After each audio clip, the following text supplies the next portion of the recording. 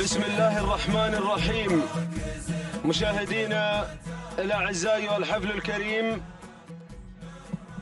السلام عليكم ورحمة الله تعالى وبركاته، وأسعد الله صباحكم بكل خير. نحييكم من هنا من أرضية ميدان الشحانية لسباقات الهجن العربية الأصيلة. نحييكم ضمن فعاليات هذا السباق المحلي السادس على الهواء مباشرة في ثالث أيام هذا السباق المحلي السادس في هذا اليوم، يوم الجمعة المبارك 27 من شهر ديسمبر لعام 2019، الأول من جمادى الأولى لعام 1441 للهجرة. اليوم يوم اللقاية، ثالث أيام هذا السباق المحلي السادس، وبرنامجنا الصباحي لهذا اليوم هو عبارة عن إقامة 28 شوط خاصة بسن اللقاية للفترة الصباحية. نتمنى إن شاء الله التوفيق والناموس لجميع المشاركين. الشوط الأول الرئيسي شوط مفتوح مشتريات وإنتاج خاص باللقاية البكار، ويستعد هذا الشوط للانطلاقة بمشاركة واسعة من شعارات أبناء القبائل. 43 بكرة حاضرة ومتواجدة في هذا الشوط الأول الرئيسي المفتوح. نتمنى لهذه الشعارات جميعا التوفيق والناموس في صباح هذا اليوم. أرحب بالمشاهدين الأعزاء عبر قناة الريان الفضائية وقنوات الدوري والكاس وموقع الأبرقة لسباقات الهجن في هذا البث الحي وهذا البث المباشر. الترحيب بالمستمعين الأعزاء عبر أثير الراديو. ما هي إلا لحظات مشاهدينا الأعزاء والحفل الكريم، وينطلق هذا الشوط الأول الرئيسي، أقوى أشواط اللقاية البكار في هذا الصباح في هذا السباق المحلي السادس. هذا هو أقوى أشواط اللقاية لمن ناموس هذا الشوط المفتوح من كل هذه الشعارات الحاضرة والمتواجدة اليوم. الشوط الأول هو طموح جميع المشاركين مع ساعات الصباح الباكر، وأمنية كل الحاضرين اليوم المضمرين والملاك نتمنى لهم جميعا التوفيق. لأن هذا السباق المحلي يأتي بين مهرجانين، مهرجان المؤسس الشيخ جاسم بن محمد بن ثاني طيب الله ثراه، والذي اختتمت فعالياته في الأيام القليلة الماضية، وبانتظار المهرجان الكبير مهرجان حضرة صاحب السمو الأمير الوالد الشيخ حمد بن خليفة آل ثاني يحفظه الله ويرعاه، الذي ستنطلق فعالياته في 18 من يناير القادم.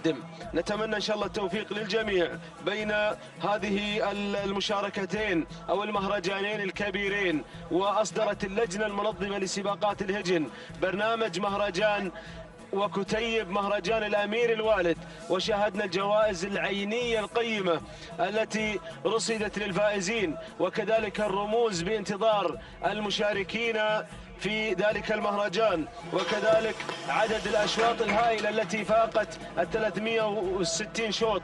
وهكذا مشاهدينا الأعزاء ينطلق على الهواء مباشرة هذا الشوط الأول، هذا الشوط الرئيسي للقاية البكار، حيث ينطلق أقوى أشواط اللقاية، أعتاها في صباح هذا اليوم، أقواها على الإطلاق.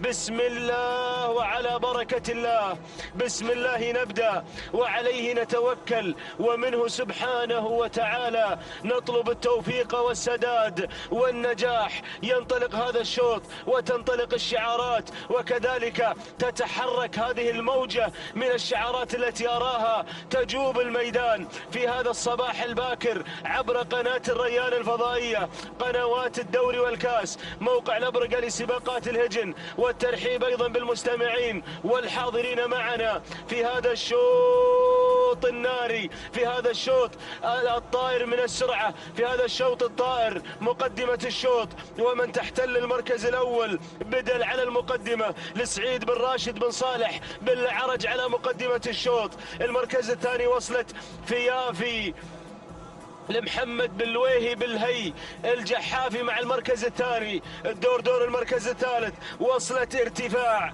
لسعيد بن بطي بن محمد الزعبي مع المركز الثالث، بينما المركز الرابع تتقدم بيان علي بن محمد بن سعيد النابت على المركز الرابع، بينما المركز الخامس وصلت جبارة لمحمد بن فلاح بن حمد الغضيض. حصل دخول وتسلل من قبل جبارة لسعيد بن غانم بن سيف ال ابو سعيد الخيارين. شعار فهد بن سيف الخيارين يقتحم دائرة النداء مع المحترف. عودتنا إلى بدل، عودتنا إلى بدل، من تحتل المركز الأول. الله، سعيد بن راشد بن العرج يقدم بدل، يقدم بدل في هذا الشوط المفتوح، أحد الشباب البارزين اللامعين. بينما الخطورة من فيافي، راعية الإنجازات، راعية العوايد. عندك يا الجحافي ضيفة عزيزة عانية من السلطنة للمشاركة هنا في ميدان الشحانية، بينما بدل أيضا هي بدورها ضيفة عزيزة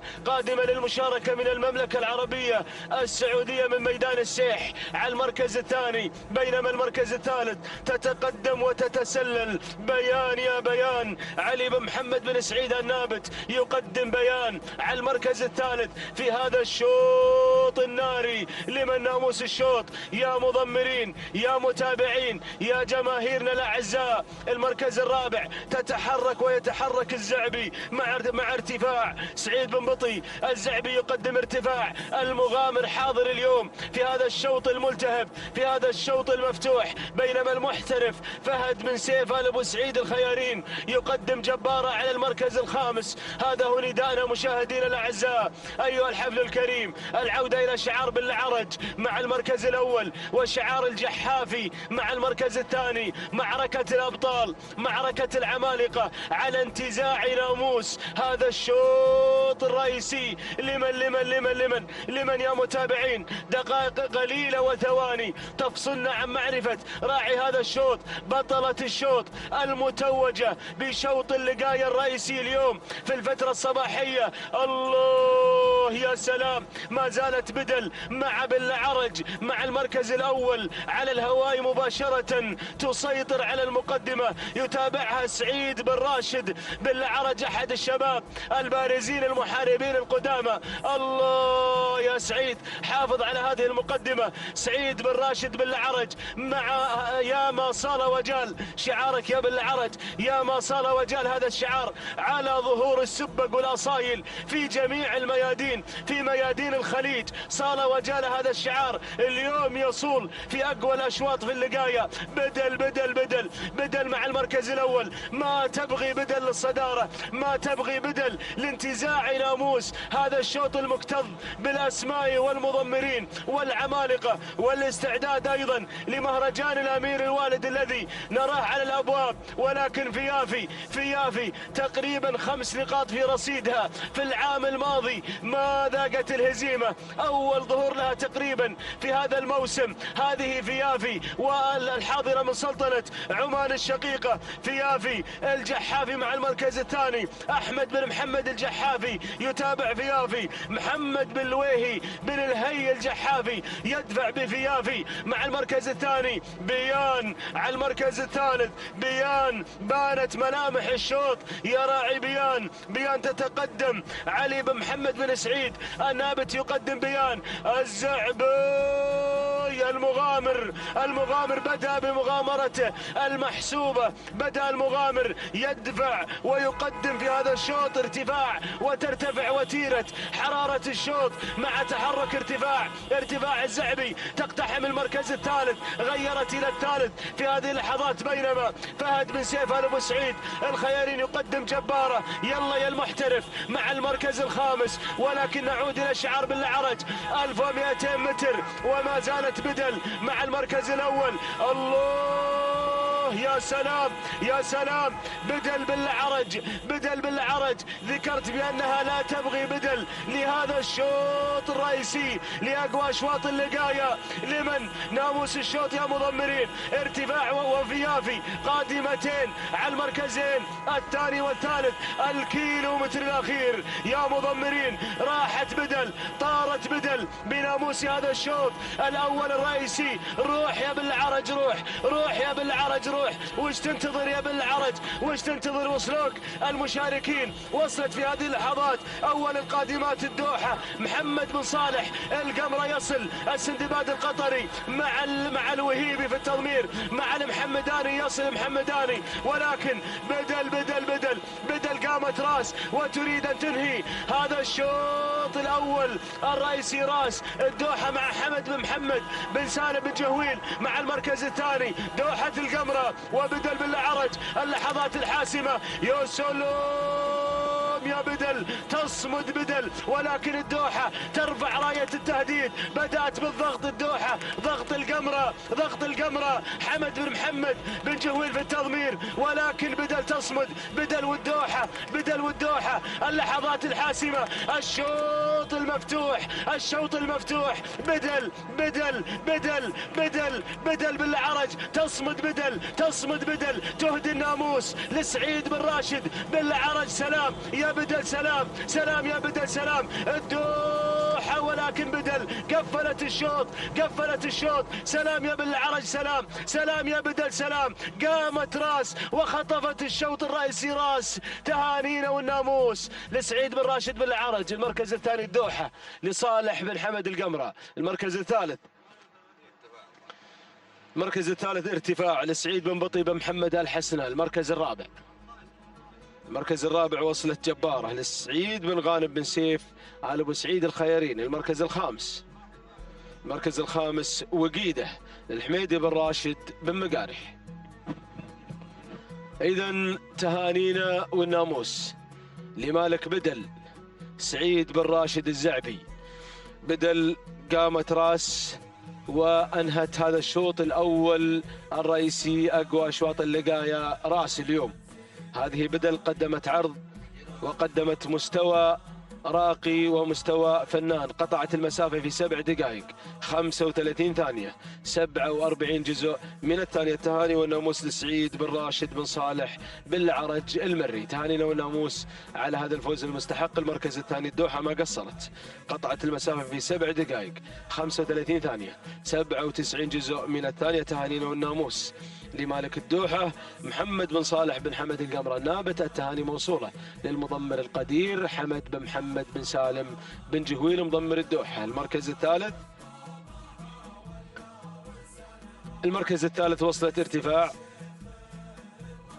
قطعت المسافة في 7 دقائق 40 ثانية 29 جزء من الثانية، تهانينا وناموس لمالك ارتفاع سعيد بن بطي بن محمد الزعبي. تهانينا وناموس لجميع الفائزين. تتواصل الأشواط الأولى والرئيسية. الشوط الأول الرئيسي أقوى أشواط القعدان، شوط مفتوح ينطلق. والكلمة للزميل مطلق بن علي العنزي.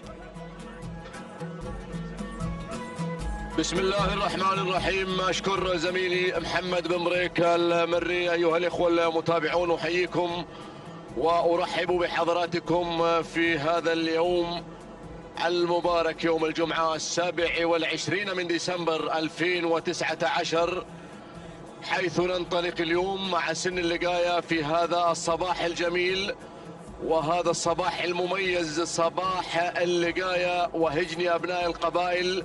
28 شوط إن شاء الله ستكون حاضرة على الهواء مباشرة لكم عبر شاشات قناة الريان الفضائية وقنوات الدوري والكاس، متمنين للجميع إن شاء الله التوفيق والناموس في هذا الصباح.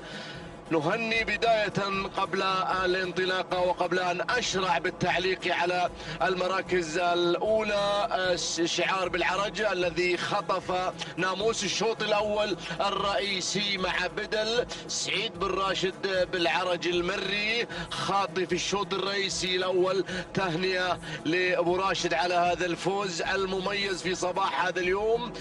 تهانينا والناموس لعشاق شعاره. على بركة الله وتوفيقه انطلق هذا الشوط 5 كيلومترات. رحلة اللقاية اليوم مسافة رئيسية لهذا السن. نبدأ بعد أن انتهى الكيلومتر الأول بإعلان المراكز الخمسة الأولى، بادئين مع شعار أحد الضيوف القادم من سلطنة عمان: مرحبا بأشقائنا وأحبابنا في عمان. هذا هو الدينار المبارك بن محمد بالويهي الجحافي على المركز الأول، يقود الأسماء، ينطلق بالمركز الأول في صدارة ومقدمة الشوط. مباشرة من يليه بالمركز الثاني شعار محمد بن جار الله بن سعيد بن ذروة البريدي. على المركز الثاني ينطلق جزيل، شعار مميز، ينطلق بالمركز الثاني أحد الأسماء الخطيرة. المركز الثالث هنا مشوش على المركز الثالث لجابر بن جهيم بن عبد الهادي المري. على المركز الثالث المركز الرابع أعلن حضور وانطلاق الشراب جار الله بن محمد بن علي البريدي المري على المركز الرابع،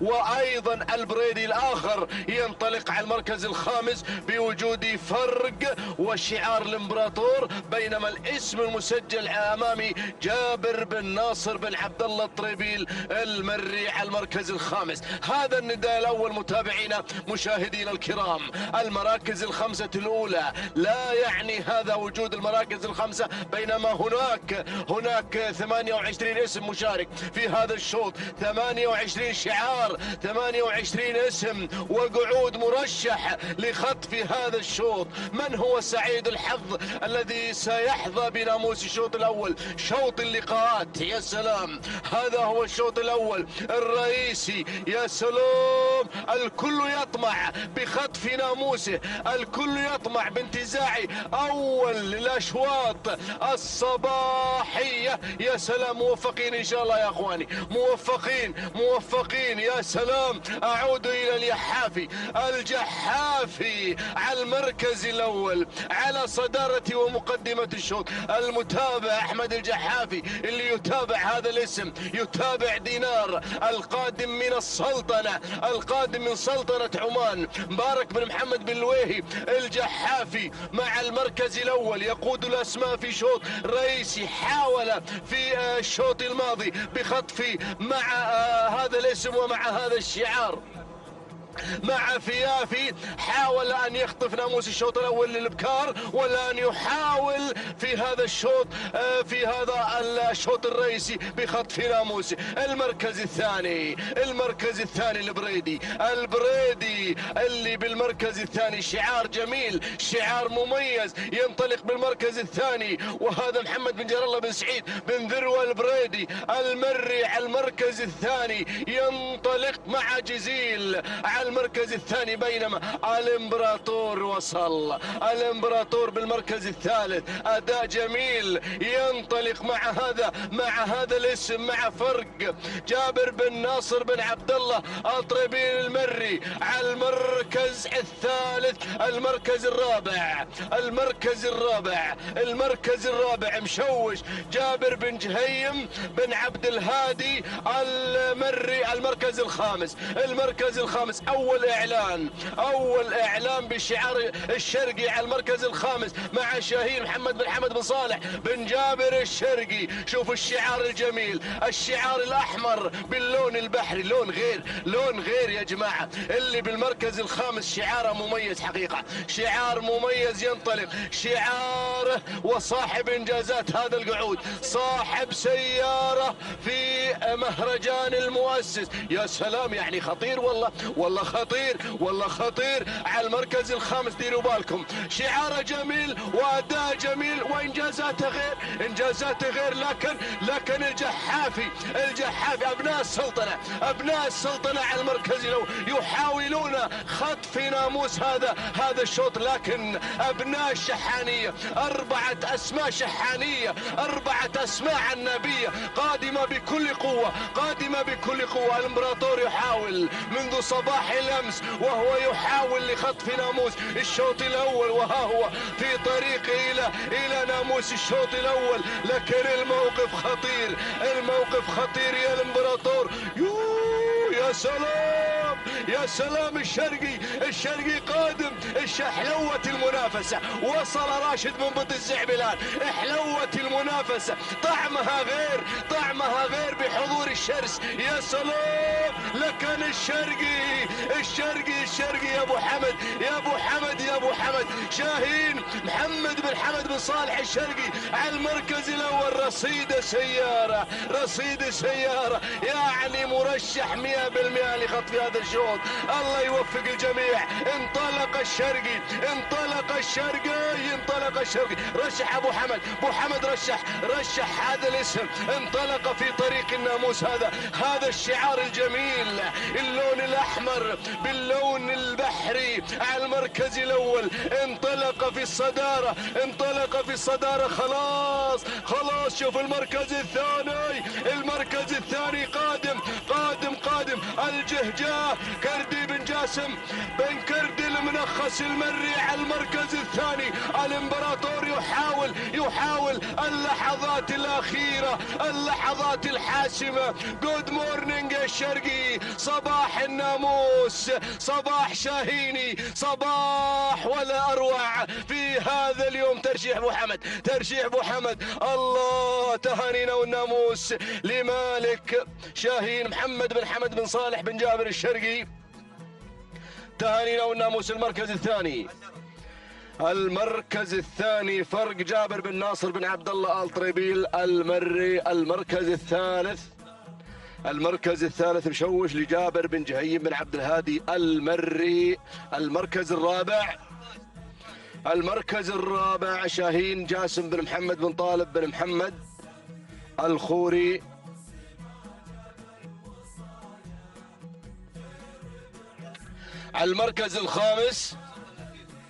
المركز الخامس الجهجاه لكردي بن جاسم بن كردي المنخس المري.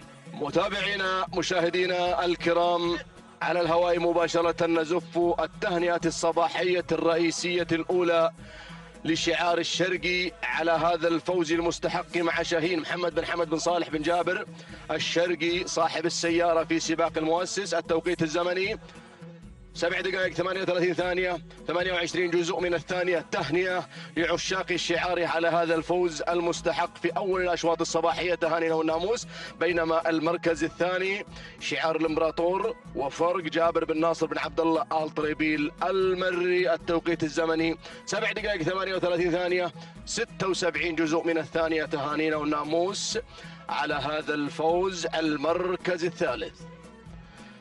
المركز الثالث مشوش لجابر بن جهيم بن عبد الهادي المري. التوقيت الزمني لحظة وصوله إلى خط النهاية 43 جزء من الثانية 39 ثانية 7 دقائق. تهانينا والناموس، يعني 7 دقائق أو 39 ثانية و43 جزء من الثانية هو التوقيت الذي رافق هذا الاسم. تهانينا والناموس للجميع. الميكروفون يعود مجددا للأستاذ محمد بن بريك المري. شكرا للأستاذ مطلق العنزي. متواصلين مشاهدينا الأعزاء على الهواء مباشرة في هذه التغطية الإعلامية الواسعة لنقل وأحداث وتداعيات منافسات صباح هذا اليوم على الهواء مباشرة عبر قناة الريان الفضائية، قنوات الدوري والكاس، وأيضا موقع الأبرقة لسباقات الهجن.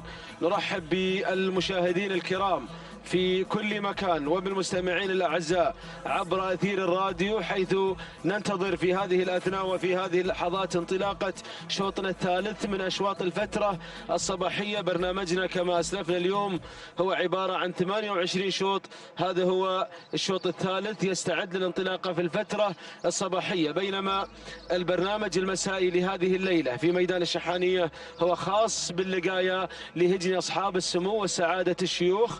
وميدان البصير سيشهد منافسات اللقايا للأشواط العامة لهجن أبناء القبائل. نتمنى للمشاهدين طيب المشاهدة والمتعة ضمن فعاليات ميادين الشحانية، سواء هذا الميدان أو ميدان البصير، والتوفيق وكل التوفيق للمشاركين فيما تبقى من أشواط في هذا السباق المحلي السادس الذي شهد منافسات شرسة دارت رحاها في اليومين اليومين الماضيين وفي هذا اليوم. اختتمت قبل قليل فعاليات الأشواط الأولى الرئيسية المفتوحة، حيث الشوط الأول الرئيسي الخاص باللقاية البكار ذهب مع بدل واتجه إلى عزبة سعيد بن راشد بن صالح الجربوعي.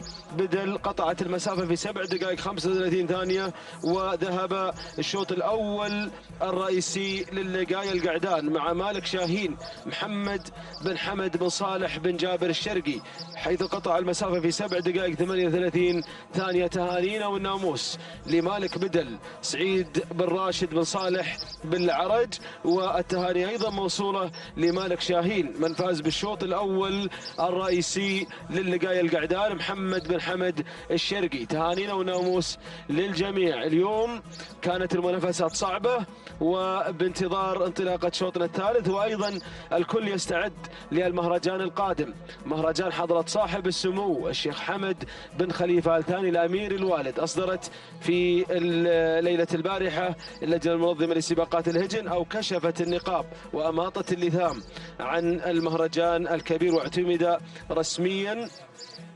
سيشهد بإذن الله إقامة 52 رمز وعدد هائل من الجوائز العينية، 202 جوائز عينية سيارات، بالإضافة إلى إقامة 364 شوط على مدار 11 يوم متواصلة. نتمنى إن شاء الله التوفيق للجميع. مهرجان الأمير الوالد ستبدأ فعالياته بإذن الله في 18 من يناير القادم. استعدوا يا ملاك الهجن، نتمنى لكم إن شاء الله التوفيق.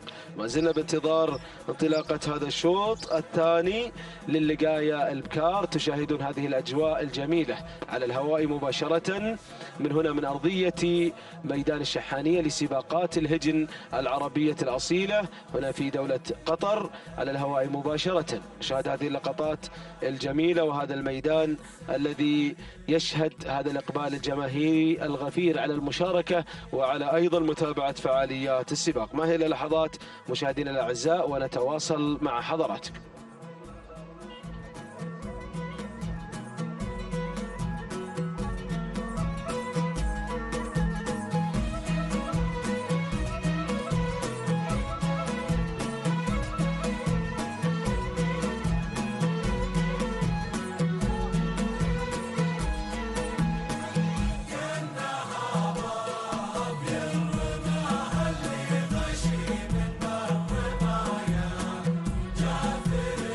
إذن تتابعون مشاهدينا الأعزاء هذه اللقطات التي تأتيكم على الهواء مباشرة في هذه الأثناء من هنا من أرضية ميدان الشحانية لسباقات الهجن العربية الأصيلة. كما ذكرنا ينتظر الكثير من ملاك الهجن وعشاق رياضة التراث في قطر انطلاقة هذا المهرجان الكبير، مهرجان حضرة صاحب السمو الأمير الوالد، ثاني مهرجانات موسم 2019-2020، المهرجانات الكبرى.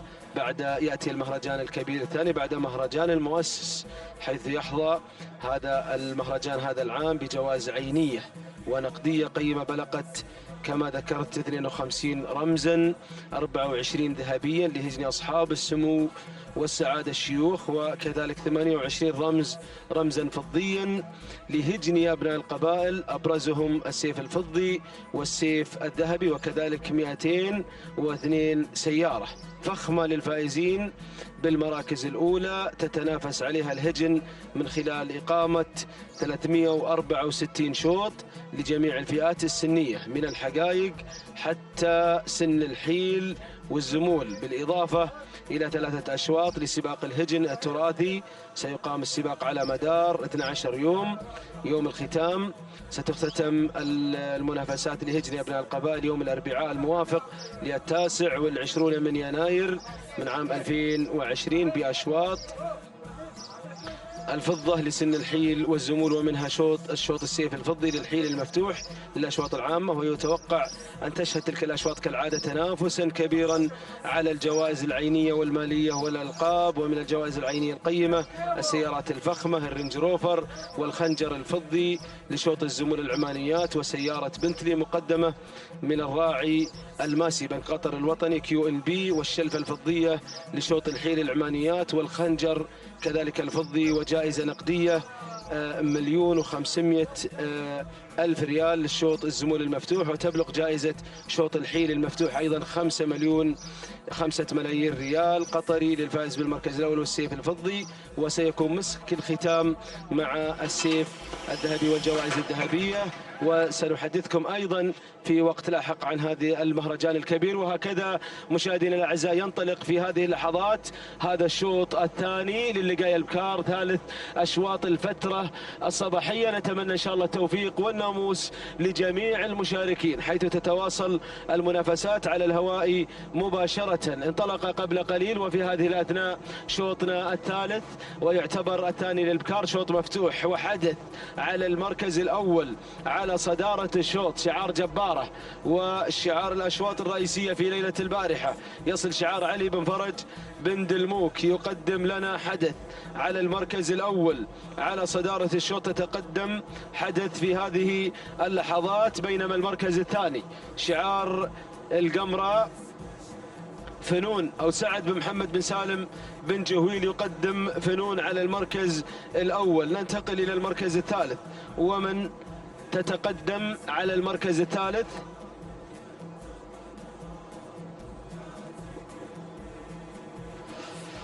المركز الثالث تتقدم الهذوب لصالح بن حمد الشرقي على المركز الثالث. المركز الرابع تصل غربال لنايف بن هادي بن حمد البريدي. ننتقل إلى المركز الخامس، وصلت على المركز الخامس الكايدة خالد بن حمد بن عبد الله الزعبي على المركز الخامس.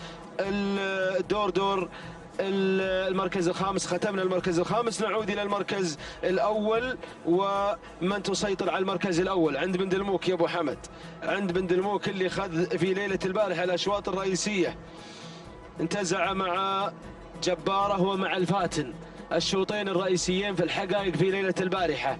هذه حدث مع حمد بن فرج بن حمد بن ناصر بن دلموك، أحد الشباب البارزين في الملكية.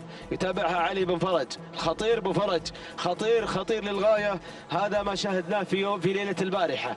حصل تسلل ودخول على المركز الأول، فنون بدلت الصدارة، خطفت المركز الأول فنون، خطفت المقدمة.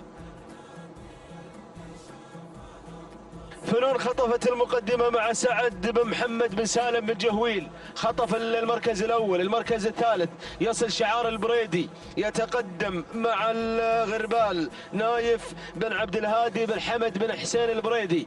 بينما المركز الرابع اللي اختفت المركز الثالث الكايدة خالد بن حمد بن عبد الله الزعبي. ننتقل إلى المركز الخامس، تتقدم فيه الهذوب صالح بن حمد الشرقي شعار شقرة على المركز الخامس يا ابو حمد. صالح بن حمد الشرقي يتابعها في التضمير، ابو حمد يتابعها اليوم ويراقبها. نتمنى لك ان شاء الله التوفيق. العودة الى مقدمة الشوط، شعار بن جهويل مع المركز الاول. تتقدم فنون، تقدم هذا الفن التراثي الأصيل، هذا الفن التراثي الأصيل من طلقة ومن دفعة على المركز الأول فنون.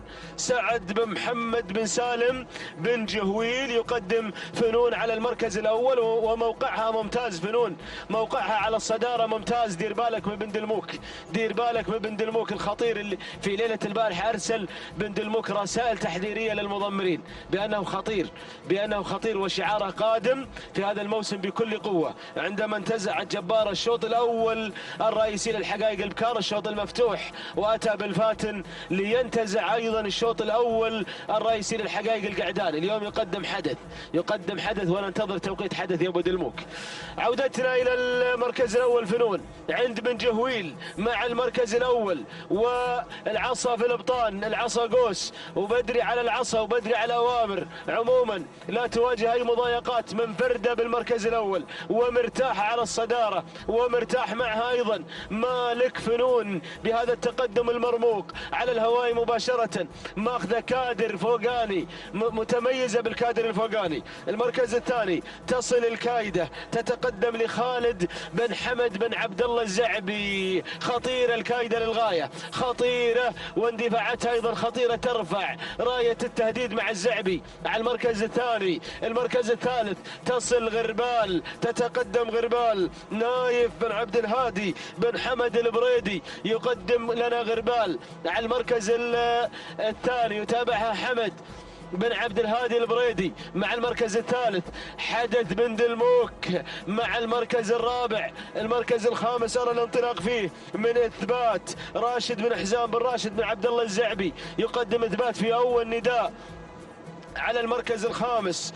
والعودة إلى مقدمة الشوط مشاهدينا الأعزاء، العودة إلى المقدمة، ما زالت فنون على المركز الأول تقدم هذه الفنون الأصيلة، تقدم هذا العرض الممتاز، هذا العرض الاستثنائي. يلا يا راعي فنون دير بالك، اقتربنا من الخطورة، اقتربنا من اللحظات الأمتار الصعبة للمضمرين، الأمتار الصعبة. ما زالت فنون على المركز الأول، تعود ملكية فنون لسعد بن محمد بن سالم بن جهويل، يقدمها سعد بن محمد بن سالم بن جهويل، يقدم فنون على الصدارة على المركز الأول. وصلوا هل الطلائب يا راعي فنون، الله، شغل الجهاز الصوتي، روح شغلها وخلها تسرح فنون.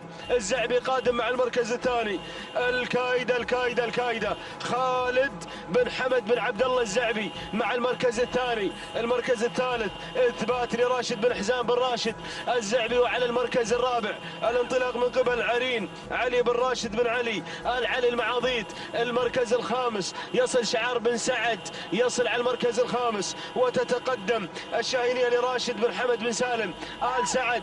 العودة إلى مقدمة الشوط، العودة إلى المركز الأول، إلى الصدارة. تتفنن فنون اليوم، تتفنن فنون. الله يا فنون، الله يا فنون، ما شاء الله تبارك الله على انطلاقة فنون، على انطلاقة فنون. المركز الثاني عند الزعبي، المركز الثالث يصل شعار راشد بن حمد آل سعد مع المركز الثالث. يا بوي ارصد يا مخرج المركز الثالث، ارصد لي المركز الثالث. هذه القادمة طائرة ما شاء الله تبارك الله، تصل في هذه اللحظات الشاهينية راشد بن حمد آل سعد مع المركز الثالث. ولكن عودتنا إلى فنون، فنون بن جهوين، بن سعد قادم، بن سعد قادم، بن سعد قادم الشاهينية، وجه السعد قادمة مع المركز الثاني. ولكن فنون، ولكن فنون قفلت الشوط، حسمت الموقف على ما يبدو، على ما يبدو بأنها طارت بناموس الشوط، طارت بالتهاني، طارت بالسلامات. وسلام يا فنون، سلام، سلام يا فنون، سلام. تهانينا لسعد بن محمد بن سالم بن جهويل على انتزاع فنون ناموس هذا الشوط، على تميز فنون. سلام يا فنون، سلام. هذا الشوط مع فنون، فنون فنون فنون فنون تنتزع ناموس الشوط. تهانينا، تهانينا، والناموس لسعد بن محمد بن سالم بن جهويل. المركز الثاني الشاهينية لراشد بن حمد بن سالم آل سعد النابت. المركز الثالث، المركز الثالث وصلت فيه حاملة الرقم 49 تذكار لمحمد بن سعيد بن محمد الخيارين. المركز الرابع،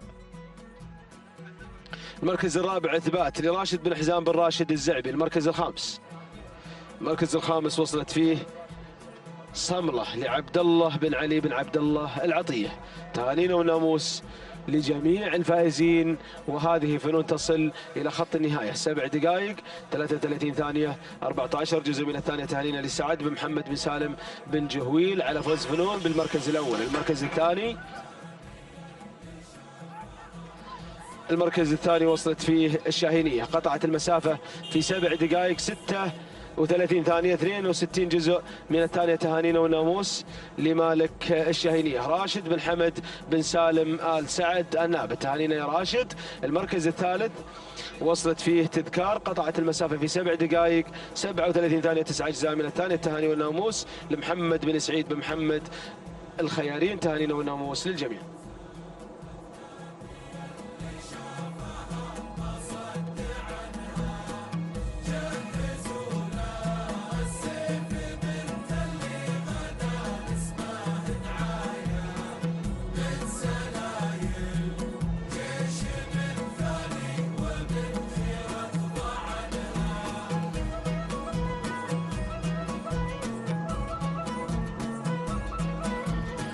بسم الله الرحمن الرحيم.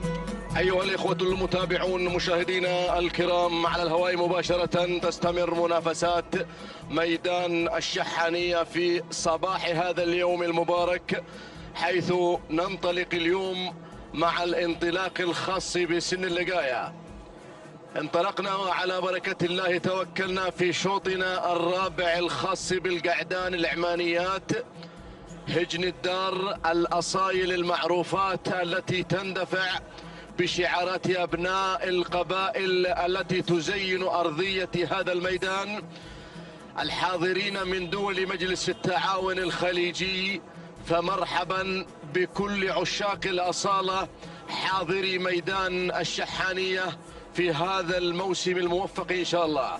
على بركة الله نعلن حضور هذه الأسماء ونعلن المراكز الخمسة الأولى في شوط خاص بالقعدان. المركز الأول وصدارة الشوط اللي انطلق من الجانب الآخر واندفع حاضر على المركز الأول للسيد علي بن محمد بن عبد الله الزعبي، شعار زميلنا ينطلق بالمركز الأول في شوط خاص بالقعدان العمانيات. بينما المركز الثاني، نشوف المركز الثاني، بنشوف رقم المركز الثاني من خلال وجود وانطلاق صوغان محمد بن حمد بن صالح الشرقي على المركز الثاني. المركز الثالث ننتقل إلى دور المركز الثالث، هو وجود شعار الشنجل وشاهين محمد بن ناصر بن محمد بن ناصر الشنجل على المركز الثالث. المركز الرابع ذكريات يا الكاموخة، شعار الكاموخة على المركز الرابع، الشاهين وراشد بن علي بن مبارك آل بريص المري على المركز الرابع. المركز الخامس الشعار البرشلوني على المركز الخامس ينطلق ويندفع.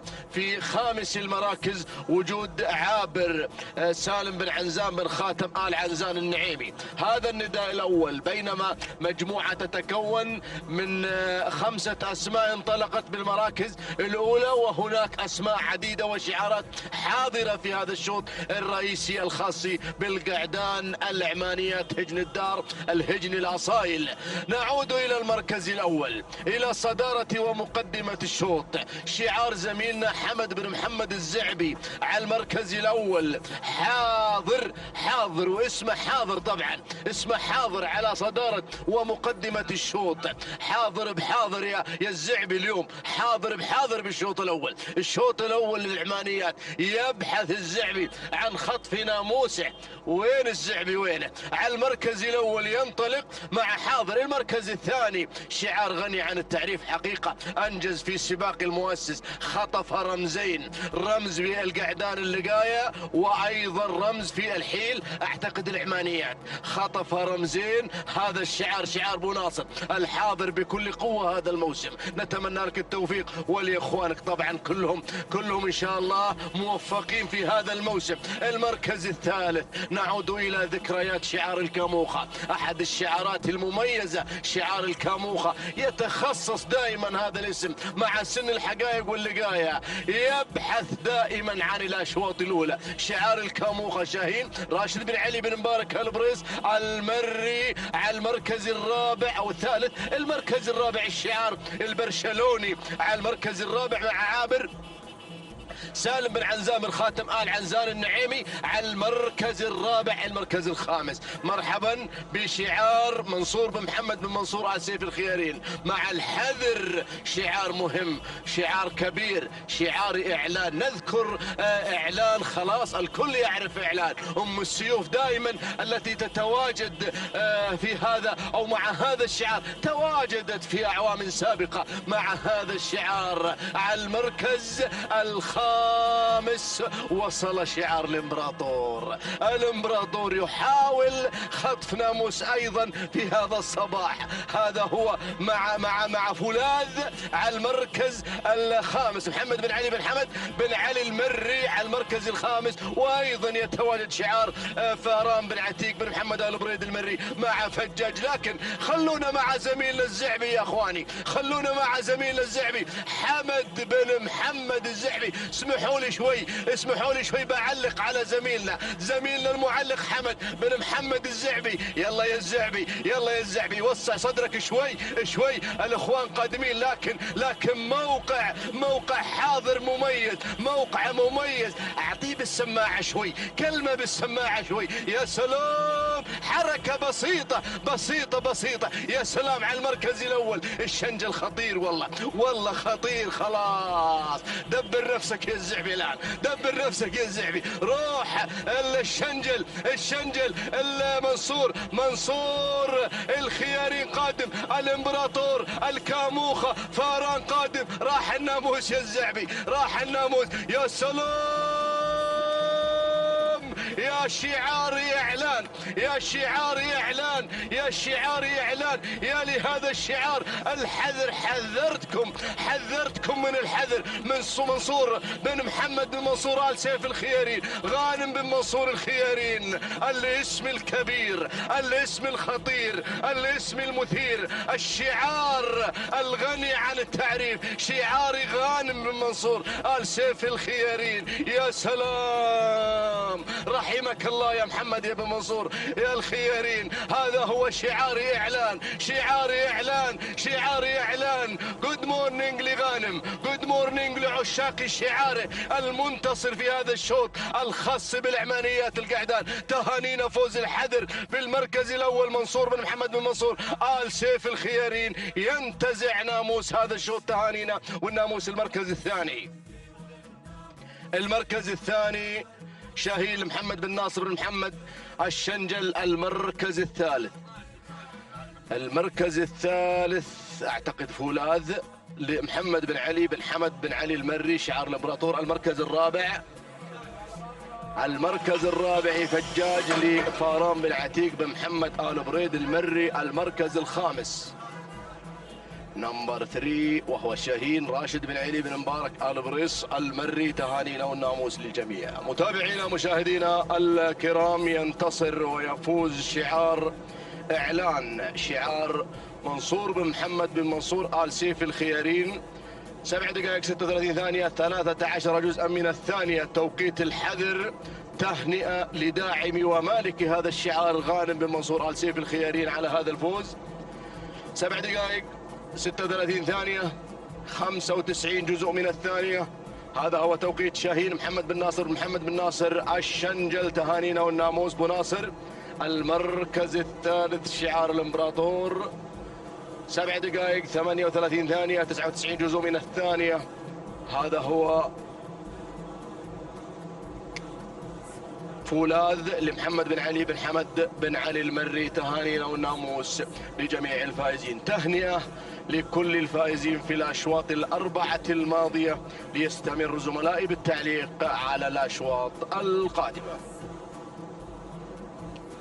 بسم الله الرحمن الرحيم. بسم الله نبدأ وبه نستعين. مشاهدينا الكرام، متابعينا في كل مكان، أسعد الله صباحكم بكل خير وبركة. نرحب بكم في هذا الصباح ومنافسات هذا السباق المحلي السادس وفي ثالث أيامه، ومنافسات سن اللقاية. على بركة الله ينطلق خامس أشواطنا، شوطنا الثالث الخاص بالإبكار.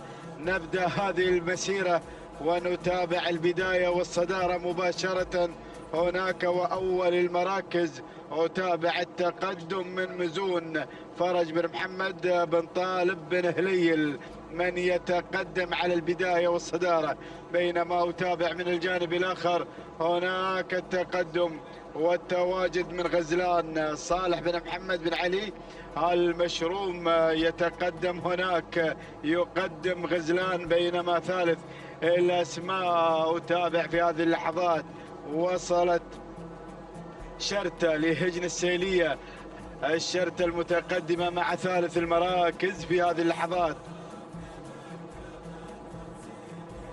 بينما أتابع رابع الأسماء، أتابع التقدم في هذه اللحظات هنا والقادمة مشاهدينا الكرام من تحمل الرقم 57 العنود سيف بن محمد بن زايد الخيارين تتقدم مع رابع المراكز، بينما خامس الأسماء أتابع في هذه اللحظات هناك خامس المراكز والأسماء القادمة مشاهدينا الكرام. وصول من خلابة منصور بن عبد الله بن علي العطية يتقدم مع خلابة في هذه اللحظات، هناك القادمة مع خامس المراكز. هذه الأسماء مشاهدينا الكرام الخمس الأولى المتقدمة في هذا الشوط، ولكن أعود هناك شعار بن مشروم من يتقدم مع البداية، من يقدم غزلان صالح بن محمد بن علي المشروم المري هناك مع غزلان على البداية والصدارة، ولكن هجن السيلية قادمة مع هذه اللحظات هنا مع شرطة القادمة والمتواجدة مع ثاني المراكز لهجن السيلية، بينما أتابع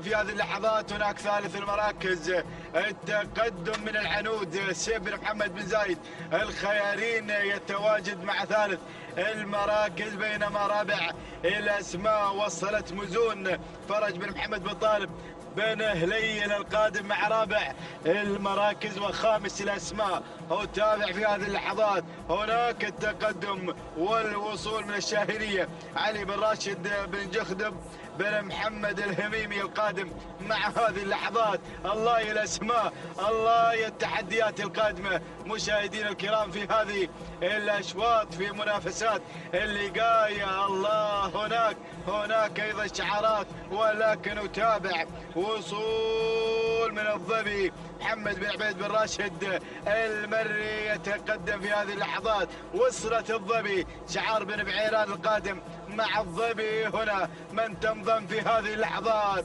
ولكن العودة هناك، العودة مع هجن السيلية هناك على البداية والصدارة، شرطة على البداية على الانطلاق الأول لهجن السيلية، ولكن بمشروم هناك يقدم غزلان مع ثاني المراكز صالح بن محمد بن علي المشروم المري. وهنا التواجد من العنود سيف بن محمد بن زايد الخيارين يتقدم أيضا شعاره، يقدم العنود القادمة مع ثالث المراكز، بينما وصل شعار بن بعيران. الله هنا الظبي قادمة، الظبي تصل لمحمد بن عبيد بن راشد رفيد المري. الله يا الظبي. وهنا وصول من الشاهينية علي بن راشد بن جخدب الهميمي القادم مع هذه اللحظات، ولكن شوف القادم وصلت الأسماء،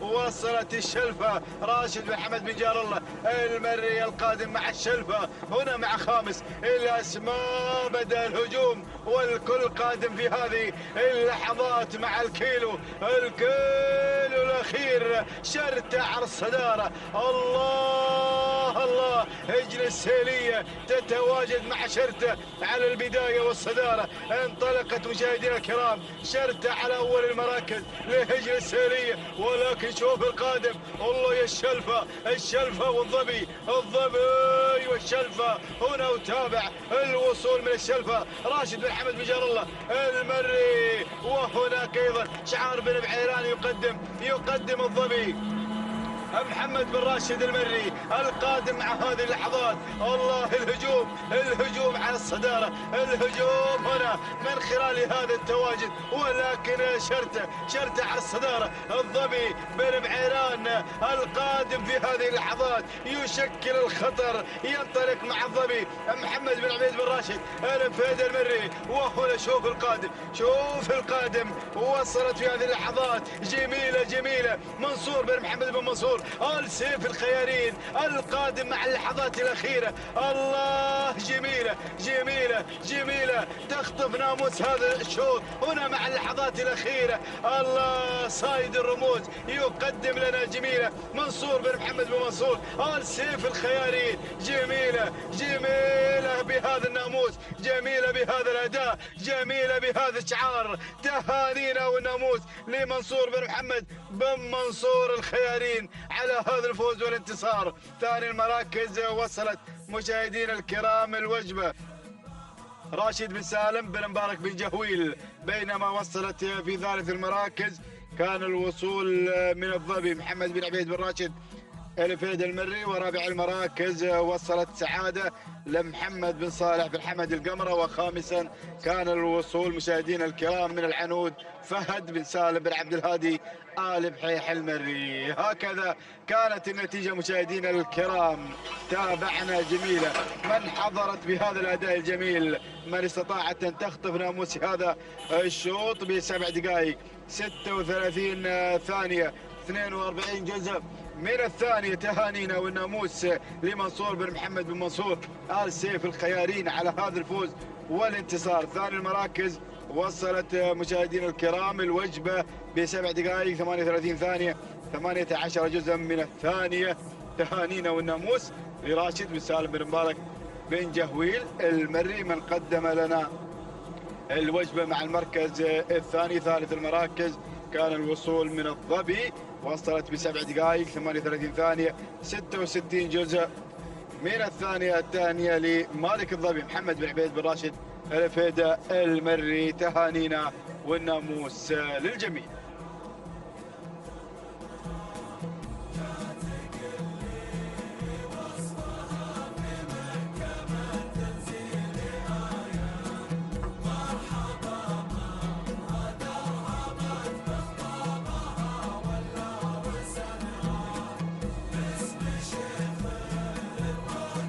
إذا مشاهدينا الكرام متابعينا في كل مكان، يتجدد اللقاء مع هذه الانطلاقات والتحديات. شوطنا السادس تعلن بداية وانطلاقته قبل لحظات، شوط خاص بالقعدان اللقاية. نتابع هذه الأسماء المتواجدة والشعارات المنطلقة في هذا الشوط. مباشرة أبدأ هناك مع البداية والصدارة. أتابع مقدام سلطان بن راشد بن علي آل نشير المري يقدم مقدام على البداية والصدارة هناك في هذا التحدي، بينما أتابع ثاني الأسماء وثاني المنطلقين. هنا مشاهدينا الكرام أتابع التقدم من شاهين عبد الهادي بن علي بن مانع العجمي، وهناك ايضا الاسماء القادمه فراع عبد الله بن سعد بن عبد الله الجاسم يقدم فراع مع ثاني المراكز. والثالث الاسماء يغير الحشار محمد بن عبيد بن راشد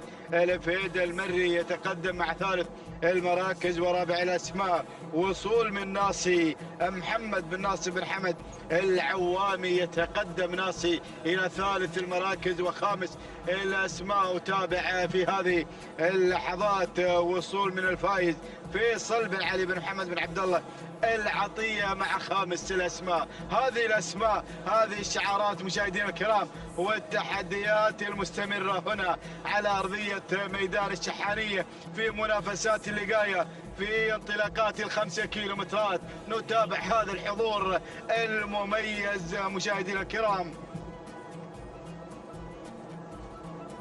نعود هناك مع البداية والصدارة. أتابع مقدام يتقدم على أول المراكز سلطان بن راشد بن علي آل نشير المري يقدم مقدام مع البداية، بينما القادم هنا فراع مع ثاني المراكز عبد الله بن سعد بن عبد الله الجاسم متقدم، ولكن شعار العوامي قادم في هذه اللحظات يقدم ناصي محمد بن ناصر بن حمد العوامي القادم مع ناصي، وهنا يتواجد القادم في هذه اللحظات. أتابع وصول من الحشار محمد بن عبيد بن راشد الفيد المري،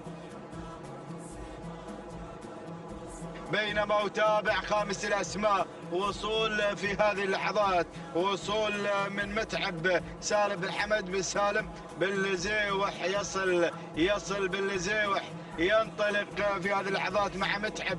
الله، الأسماء حاضرة، الكل قادم في هذه اللحظات، ولكن بن بعيران هناك يغير على الصدارة مع الحشار محمد بن عبيد بن راشد المري مع البداية والصدارة. الله الله الله الله على هذا الأداء والانطلاق الممتاز، ولكن متعب يا بن لزيوح، سالم بن حمد بن سالم بن لزيوح قادم مع ثاني المراكز وثالث الأسماء. هنا شعار العوامي يقدم ناصي محمد بن ناصر بن حمد العوامي، ووصول هنا في هذه اللحظات وصل جلمود سعود بن علي بن حمد بن خليفة المحاربي القادم أيضا والمتقدم مع هذا الانطلاق. ولكن شوف القادم وصل بدران عبد الله بن علي بن حمد بن جابر العذبة القادم في هذه اللحظات مع تواجد بدران. ولكن الأمور هناك خلاص بدأنا بالاقتراب.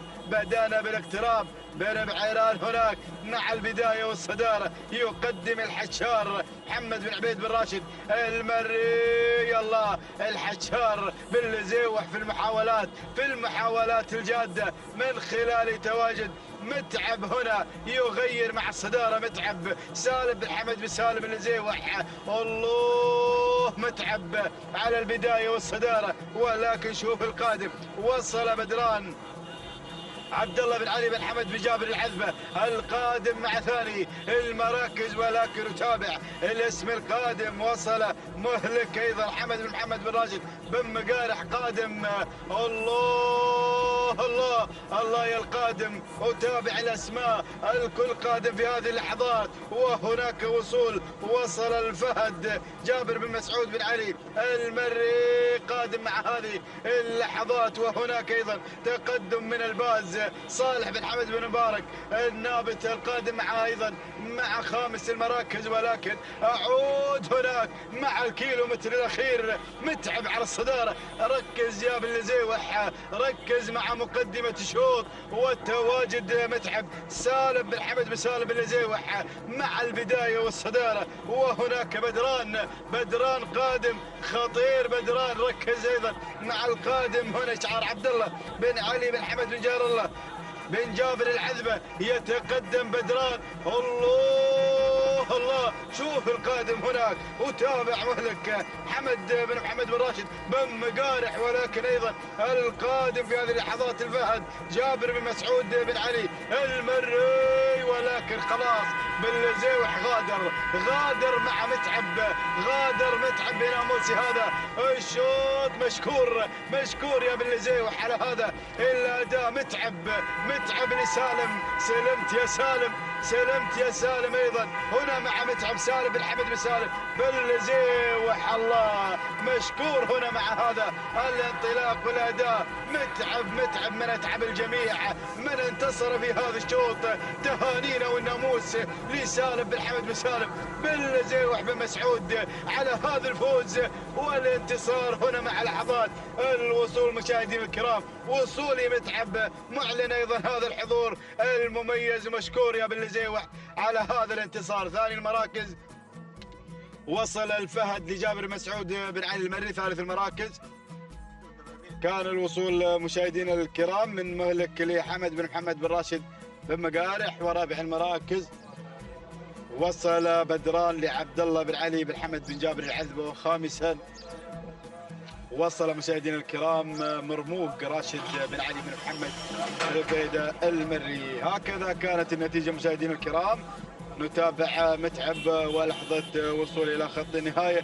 7 دقائق 33 ثانية 46 جزء من الثانية توقيت الزمني. تهانينا وناموس لسالم بن حمد بن سالم بن لزيوح على هذا الفوز والانتصار. بينما وصل في ثاني المراكز كان الوصول من الفهد، من وصل ب7 دقائق 37 ثانية 64 جزء من الثانية لمالك الفهد جابر بن مسعود بن علي العتيق المري. ثالث المراكز وصل مشاهدينا الكرام مهلك في 7 دقائق 38 ثانية 71 جزء من الثانية لحمد بن محمد بن راشد بن مقارح. تهانينا والناموس للجميع. السلام عليكم ورحمة الله وبركاته. أيها الأخوة مشاهدينا ومتابعينا الكرام، نتابع وإياكم في هذه اللحظات انطلاقة الشوط السابع والمخصص للقاية البكار، والمسافة هي 5 كيلومترات. أيضا نتابع مقدمة هذا الشوط، والمركز الأول هناك مع تحذير لسعيد بن محمد بن طالب بن هليل المري على مقدمة الشوط، بينما النقلة على المركز الثاني. والمركز الثاني من تصلنا في هذه اللحظات هناك بلشة لعلي بن محمد بن زيد بن ديلة المري مع المركز الثاني. والمركز الثالث نتابع في هذه اللحظات منوى صالح بن حمد وصالح بوشريدة على المركز الثالث. المركز الرابع الوصول في هذه اللحظات من اللي على المركز الرابع الشامخة محمد بن طالب بن محمد بن عقيل المري. المركز الخامس تصلنا هنا لهذه اللحظات الفائزة لراشد بن محمد بن حمد الدعية. هذه النتيجة للخمس المراكز الأولى، الخمس المراكز المنطلقة المندفعة في هذه اللحظات. ونعود إلى مقدمة الشوط وإلى المركز الأول بن هليل على المقدمة في هذه اللحظات، منطلق مع تحذير على مقدمة الشوط، منطلقة تحذير بهذا الأداء والتميز في هذا الصباح. نتابعها لسعيد بن محمد بن طالب بن محمد بن هليل المري على المقدمة والمركز الأول، بينما النقلة على المركز الثاني واللي وصلتنا هنا على المركز الثاني انتقلت من رابع المراكز إلى المركز الثاني في هذه اللحظات اللي الشامخة لمحمد بن طالب بن محمد بن عقيل النابت المري على المركز الثاني في هذه اللحظات. المركز الثالث نتابع اللي واصله هنا في هذه اللحظات صاحبة المركز الثالث من تصلنا اللي هي حدث لصالح بن فرج بن جابر بن ذيبان المري، بينما أرد دخول عليها في هذه اللحظات من شعار بوشريدة ومنوى لصالح بن حمد بن صالح بوشريدة العذبة على المركز الثالث. غيرت على المركز الثالث المركز الرابع هنا شعار بن ذيبان، ولكن نرى الوصول والتغيير هناك من الجانب الأيمن من تصلنا في هذه اللحظات اللي هي هناك نتابعها جلمودة بخيت بن متعب بن حمد المنخس قادم مع المركز الخامس إلى الرابع إلى الثالث في هذه اللحظات. يا سلام مع هذا الأداء، ولكن بنعود إلى تحذير لابن هليل على المقدمة على المركز الأول، على التحدي على الإثارة هناك مع المقدمة، مع تحذير لسعيد بن محمد بن طالب بن هليل المري هنا، بينما شعار ابو شريدة قادم مع المركز الثاني في هذه اللحظات مع منوى اللي بدأت تتسلل بدورها إلى مقدمة الشوط مع صالح بن حمد بن صالح ابو شريدة العذبة، بينما المركز الثالث شوفوا المنخس قادم مع جلمودة البخيت بن متعب بن حمد المنخس المري على المركز الثاني. غيرت على ثاني المركز الثالث او الرابع او اول ندى الحصينية قادمة مع هذا شعار الجازي في ليلة البارحة. نتابعها في هذه اللحظات هناك مع فهد بن علي بن شفيع بن سعيد الفهيدة قادم مع المركز الثالث في هذه اللحظات، بينما المركز الرابع نتابع هنا صاحبة المركز الرابع والوصول من عسيلة جار الله بن حمد بن جار الله بن جهويل المري على المركز الرابع. المركز الخامس بلشة ايضا للمركز الخامس هذه اللحظات، اول ندى لبلشة منصور بن محمد بن منصور سيف الخيارين على المركز الخامس في هذه اللحظات. ولكن بنعود الى المقدمة، بنعود الى هناك ثلاثية رباعية مع المقدمة. السلام يا سلام مع منوى صالح بن حمد بن صالح بوشريدة على المقدمة الشوط. يا بوشريدة هنا في هذه اللحظات مع المقدمة والصدارة هنا في هذا الانطلاق والاندفاع في مقدمة الشوط، بينما المركز الثاني يشكل هناك مع جلمودة بخيت بن متعب بن حمد المنخس على المركز الثاني. المركز الثالث بن شفيع مع الحصينية فهد بن علي بن شفيع بن سعيد الفهيدة. السلام بدأت تتسلل، بينما المركز الرابع في هذه اللحظات الوصول من عسيلة جار الله بن حمد بن جار الله بن جهويل يلا يا بن سويدة ايضا مع المركز الرابع. المركز الخامس الوصول في هذه اللحظات والقدوم. يا سلام شوفوا شوفوا القادم مع المركز الخامس، والوصول هنا في هذه اللحظات سيد لراشد بن سعيد بن صالح بن العرج أيضا قادم في هذه اللحظات. شوفوا شعار بن بتلة أيضا قادم. هناك أيضا قدوم من مهمة الفهيد بن مسعود بن راشد الفهيده المري أيضا مع المركز الخامس. هو هناك في هذه اللحظات، ولكن بنعود إلى مقدمة الشوط وإلى بن شفيع. يا سلام يا راعي الجازي، افتتحت بوابة الكيلو المتر الأخير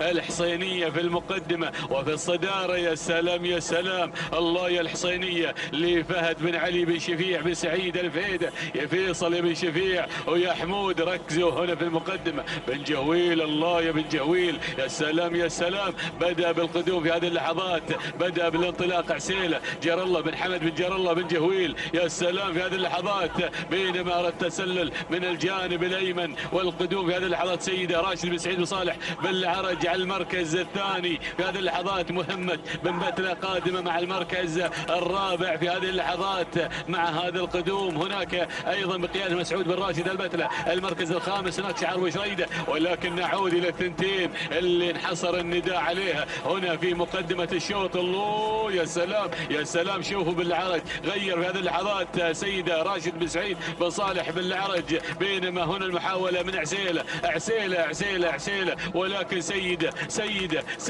عسيلة الأمتار الأخيرة. يا سلام يا سلام، الله يا سلام، هنا مع المقدمة الصدارة، التنافس الأخير، التنافس الخطير. الله، ولكن سيدة عسيلة سيدة يا سلام وتحية لراشد بن سعيد بن صالح الجربوعي.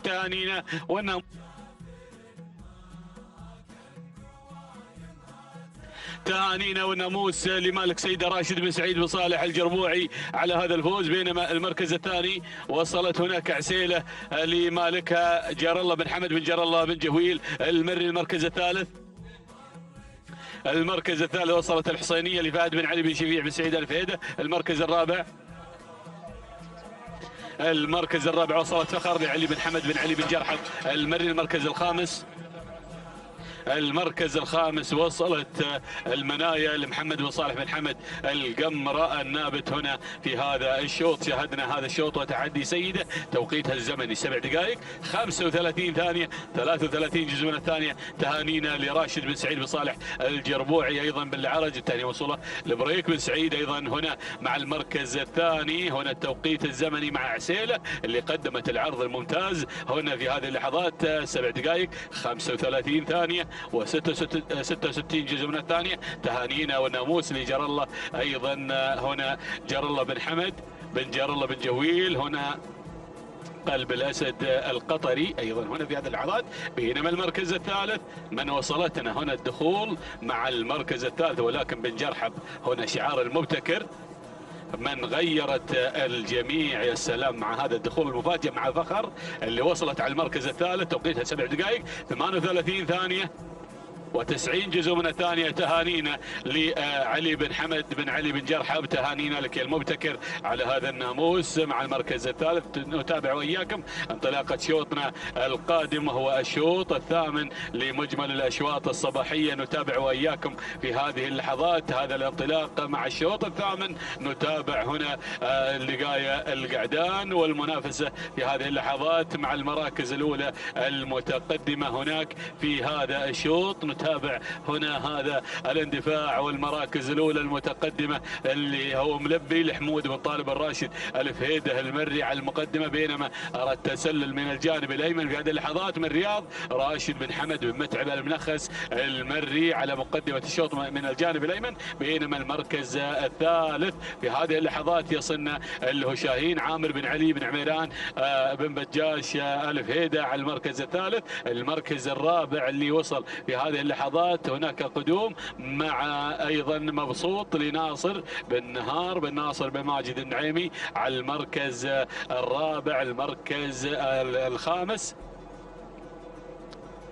نتابع وإياكم هنا المركز الخامس والوصول مع خامس المراكز في هذه اللحظات. يصلنا هناك صوغان علي بن سالم بن محمد بن سعيد الوهيبي يصل على المركز الخامس. هذه النتيجة للخمس المراكز الأولى. نتابع وإياكم في هذه اللحظات هذا الانطلاق والاندفاع. نتابع هنا المقدمة والصدارة، ولكن نعود إلى المركز الأول دائما وأبدا للرياض. هناك في مقدمة الشوط راشد بن حمد بن متعب المنخس على المركز الأول، بينما النقلة على المركز الثاني. نتابع هناك ملبي حمود بن طالب بن راشد الفهيدة المري على المركز الثاني والمركز الثالث. الوصول هنا في هذه اللحظات مع أيضا اللي وصلنا شاهين عامر بن علي بن عميران بن بجاش الفهيدة المركز الرابع. نتابع في هذه اللحظات صوغان علي بن سالم بن محمد بن سعيد الوهيبي المركز الخامس. نتابع هناك المجمل لحمدان بن علي بن محمد بن حلفان المري في هذه اللحظات. نتابع وإياكم هنا هذا الانطلاق والاندفاع. نعود إلى المقدمة وإلى الصدارة، إلى المركز الأول، إلى التحدي والتنافس الشيق مع المقدمة. نتابع هنا المركز الأول والصدارة مع أيضا رياض لراشد بن حمد بن متعب المنخس على المركز الأول، على المقدمة، على الصدارة مع رياض. يا سلام على هذا الأداء مع رياض اللي في المقدمة منذ انطلق الشوط وهو يقود المسيرة، يقود أيضا هنا في هذه اللحظات شوط اللقاية. يا سلام يا سلام مع التحدي في هذه اللحظات. نتابع رياض راشد بن حمد بن متعب المنخس، بينما المركز الثاني نتابع ملبي حمود بن طالب بن راشد الفهيدة المركز الثالث. نرى شعار بن عميران قادم في هذه اللحظات مع شاهين عامر بن علي بن عميران بن بجاش الفهيدة، بينما المركز الرابع في هذه اللحظات الوصول هنا في هذا الأداء مع صوغان علي بن سالم بن محمد بن سعيد الوهيبي. والمركز الخامس نرى هنا في هذه اللحظات أول ندى لغشمر علي بن جار الله بن بريك الضحاك الغفران على المركز الخامس. نرى في هذه اللحظات ومع اشعار شعيل بن عبد الله الحمران، بينما ايضا وصول في هذه اللحظات هناك قدوم اخر ووصول جديد من الحذر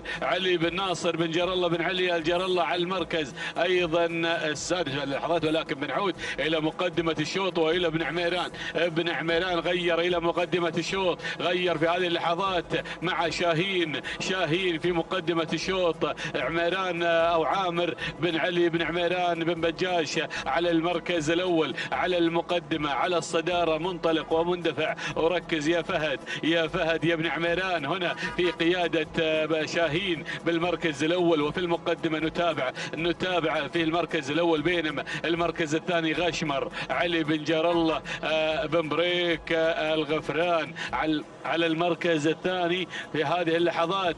نتابعه هنا في هذا الانطلاق، بينما المركز الثالث والوصول هنا في هذه اللحظات من صوغان علي بن سالم بن محمد بن سعيد الوهيبي على المركز الثالث. المركز الرابع رياض راشد بن حمد بن متعب المنخس المركز الخامس في هذه اللحظات. والوصول هنا في هذا ايضا الانطلاق من اللي وصل هنا في هذه اللحظات الحذر لعلي بن ناصر بن جار الله بن علي بن جار الله قادم مع المركز الخامس في هذه اللحظات. ولكن شوفوا غشمر انطلق غشمر على المقدمة، على الصدارة، على المركز الأول، على التحدي الأول. الله يا غشمر منطلق ومندفع في هذه اللحظات. نتابع هنا هذا الانطلاق مع غشمر ينطلق. يا سلام يا ابن ايضا هنا في هذه اللحظات غشمر لعلي بن جار الله بن بريك بن ضحاك الغفران على المقدمة وعلى المركز الأول، على الصدارة. نتابع أداء في هذه اللحظات بالمركز الأول بدون أي تعليمات تذكر عليه. رياض بالمركز الثاني، شعار بن قطامي قادم في هذه اللحظات على المركز الثالث. الله، ولكن غشمر ولكن الامتار. نعود هناك ايضا وصول من مبلش مبارك بن محمد بن قطامي الفهيدة، بينما رياض ايضا على المركز الثالث شعار المنخس. المركز الرابع هناك ايضا شاهين بن عميران. ولكن الله يا غشمر على المقدمة، غشمر الضحاك على المقدمة، على المركز الاول، على الصدارة، على التحدي، على المنافسة. الله يا سلام الامتار الاخيره. رياض يحاول بشعار المنخس، ولكن هنا غشمر مع مالك علي بن جار الله بن بريكة بن الضحاك الغفراني. يا سلام يا ابن الضحاك على هذا الاداء والتميز والانطلاق والاندفاع مع المقدمه والصداره. سلام والتحيه والاحترام مع غشمر. تهانينا والناموس لعلي بن جار الله بن بريكة الضحاك الغفران. المركز الثاني وصل رياض لمالك راشد بن حمد بن متعب المنخس. المركز الثالث شواح لحمد بن محمد بن عبد الله بن محمد الزعبي. المركز الرابع مبلش المبارك بن محمد بن قطامي. المركز الخامس وصلنا صوغان علي بن سالم بن محمد بن سعيد الوهيبي. شاهدنا غشمر اللي انتزع الفوز بكل قوة وجدارة. توقيت الزمن 7 دقائق 41 ثانية 9 أجزاء من الثانية. تهانينا لمالك غشمر علي بن جار الله بن بريكة الضحاك الغفران. المركز الثاني وصل في هذه اللحظات الرياض. توقيت الزمني 7 دقائق 41 ثانية 67 جزء من الثانية. تهانينا لراشد بن حمد بن متعب المنخس المري. المركز الثالث وصل هنا في المركز الثالث اللي وصلنا 6 اللي هو أيضا شواح. توقيته 7 دقائق 42 ثانية و63 جزء من الثانية. تهانينا لحمد بن محمد بن عبد الله بن محمد الزعبي المري.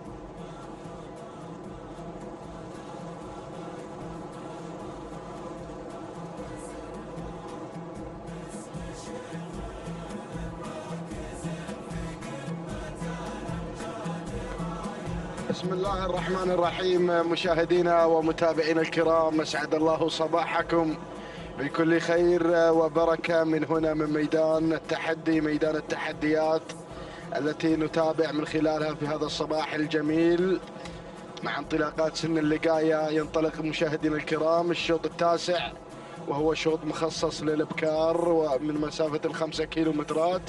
نتابع صدارة هذا الشوط والمركز الأول في هذا الاندفاع وفي هذا التواجد على أول المراكز. نتابع المركز الأول مذيار للسيد صالح بن راشد بن صالح الدعبة النابت المري على أول المراكز، بينما المركز الثاني من الجانب الآخر القادمة والمنطلقة مشاهدين الكرام جلمودة للسيد عبد الله بن فهيد بن عبد الله المري يتواجد على ثاني المراكز. بينما المركز الثالث نتابع الوصول في هذه اللحظات من قبل وصايف للسيد عبد الله بن راشد بن علي النشيرة المري يتواجد مشاهدينا الاعزاء على مستوى المركز الثالث. بينما المركز الرابع أروى وتابع شعار بشريدة من واقع الشعار المنطلق على مستوى المركز الرابع في هذا التحدي عبر الكادر الأول عبر قناة الريان الفضائية. يتواجد شعار بشريدة على رابع المراكز.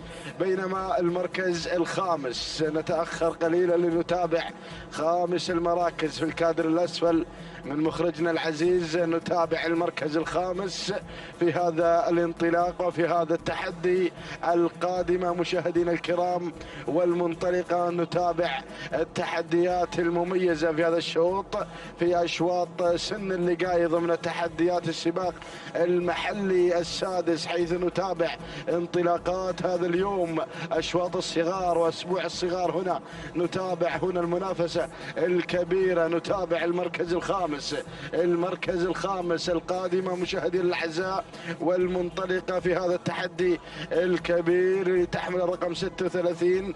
هذه مشاهدينا الكرام ومتابعينا الأفاضل غند للسيد محمد بن محسن بن محمد بن ديلة المري يتواجد على مستوى المركز الخامس. هذه النتيجة مشاهدينا الأعزاء للمراكز الخمسة الأولى وندانا الأول، ونتحول مباشرة إلى ركب الصدارة لنتابع المقدمة ونتابع المركز الأول. هذه مشاهدينا الأعزاء اللي تسيطر على مجريات هذا الشوط، وتنطلق في أول المراكز مذيار للسيد صالح بن راشد بن صالح الدعبة النابت المري يتواجد على أول المراكز. بينما المركز الثاني يا رب وتابع الوصول في هذه اللحظات مشاهدينا الأعزاء من قبل وصايف عبد الله بن راشد بن علي النشيرة المري على مستوى المركز الثاني والمركز الثالث. تتواجد في هذا الانطلاق وفي هذا التحدي علاج للسيد صالح بن حمد بن صالح بشريدة العذبة المري يتواجد في ثالث المراكز، بينما المركز الرابع رابع التحديات جلمودة لعبد الله بن فهيد بن عبد الله المري، بينما خامس المراكز يصل في هذه اللحظات ويتقدم شعار سعيد بن محسن بن راشد الفهيدة المري، يصل مع وهيلة على خامس المراكز. هذه النتيجة مشاهدي الأعزاء للمراكز الخمسة الأولى، ونعود مباشرة إلى البداية لنتابع السيطرة حتى هذه اللحظات مع مذيار وشعار الدعبة صالح بن راشد بن صالح الدعبة المري، يتقدم على أول المراكز مع لائحة 2 كيلومترات. 2 كيلومترات، قطعنا 3 كيلومترات ويتبقى 2 كيلومترات أخيرة عن الفوز والناموس وتسجيل نقطة مميزة في ميدان التحدي. نتابع المركز الثاني. المركز الثاني الوصول في هذه اللحظات من قبل وصايف لعبد الله بن راشد بن علي النشير المري، يتواجد على مستوى المركز الثاني، بينما المركز الثالث جلمودة لعبد الله بن فهيد بن عبد الله المري، بينما شعاب بن بعيران بدأ يتدخل من عمق الميدان ليقدم وهيلة. سعيد بن محسن بن راشد الفهيدة المري يتواجد في المركز الرابع، بينما المركز الخامس في هذه اللحظات نتابع الوصول مشاهدينا الكرام، الوصول والانطلاق من قبل مشهورة محمد بن صالح بن حنظل آل طلاب المري، يتواجد في المركز الخامس. هذه النتيجة مشاهدي الأعزاء يا من يتابع قناة الريان الفضائية، ناقلة لكم تحديات ميدان التحدي. هناك اسماء لن يحن موعد تواجدها في عالم الاذاعه، نترقب دخول جديد على المراكز الاولى. نعود مباشره الى الصداره، الى الرياده، الى الانطلاق، الى هذا التحدي الكبير. يا سلام يا سلام يا اول المراكز. اتابع مذيار منذ انطلاقه الشوط وهي على الصداره. هذه مذيار تنطلق وتندفع بناموس هذا الشوط، تنطلق بناموس هذا التحدي، ولكن القادمه وصايف عبد الله بن راشد بن عيان شيره المري، ولكن مذيار صدرت الاوامر على مذيار، تنطلق وتندفع، ولكن شعار بالعرض قادم في هذه اللحظات من خلال هذا التحدي مع ثمينه حسين بن راشد بن حسين بن سعيد الجربوع المري على المركز الثالث، ولكن مذيار مع البدايه، مذيار مع المقدمه. نتابع مذيار، نتابع التحدي الكبير التي تحضر فيه مذيار.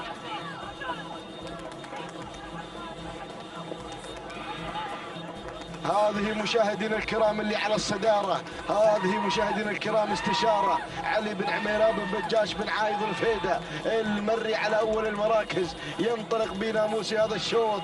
استشارة على البداية، استشارة، ولكن الله يا هذا الوصول. ثمينة حسين بن راشد بن حسين الجربوع المري. وهنا أيضا مشاهدينا الكرام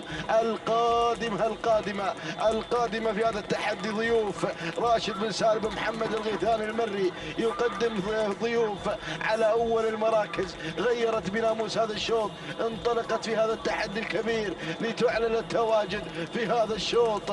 ضيوف على الصدارة، ضيوف مع الناموس.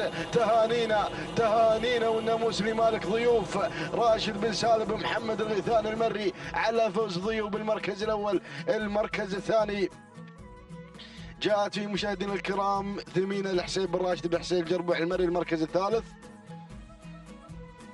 وصلت في مشاهدينا الكرام استشارة لعلي بن عميران بن بجاش بن عايض الفهيدة المري المركز الرابع. المركز الرابع جاءت في مشاهدينا الكرام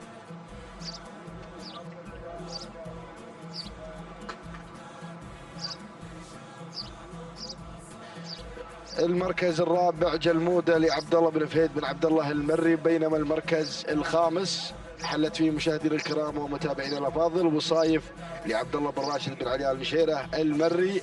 اذا مشاهدينا الاعزاء تهانينا والناموس مره اخرى لمالك ضيوف من فازت بناموس هذا الشوط راشد بن سالم بن محمد الغيثاني المري.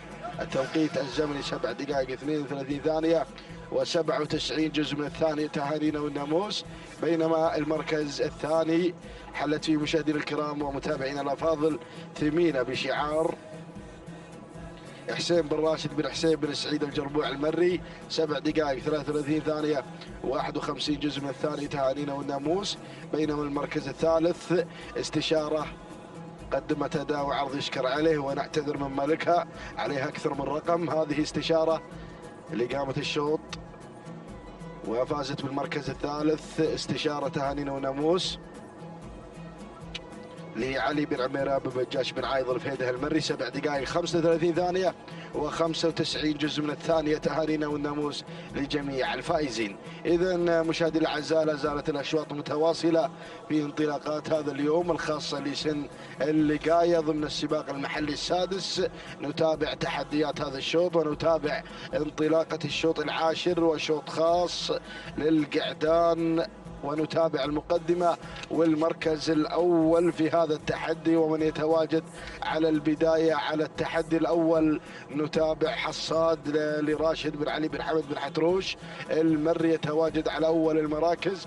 بينما المركز الثاني صوغان للسيد راشد بن حمد بن محمد الغفراني المري يتواجد في المركز الثاني. والمركز الثالث مسيعيد لعلي بن بخيت بن حمد بن علي بن مقارح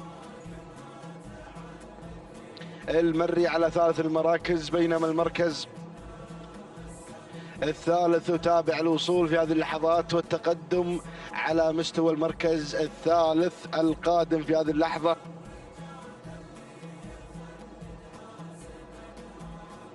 القادم اللي يحمل الرقم 30. نتابع الوصول والتحدي في هذه اللحظات على مستوى المركز الرابع حملول السيد محمد بن مبارك بن حمد الشهواني يتواجد على مستوى المركز الرابع. بينما خامس المراكز ظبيان لخالد بن محسن بن محمد بن محسن بن ديلة المري. هذه النتيجة مشاهدي الأعزاء للمراكز الخمسة الأولى لندانا الأول، ونتحول مباشرة إلى ركب الصدارة لنتابع حصاد يريد أن يحصد ناموس هذا الشوط بهذا الانطلاق الجميل وبهذا الأداء الرائع. حصاد على البداية للسيد راشد بن علي بن حمد بن حتروش المري على أول المراكز. بينما المركز الثاني القادم صوغان لراشد بن حمد بن محمد الغفراني المري يتقدم في المركز الثاني. ناخذ المركز الثالث ونتابع الوصول في هذه اللحظات من قبل هملول لمحمد بن مبارك بن حمد الشهواني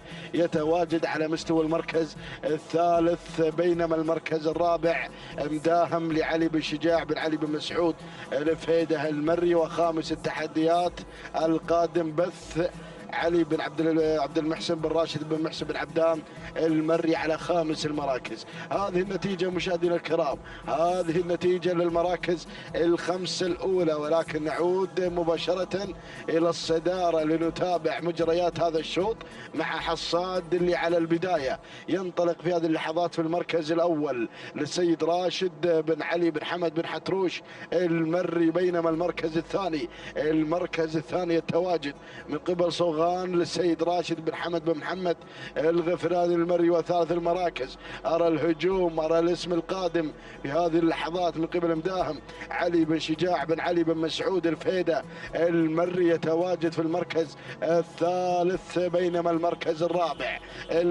الرابع القدوم مشاهدي الأعزاء من قبل هملول محمد بن مبارك بن حمد الشهواني. وخامس المراكز شكلان لجابر بن علي بن سلطان بن عامر العمري. وهنا ايضا كذلك شعار يتدخل برق، ولكن هذا هو مشاهدي الاعزاء السلطان لعلي بن بخيت بن عويضه بن هلال العذبه المري على مستوى المركز الخامس. هذه النتيجه مشاهدي الاعزاء للمراكز الخمسه الاولى. ولكن نذهب مباشره الى الصداره لنتابع حصاد يتواجد في هذا الانطلاق، يتواجد مع ناموس هذا الشوط. حصاد لراشد بن علي بن حمد بن حتروش المري على اول التحديات.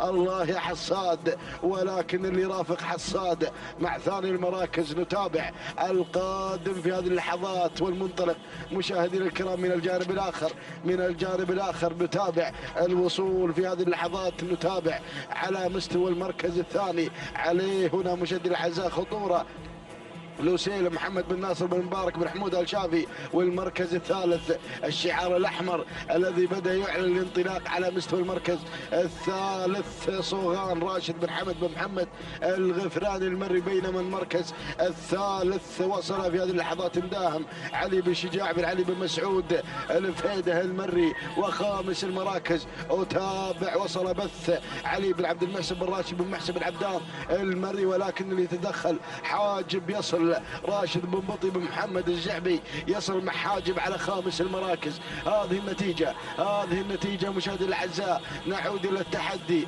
نعود إلى الإثارة ما بين العمالقة، ما بين هذه الأسماء المميزة. 1200 عن ناموس هذا الشوط. نتابع التحدي، نتابع الإثارة مع حصاد حتى هذه اللحظة قائدا لهذه المسيرة يتواجد مع البداية. حصاد لراشد بن علي بن حمد بن حتروش المري، ولكن اللي غير مش في هذه اللحظات لوسيل محمد بن ناصر بن مبارك بن حمود آل شافي على الصدارة. غير مع الكيلو المتر الأخير، مع الكيلو الخطير بدأ يندفع مشاهدين الأعزاء بهذا التحدي الكبير. ولكن صوغان في المركز الثالث، صوغان للسيد راشد بن حمد بن محمد الغفراني المري. والقادم حاجب راشد بن بطي بن محمد الجعبي. وهنا أيضا مشاهدين الكرام هنا نتابع شعار الشنجل يصل مع درب محمد بن ناصر بن محمد الشنجل المري. ولكن نعود إلى البداية، نعود إلى التحدي. الله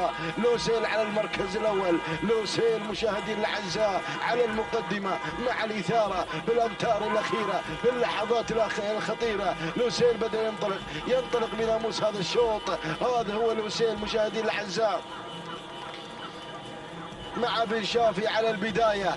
محمد بن ناصر بن مبارك بن حمود آل شافي ينتزع المركز الأول ويحقق الإنجاز في صباح هذا اليوم مع لوسيل مع التحدي، لوسيل مع الناموس. إذا تهانينا والناموس لمالك لوسيل على هذا الفوز والإبداع الجميل. محمد بن ناصر بن مبارك بن حمود آل شافي تهانينا وألف مبروك على فوز لوسيل بالمركز الأول. لحظات الوصول والعبور إلى خط نهاية تهانينا وألف مبروك.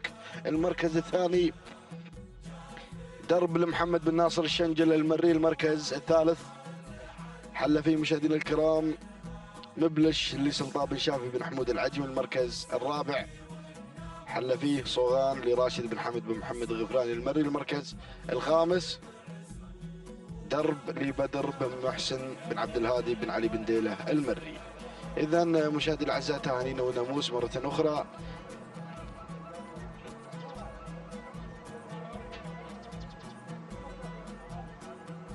لمالك لوسيل محمد بن ناصر بن مبارك بن حمود آل شافي على هذا الفوز. هذا هو لوسيل وتوقيته الزمني 7 دقائق 35 ثانية و36 جزء من الثاني. تهانينا وناموس. بينما المركز الثاني جاء فيه مشاهدينا الكرام ومتابعينا الأفاضل، حل فيه مشاهدينا الكرام ومتابعينا الأفاضل درب محمد بن ناصر بن محمد بن ناصر الشنجل 7 دقائق 39 ثانية و67 جزء من الثانية. تهانينا والناموس. المركز الثالث حل فيه مشاهدينا الكرام ومتابعينا الأفاضل مبلش لسلطان بن شافي بن حمود العجمي. والتوقيت الزمني ساعة وصول مبلش خاطف المركز الثالث 7 دقائق 44 ثانية و65 جزء من الثانية. تهانينا والناموس لجميع الفائزين.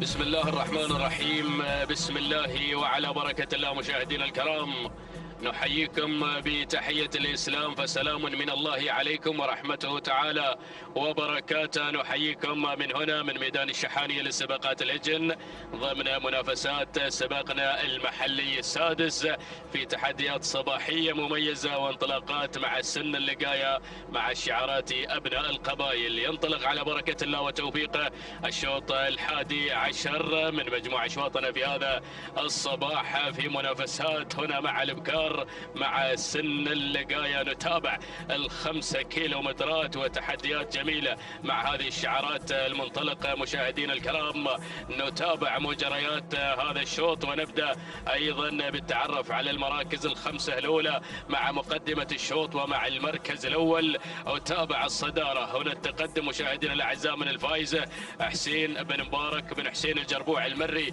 اللي قدم الفائزة في المركز الأول وصدارة هذا الشوط، تلتها على المركز الثاني. أتابع مشاهدينا الأعزاء تواجد من محبة محمد بن ناصر بن محمد بن ناصر الشنجل يقدم شعاره ويقدم محبة على المركز الثاني. وفي ثالث المراكز يتابع التقدم في هذه اللحظات مشاهدينا الكرام اللي في ثالث المراكز شعار بن ربيعة يتواجد مع انطلاقة غند جبر بن جاسم بن ربيعة بن عيسى الكواري يقدم شعاره وتحدياته على المركز الثالث.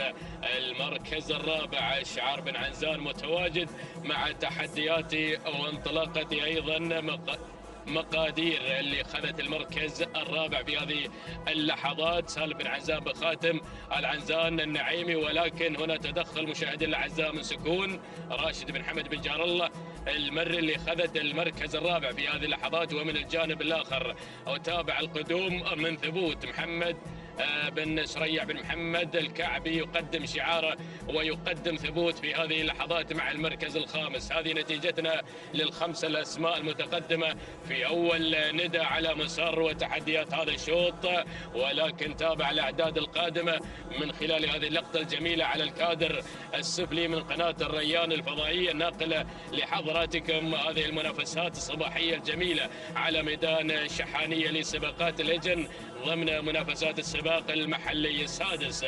يسير شوطنا 11 بجديد الإثارة والتحدي على أرضية هذا الميدان. وفي هذا الصباح شعارات يا ابن القبائل المزينة لهذه الساحة الرياضية التراثية الجميلة. نعود مباشرة إلى مقدمة الشوط إلى المركز الأول والصدارة هناك مع شعار الشنجل اللي غير مباشرة مع محبة على مقدمة الشوط. محمد بن ناصر بن محمد بن ناصر الشنجل يقدم شعاره وتحدياته، ينطلق مع محبة على المركز الأول على الصدارة الأولى، بينما في ثاني المراكز نتابع التقدم مشاهدينا الكرام من شعار بالعرج القادم مع تحدياته ومع الفائزة حسين بن مبارك بن حسين الجربوع المري ينطلق مع الفائزة على المركز الثاني ويطمع بناموس هذا الشوط. بينما في ثالث المراكز أتابع القدوم والانطلاق من ثبوت ذعناها في المركز الخامس، وها هي تصل إلى ثالث المراكز في هذه اللحظات محمد بن سريع بن محمد بن حطاب الكعبي من يقدم تحديات ثالث المراكز من خلال مشاركة ثبوت في المركز الرابع. أتابع الاسم المتقدم في هذه اللحظات هذه سكون مشاهدينا الكرام راشد بن حمد بن جار الله المري اللي يقدم شعاره ويقدم سكون مع انطلاقة هذا الشوط. بينما على المركز الخامس في خامس المراكز أتابع شعار أبو شريدة الواصل في هذه اللحظات مع العنود مع شعار البسفوري قادم العنود صالح بن حمد بن صالح. أبو شريدة يتابع الموقف ويقدم لنا العنود في المركز الخامس في هذه اللحظات. والأسماء قادمة، الشعارات بدأت مشاهدينا الأعزاء بالتدافع نحو ال5 المراكز المذاعة في هذا التحدي الصباح الجميل في عالم الأصايل وتحديات هذه الرياضة العربية الأصيلة. الناموس غالي، الناموس غالي يا ملاك يا مضمرين ما شاء الله. هنا نتابع مسار وتحديات هذا الشوط، ولكن الشنجل لا زال مع محبة مع الناموس حتى هذه اللحظات. وهذه محبة مشاهدينا الأعزاء المتربعة على عرش الصدارة المنطلقة مع الناموس المندفعة هنا 1200 يشنجل عن خط النهاية عن الناموس الانتصار، ولا زالت محبة مع القمة مع التحدي الأول. محمد بن ناصر بن محمد الشنجل يقدم تحديات البداية، يقدم محبة على المركز الأول وعلى الصدارة مع بوابة الكيلو متر الأخير موقعنا في هذه اللحظات. ولكن بالعرج بدأ يصدر التعليمات، بدأ يكلم الفائزة حسين بن مبارك بن حسين الجربوعي المري مع الفائزة اللي مشاهدينا الأعزاء بدأت تجاوز، بدأت تنطلق، بدأت أيضا تأتي بهذا العرض الكبير. ولكن الله، شوف الاسم الواصل، وصلتنا الغزيل سعد بن عبد الله بن سعد الهاجري في أول إذاعة للغزيل مباشرة إلى مقدمة الشوط، قادمة من الصفوف الخلفية في المركز الثالث. وتابع تواجد من الذيبة سلمان بن سعيد بن حمد المري، وفي رابع المراكز محبة الشنجل متواجدة في تحديات هذا الشوط، وبالربيعة في المركز الخامس. ولكن عودة مع المقدمة مع البداية مع الغزيل. يا سلام يا الغزيل في مقدمة الشوط، سعد بن عبد الله بن سعد آل محمد الهاجري يقدم تحديات الغزيل ونجومية الغزيل مع اللحظات الأخيرة. ولكن الذيبة خطيرة خطيرة خطيرة، الذيبة الله جاوزت الذيبة مع 200 متر الأخيرة. سلام يا الذيبة، سلمان بن سعيد بن حمد الفسل المري يقدم تحديات الذيبة، ينطلق مع الذيبة إبداعات ونجومية هذا الشعار. والذيبة بطلة لهذا الشوط، تهانينا لسلمان بن سعيد بن حمد المري على هذا الفوز وعلى انتصار الذيبة في تحديات هذا الشوط. المركز الثاني وصلت محمد بن ناصر بن محمد بن ناصر الشنجل. ثالث المراكز، المركز الثالث من وصلت الغزيل المشاهدين الكرام لسعد بن عبد الله بن سعد الهاجري. والمركز الرابع كان من نصيب شواهين لحمد بن محمد بن سالم الفهيد المري. بينما خامس المركز الخامس مشاهدينا الاعزاء كان من نصيب الفائز الحسين بن مبارك بن حسين الجربوعي المري. هذه نتيجتنا، ولكن نعود مع التوقيت الزمني ومع تحديات الذيبة في اللحظات الأخيرة التي قطعت مسافة 5 كيلومتر في توقيت مقداره 7 دقائق 37 ثانية 75 جزء من الثانية. تهانينا لسلمان بن سعيد بن حمد المري على فوز الذيبة بالمركز الأول في تحديات هذا الشوط. بينما ثاني المراكز، المركز الثاني من وصلت محبة وتوقيتها 7 دقائق 40 ثانية 25 جزء من الثاني. تهانينا والناموس لمحمد بن ناصر بن محمد بن ناصر الشنجل على فوز محبة بالمركز الثاني. بينما الغزيل من وصلت في ثالث المراكز وتوقيتها الزمني هو 7 دقائق 40 ثانية 53 جزء من الثاني. تهانينا لسعد بن عبد الله بن سعد آل محمد الهاجري على فوز الغزيل بالمركز الثالث. إذا مشاهدينا متابعينا الكرام، لازلنا متواصلين مع حضراتكم واصفين هذه المنافسات الصباحية المميزة من هنا من ميدان الشحانية لسباقات الإذن في منافسات السباق المحلي السادس. الشوط ينتهي وآخر يعلن أيضا في تحدي جميل وفي منافسة رائعة ومميزة مع عالم الأصايل وتحديات هذه الرياضة العربية الأصيلة. الشوط الثاني عشر يسير بحفظ الله ورعايته، يحمل لنا تحديات القعدان مع سن اللقاية. نتابع هذه المنافسات الكبيرة مع شعارات أبناء القبائل ما شاء الله على هذه الأعداد المشاركة هنا على أرضية ميدان الشحانية. أعداد كبيرة مشاهدينا الكرام مع سن اللقاية نتابعها في صباح هذا اليوم مع هذا التحدي الجميل ومع هذا الانطلاق الرائع والمميز. نبدأ مشاهدينا الأعزاء بالتعرف على المراكز المتقدمة في هذا الشوط، شوطنا الثاني عشر الذي يحمل لنا التحدي الصباح الجميل جارف في مقدمة الشوط. أول الأسماء المتقدمة في هذا المسار في هذا التحدي الجميل عبد الرحمن بن سعيد بن حمد المري اللي قدم جارف على المركز الأول على الصدارة كما قدم الذيبة في الشوط الماضي. يطمع بناموس هذا الشوط من خلال تقدم جارف في هذا المسار الجميل. بينما على المركز الثاني أو تابع شعار بن مهير مغطي رقم مشاهدينا الأعزاء عنا، ولكن من واقع الشعار، شعار بن مهيرة اللي يتقدم في المركز الثاني هناك في هذا التحدي الجميل وفي هذه المنافسة الرائعة. نتابع المركز الثالث، ناخذ ثالث المراكز، وصول من الواش القادم في تحديات هذا الشوط مبارك بن سعيد بن هدوب. لوهيبي قادم مع الواش على المركز الثالث، ولكن انخطف ايضا مشاهدينا الاعزاء من قبل المتحد لسعيد بن علي بن سعيد الجربوعي اللي قدم المتحد في المركز الثالث. رابع المراكز هذا هو اليورانيوم اسم خطير في هذا الشوط، علي بن عبد الرحمن بن حمد الادهم اللي قدم اليورانيوم في المركز الرابع. وخامس المراكز تراجع من الواش في المركز الخامس مبارك بن سعيد بن هدوب. لوهيبي يقدم شعاره، يقدم تحديات خامس المراكز في هذا الشوط. هذه نتيجتنا للخمس الاسماء المتقدمه، للخمس المراكز المندفعة في هذا الشوط، ولكن أعداد قادمة هنا مشاهدينا الأعزاء مشاركة في هذا التحدي الصباح الجميل. هناك شعارات نتابعها من خلال هذه اللقطات الجميلة، يعني الجميع حاضر في هذا الصباح يبغي يسجل نقطة ذهبية مميزة على أرضية ميدان التحدي، ميدان شحانية، مع هذه الفترة الصباحية في منافسات كبيرة مع شعارات يا أبناء القبائل. نعود مباشرة إلى مقدمة الشوط، ولا زال جارف في المقدمة، جارف مع الناموس مع الانطلاق الأول في هذا التحدي الجميل. ولكن هناك نتابع تقدم من هياض، يا سلام يا هياض، علي بن سالم بن سعيد الجربوعي المري بدأ يقدم تحديات المقدمة، بدأ يسير هنا مع الانطلاق الكبير، مع تحديات وانطلاقة هياض في المركز الأول. ولكن بن شافي هو الشعار، بن شافي القادم مع خنجر في هذه اللحظات، تشعلها بن شافي مبكرا هنا مع تحديات خنجر في هذا الشوط.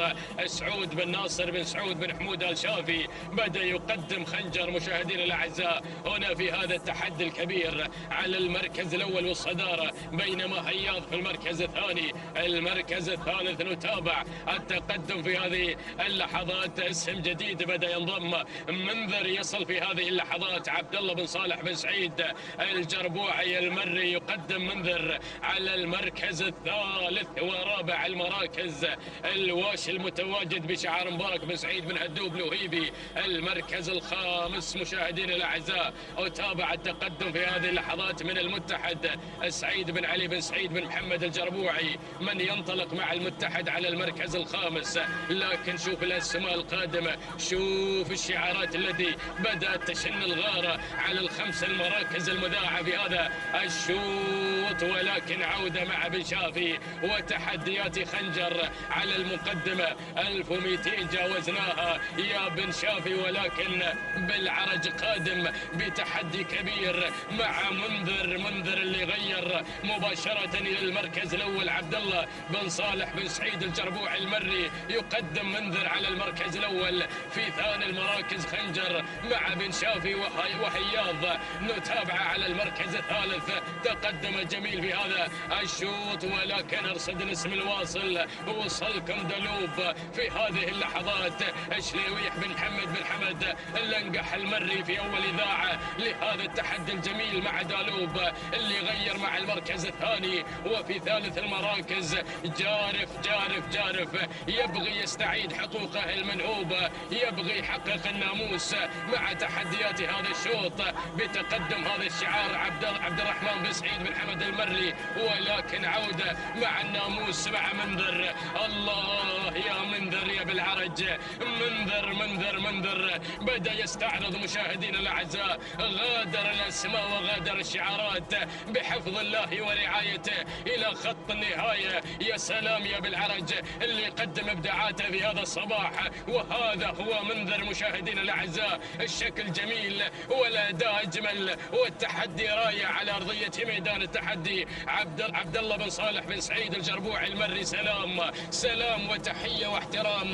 منذر مع الناموس، منذر مع الانتصار، منذر يا بالعرج، سلام، تهانينا والناموس. أسعد الله صباحك عبد الله بن صالح بن سعيد الجربوعي المري اللي قدم منذر مع العرض الكبير في اللحظات الأخيرة. تهانينا والناموس المركز الثاني. من وصل في ثاني المراكز جارف لعبد الرحمن بن سعيد بن حمد المري. وفي ثالث المركز الثالث هياض علي بن سالم بن سعيد الجربوع المري. المركز الرابع كان الوصول مشاهدينا الكرام من قناد لراشد بن محمد بن فهد المري. المركز الخامس مسموح لهادي بن راشد بن هادي بن علي القرح. هذه نتيجتنا مشاهدينا الكرام، لكن عودة مع التوقيت الزمني والتحديات منذر اللي قدم العرض الكبير مع اللحظات الأخيرة والأجواء النهائية من عمر شوطنا الماضي. التوقيت الزمني مشاهدينا الكرام ومتابعينا الأعزاء 7 دقائق 33 ثانية 12 جزء من الثاني. تهانينا والناموس لعبد الله بن صالح بن سعيد الجربوع المري على فوز منذر بالمركز الأول في تحديات هذا الشوط، بينما التوقيت الأجمل على ما يبدو في صباح هذا اليوم مع منذر وتحديات شعار بالعرج اللي قدم لنا منذر مع الأجواء النهائية في العرض الكبير والتحدي المميز. الجارف من وصل ثانيا في تحديات هذا الشوط. التوقيت الزمني مع جارف 7 دقائق 38 ثانية 30 جزء من الثاني. تهانينا والناموس لعبد الرحمن بن سعيد بن حمد المري اللي قدم جارف في المركز الثاني. ثالث المراكز كان الوصول مشاهدينا الكرام من قناد وتوقيته 7 دقائق 39 ثانية 98 جزء من الثاني. تهانينا لراشد بن محمد بن فهد الخديعة المري.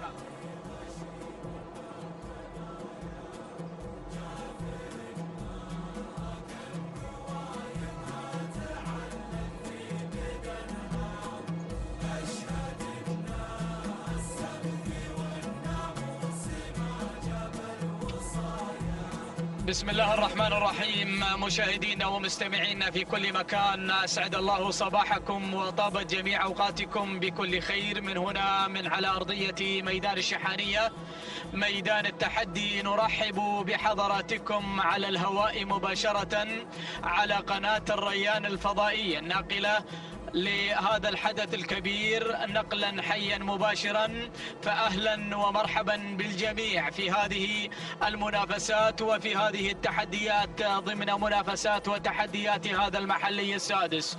نبدأ مشاهدينا الكرام ونهني جميع الإخوة الفائزين ملاك هذه الهجن الذين فازوا معنا في هذه المرحلة وفي جميع أشواطها حتى شوطنا هذا. نبدأ مشاهدينا الأفاضل مع هذا الشوط المخصص للقاية البكار، وهو الشوط الثالث عشر ضمن انطلاقات وتحديات هذه الفترة الصباحية المخصصة لهذا السن، سن اللقاية لأشواطنا العامة. نبدأ مع المركز الأول، نتعرف على هذه الأسماء. البداية مع عرين تعود ملكيتها، أو هنا من تحتل المركز الأول هنا ربية ناصر بن عبد الله بن أحمد بن عبد الله المسند، مع ربية يقودها في التضمير هنا سعيد بن بطي الزعبي من يقودها في التضمير. ننتقل للمركز الثاني، التواجد والمرور هنا على مستوى المركز الثاني. من تتواجد هذه من تقدمت حاملة رقم 52 عزامة لسنيد بن علي بن سالم بن سنيد الدعية على مستوى المركز الثاني. ننتقل للمركز الثالث، الوصول من بروق حمد بن محمد بن راشد بن مقارح من يأتي هنا مالك مهلك من يحتل المركز الثالث. يلا يا ابو محمد نتابع المركز الرابع، الوصول والتقدم هنا من صمود سعد بن نهار بن ناصر النعيمي من يتواجد مع المركز الرابع. المركز الخامس، الوصول والتقدم في هذه اللحظات من قبل عوايد لطالب بن محمد بن هادي بن هليل من ياتي ويحتل المركز الخامس. هذه نتيجتنا للمراكز الخمسة الأولى. نعود مشاهدينا الكرام بعد إتمام النداء الأول لهذه المراكز الخمسة المتقدمة التي مصرح لنا بالنداء عليها والإذاعة لها. لا نتعداها إلى المركز السادس ولا إلى بقية المراكز، إنما إذاعتنا هنا تنحكر هنا مع المراكز الخمسة المتقدمة فقط. فمن يريد النداء ومن يريد الإذاعة وأيضا الجوائز النقدية المميزة في هذا المحلي فليتقدم نحو الصدارة. نعود إلى مقدمة هذا الشوط، نعود هذه الدعية مع المركز الأول. هنا يتسلل مع المركز الأول ومع المقدمة. هذا هو الدعية في هذه اللحظات مع عزامة يبدو لي من سلالة عزامة الدعية، نعم، التي صالت وجالت في كل ميدان. هذا هو علي بن سنيد، الدعية مع عزامة مع سنيد مع المركز الأول. ولكن ربية المسند. هنا أهالي الخور يطالبون بالناموس في هذا الصباح الباكر وفي هذا اليوم المميز. هذه ربية تعود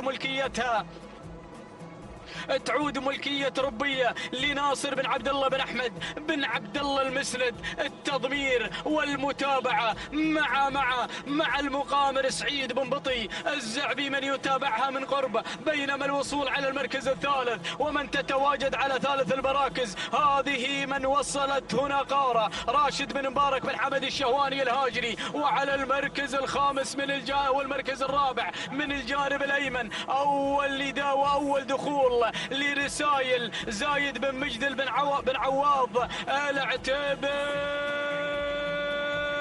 الله يسعد صباحك يا بسام يا الشمري. هذا هو زايد بن مجدل ياتي وقادم من هناك من ميدان الشهيد للمشاركة في هذا المحلي السادس في أرضية ميدان الشحانية. ولكن شوف الوصول، شوف التقدم في هذه اللحظة. من تسللت في هذه اللحظات. هنا القدوم والوصول من تتويج علي بن عبد الهادي بن سعيد بن ذروة البريدي، وعلى المركز الخامس من تحتل المركز الخامس هذه من تقدمت على خامس المراكز. الوصول هنا من عوايد طالب بن محمد بن هادي بن هليل. هذه نتيجتنا. نعود إلى بن سنيد مع الكيلومتر الأخير يسيطر على المقدمة، ولكن الخطورة بانت من بن مجدل العتيبي رافع راية التهديد. أهالي ميدان الشهيد دولة الكويت الشقيقة هنا تحضر هنا بكل قوة، بأيضا أبنائها، وأيضا هذه الشعارات التي تتوافد هنا على أرضية هذا الميدان. من ضمن هذه الشعارات شعار بن مجدل، شعار أهالي الكويت هنا مع بن مجدل العتيبي. ولكن المركز الثاني هنا قدوم الوصول على ثاني المراكز. هنا كرة لعلي بن حمد بن عريج هنا مع المركز الثاني. كرة ولكن بن مجدل مع المركز الأول. كرة وهنا رسائل وكرة، ولكن رسائل أبعثت الرسالة المميزة الصباحية إلى ميدان الشهيد، إلى أشقائنا في دولة الكويت الشقيقة. تاريخها وسجلها حافل بالإنجازات. هذه رسائل ومشكور يا بسام يا الشمري على هذا الأداء. زايد بن مجدل بن عواض العتيبي مع رسائل. أسعد الله صباحكم يا شقانا في دولة الكويت الشقيقة. المركز الثاني وصلت كرة لعلي بن حمد بن عريج المري. أما المركز الثالث وصلت على المركز الثالث عوايد لطالب بن محمد بن هادي بن علي. المركز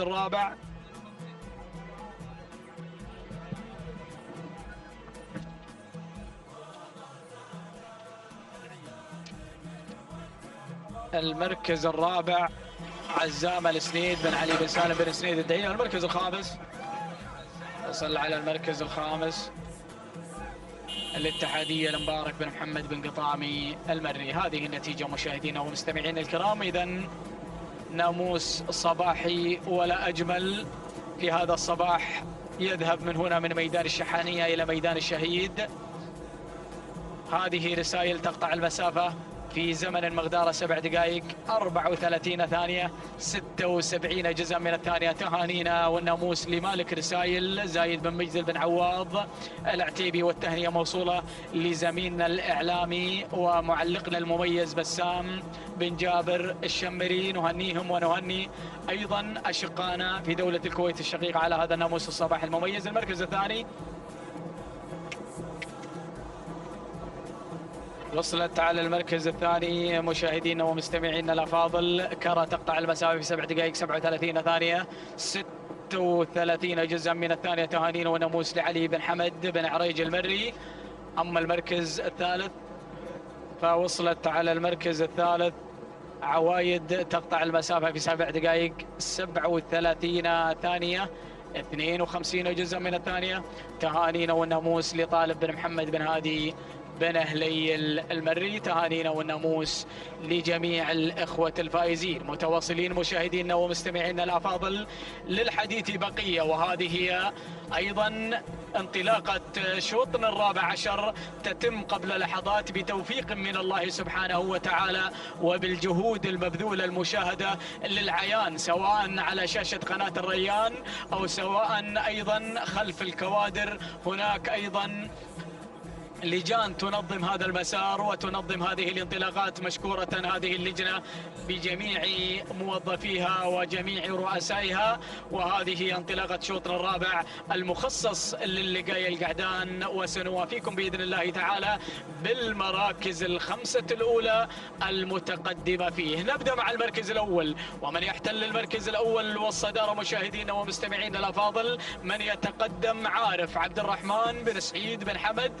الفسل المري، من يتواجد مع المركز الأول مع عارف. الله، هذا شعار الذيبة، شعار الذيبة من فازت معنا في الشوط قبل الماضي. نعم، هذا هو شعار الذيبة. يحتل المركز الأول مع عارف. عارف طريق الناموس، عارف طريق الانتصار يا ابو سحيم. ولكن ننتقل للمركز الثاني، ومن يتواجد على مستوى المركز الثاني، الله، شعار بالعرج ياتي على مستوى المركز الثاني مع الشارد عبد الله بن صالح بن سعيد.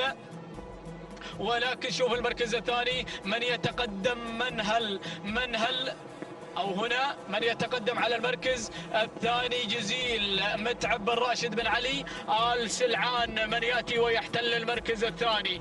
نعم، هذا هو شعار بن سلعان يأتي على مستوى المركز الثاني. ولكن شوف الدخول من الشارد لعبد الله بن صالح بن سعيد الجربوعي، من يأتي على المركز الثاني في هذه اللحظة. غير من المركز الثالث إلى المركز الثاني. المركز الثالث يتواجد هنا الباز محمد بن سالم بن جابر بن فاران على المركز الثالث. المركز الرابع القدوم والوصول هنا من الحصان جابر بن محمد بن حمد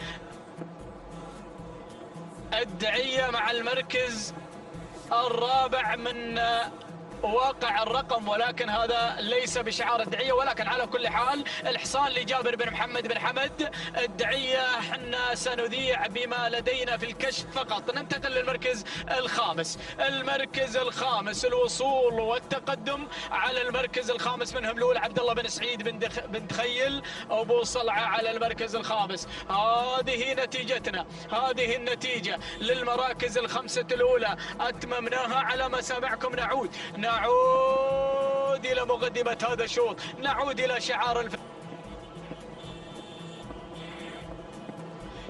الفسل مع المركز الأول، شعار الذيبة مع الصدارة مع مقدمة هذا الشوط. عارف عارف عارف عارف هو من ينطلق بهذه الثقة الكبيرة. 2 كيلومتر هي ما تفصلنا عن خط النهاية، وعارف يقود المسار من بداية هذا المشوار، وهو عارف هذا الطريق، يعرف هذا الطريق جيدا، طريق الناموس مع عارف لعبد الرحمن بن سعيد بن حمد المري من يتواجد مع المركز الأول. الله يا الفسل، هل ستكون هذه النقطة الثانية ضمن نقاطك هذه في هذا الصباح؟ نعم، أيضا مع نقطة الذيبة في الفترة الصباحية قبل شوطين من هذا الشوط. هذا هو عارف يسير كما سارت الذيبة مع المركز الأول. معاك يا أبو سحيم. ولكن ننتقل للمركز الثاني، يصل بالعرج على مستوى المركز الثاني مع الشارد عبد الله بن صالح بن سعيد بالعرج. الله، شعار منذر من حصل على أفضل توقيت زمني في هذا الصباح.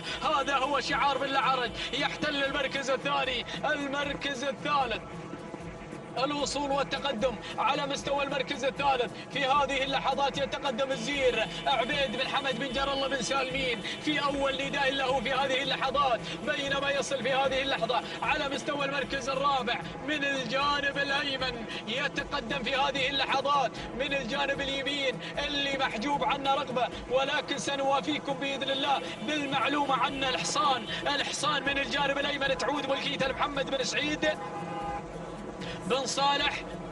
ولكن شوف الدخول، الله الكيلومتر الأخير، شوف الأمور، شوف الشعارات اللي كلها اختلطت ببعضها البعض. ولكن شوف المقدمة مشاهدين الكرام مع الحصان محمد بن سعيد بن صالح بن العرج. ولكن شوف الوصول والتقدم في هذه اللحظات أيضا من الحصان متعب بن سعيد بن محمد آل فهيدة. ولكن أيضا يصل ويتقدم في هذه اللحظات، يتقدم مدخور سعد بن صالح بن سالم النابت. وأيضا وصول وتقدم في هذه اللحظة من قبل العاصوف عبد الله بن عبد الهادي بن راشد الهاجري. الله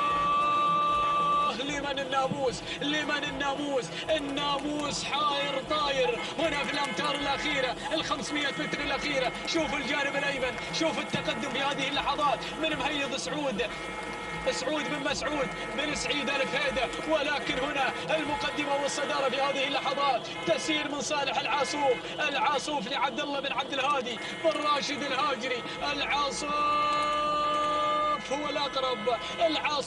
هو الأقرب في هذا الناموس المستحق. نعم هذا هو العاصوف من يحتل المركز الأول، عبد الله بن عبد الهادي بن راشد الهاجري. الله يسعد صباحك يا مالك العاصوف، عبد الله بن عبد الهادي بن راشد الهاجري. وسلام العاصوف، سلامنا وتحياتنا لك يا عبد الله بن عبد الهادي بن راشد الهاجري على فوز العاصوف وتحقيقه بنقطة هذا الشوط. المركز الثاني يصل الحصان لمتعب بن سعيد بن محمد آل فهيدة المركز الثالث. وصول على المركز الثالث من مهيض سعود بن مسعود بن سعيد آل فهيدة المركز الرابع. الشبابي لمحمد بن ناصر بن محمد بن ناصر الشنجل المركز الخامس.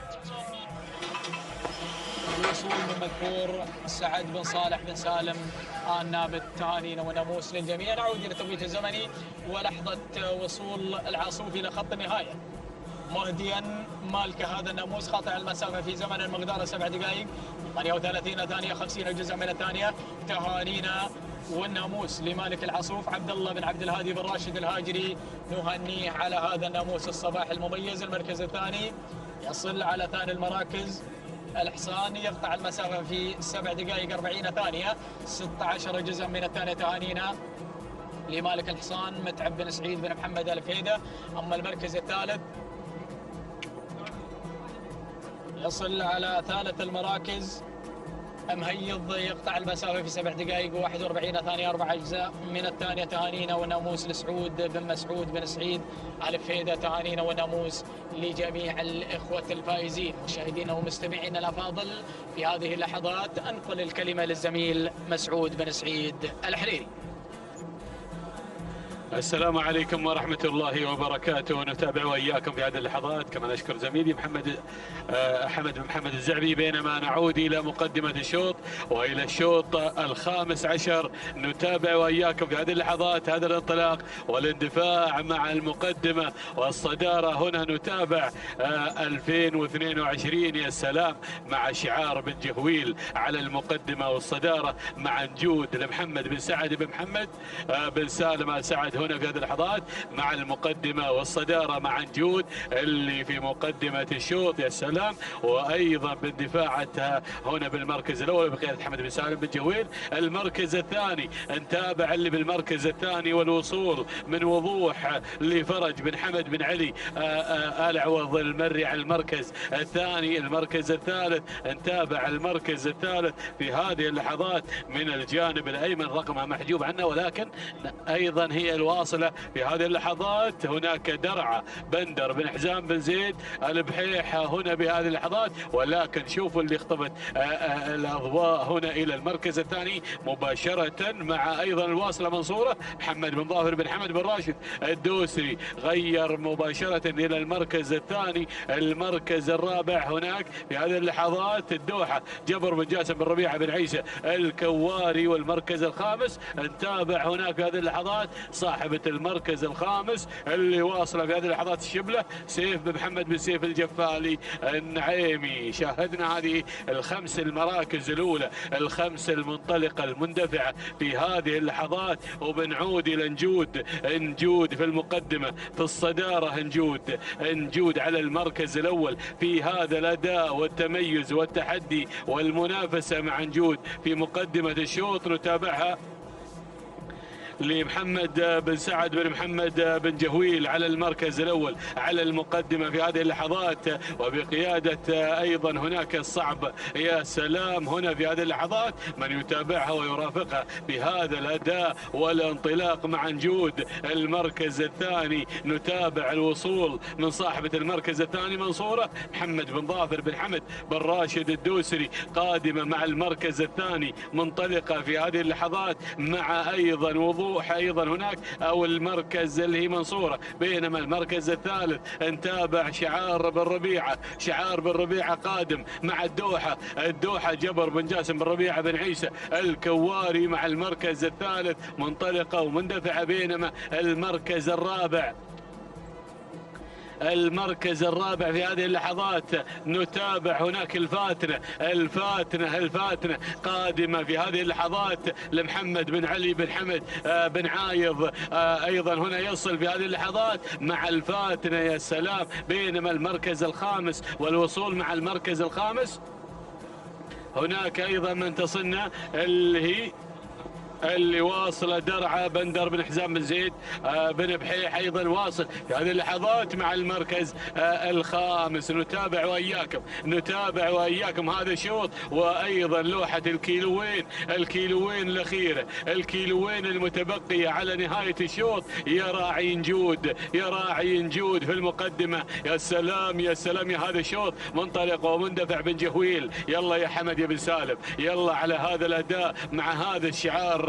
يا سلام على هذا الانطلاق والاندفاع مع نجود في المركز الأول اللي مالكها أيضا هنا محمد بن سعد بن محمد بن سالم آل سعد. يا سلام المركز الثاني في هذه اللحظات تصلنا منصورة محمد بن ظافر بن حمد بن راشد الدوسري قادم مع المركز الثاني. المركز الثالث الفاتنة مع بن عايض، ووصول الفاتنة راعية الإنجازات في رصيدها 3 سيارات نتابعها منطلقة ومندفعة الفاتنة مع المركز الثالث. بينما المركز الرابع هناك وصول من الدوحة جبر بن جاسم بن ربيعة بن عيسى الكواري. المركز الخامس هناك وصول وقدوم آخر من وضوح لفرج بن حمد بن علي آل بريص المري قادم هنا بن عوض قادم مع المركز الخامس. ولكن بنعود إلى نجود اللي قايمة راس ويبدو لي انها عينها على انها تنهي الشوط راس. 1200 على النهاية.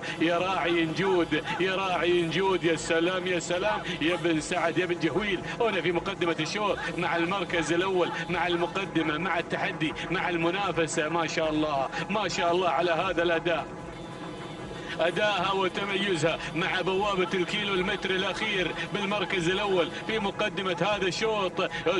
يا سلام الله على هذا الأداء في المقدمة وفي الصدارة مع نجود. بينما المركز الثاني هنا في هذه اللحظات منصورة مع مالكها محمد بن ظافر بن حمد بن راشد الدوسري. الفاتنة تحركت، الفاتنة قادمة أيضا على المركز الثالث. الله يا بن عايض يا محمد بن علي بن عايض هنا قادم في هذه اللحظات. يا سلام مع الفاتنة المركز الثاني في هذه اللحظات. الله درب للفاتنة، درب لراعية الإنجازات، راعية السجلات، عصاها مثبتة في بطانة. يا سلام عليك يا أبو علي على هذا الأداء. محمد بن علي بن عايض يصل هنا مع الفاتنة راعية الإنجازات في رصيدها 3 سيارات نتابعها، نتابع انطلاقها، نتابع اندفاعها. يا سلام يا بن عايض السبوع تروق تريح اعصابك، تشتهر ويشيع ماضيها يا سلام، لو تعشيها على ثيابك ما تضيع مروتك فيها. سلام يا بن عايض، سلام سلام والتحيه والاحترام، وبنسلم على اهل الغويبه وبنسلم عليهم بالناموس وبالتحيه ايضا المتتاليه مع هذا الشعار ومع هذا المضمر، نار على علم يا ابو علي. سلام يا بن عايض، سلام سلام والتحيه والاحترام، بدون اي تعليمات تذكر عليها، بدون اي تعليمات تذكر على الفاتنه صاحبه الانجازات، نشاهدها ونتابعها بهذا الوصول الى خط النهايه. تهانينا لبن عايض، بينما وصلت على المركز الثاني منصوره مع مالكها محمد بن ظافر بن محمد بن راشد الدوسري. المركز الثالث، المركز الرابع او الثالث الظبي لسالم بن جابر بن جبران. المركز الرابع، المركز الرابع وصلت تنجود لمحمد بن سعد بن جهويل. المركز الخامس، المركز الخامس نصايح لسعيد بن طالب بن علي الدهمان المري.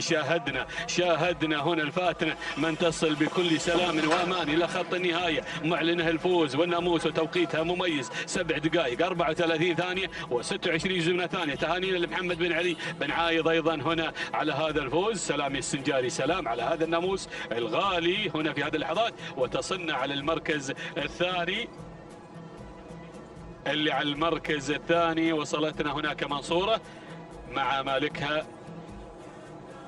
منصورة اللي وصلت على المركز الثاني، ولحظات وصول منصورة إلى خط النهاية بتوقيت زمني 7 دقائق 41 ثانية و51 جزء من الثانية. تهانينا لمالك منصورة محمد بن ظافر بن حمد بن راشد الدوسري، بينما وصلت على المركز الثالث في هذه اللحظات الظبي، توقيتها 7 دقائق 41 ثانية 87 جزء من الثانية. تهانينا والناموس لسالم بن جبران المري. تهانينا والناموس على هذا الفوز، تهانينا على هذا التحدي والمنافسة الشيقة على في هذا الشوط الماضي مع الفاتنة اللي أيضا ذهبت بالسلامات والفوز إلى عزبة بن عايض. تهانينا على هذا الناموس. بينما أيضا هذا الشوط وشوطنا السادس عشر نتابع وإياكم في هذه اللحظات انطلاقة هذا الشوط مع سن اللقاية. نتابع هذه الانطلاقة والاندفاع. هناك المقدمة الصدارة مع المركز الأول، وفي الصدارة نتابع هنا في هذه اللحظات العدملي على المقدمة والصدارة هنا في هذه اللحظات مع مقدمة الشوط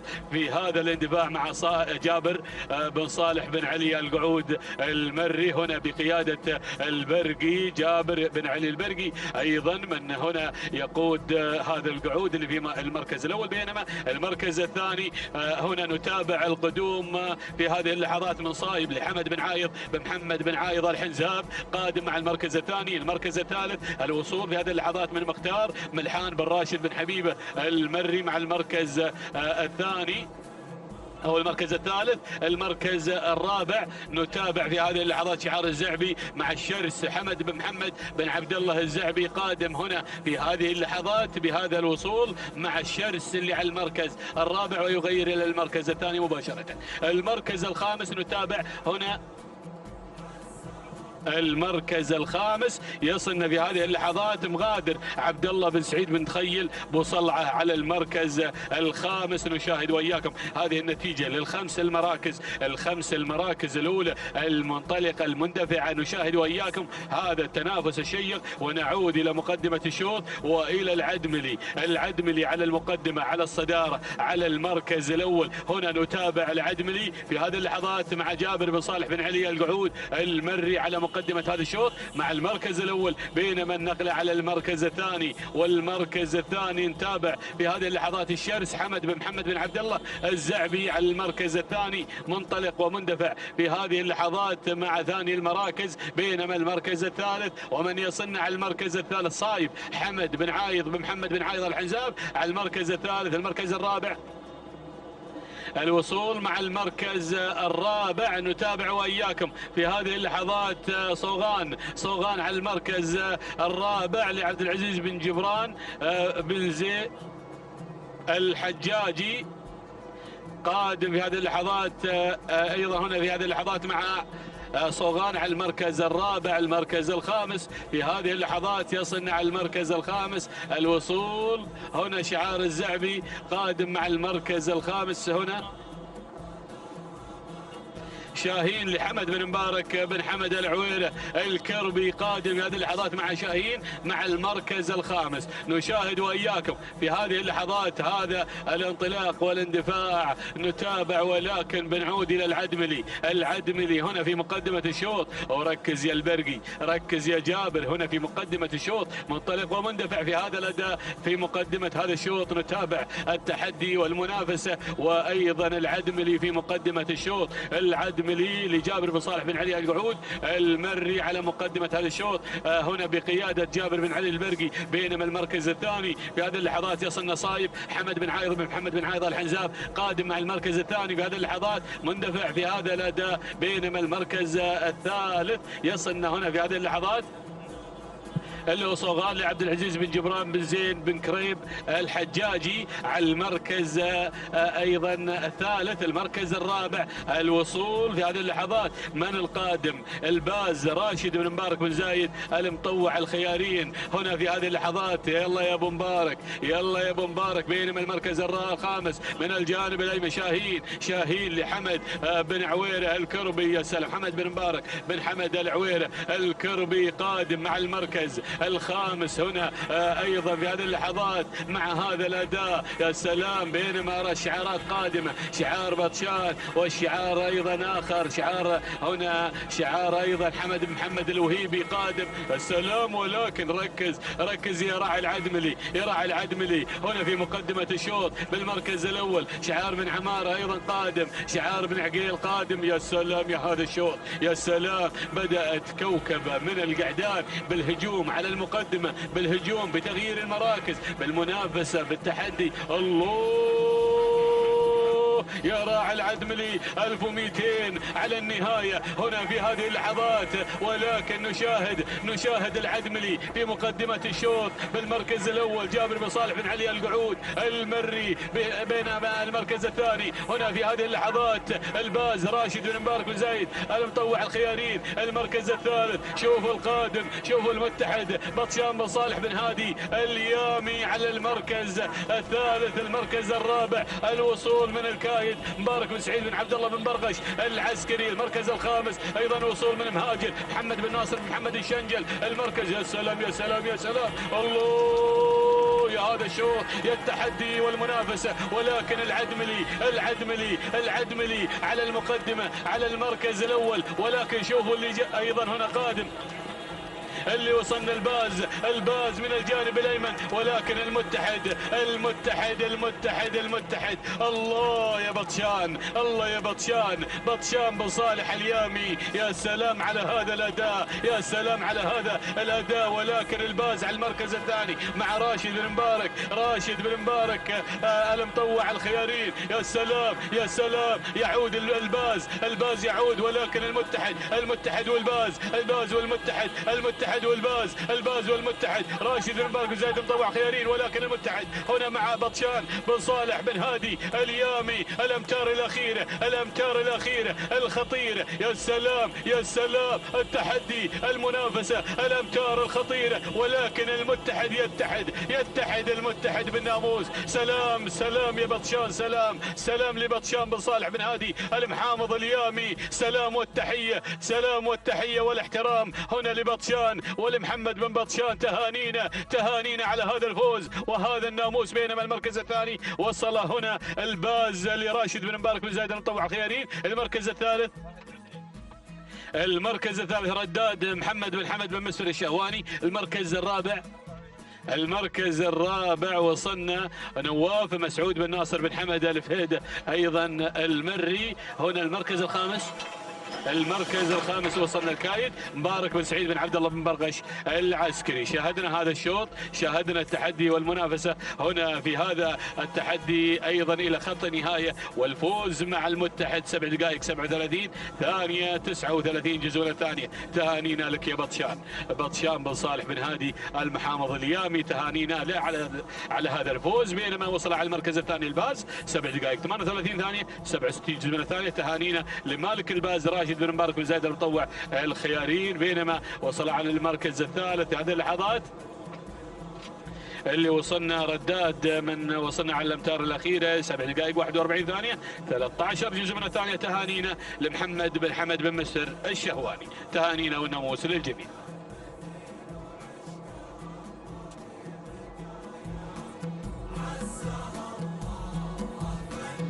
بسم الله الرحمن الرحيم. بسم الله نبدأ مشاهدينا الكرام مع هذه الانطلاقات المتوالية هنا على أرضية ميدان الشحانية ضمن هذا السباق المحلي السادس. على بركة الله ينطلق شوطنا ال17 قبل لحظات، شوط خاص بالإبكار اللقاية وانطلاقات هذه الأشواط العامة الخاصة بشعارات أبناء القبائل. نتابع هذه الانطلاقة ونتابع هذه الأسماء المتواجدة والحاضرة في هذا الشوط.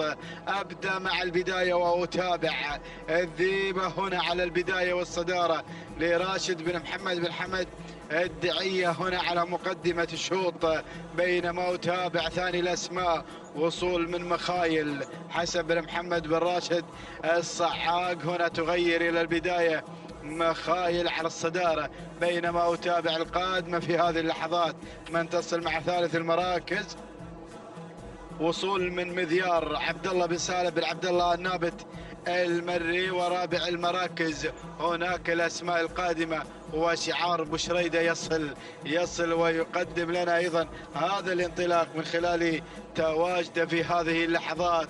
هناك مع الصيدلية صالح بن حمد بن صالح بشريدة هنا يتقدم مع خامس أو رابع المراكز، وبالعرج أيضا قادم هنا مع خامس المراكز يقدم لنا الضبية راشد بن سعيد بن صالح الجربوعي. هذه الأسماء، هذه التحديات الخمس الأولى مشاهدينا الكرام في هذا الشوط، في هذا الانطلاق وهذا التحدي، ولكن العودة هناك مع البداية مع الصراع مع الانطلاق هنا الذي بدأ مبكرا مع الصيدلية يا أبو شريدة. هنا تغير على أول المراكز في هذه اللحظات صالح بن حمد بن صالح بو شريدة يغير مع الصدارة والانطلاق الأول مع الصيدلية، بينما أتابع ثاني الأسماء مخايل حسن بن محمد بن راشد الصعاق متواجد مع ثاني الأسماء، بينما القادمة في ثالث المراكز هنا تواجد من الضبية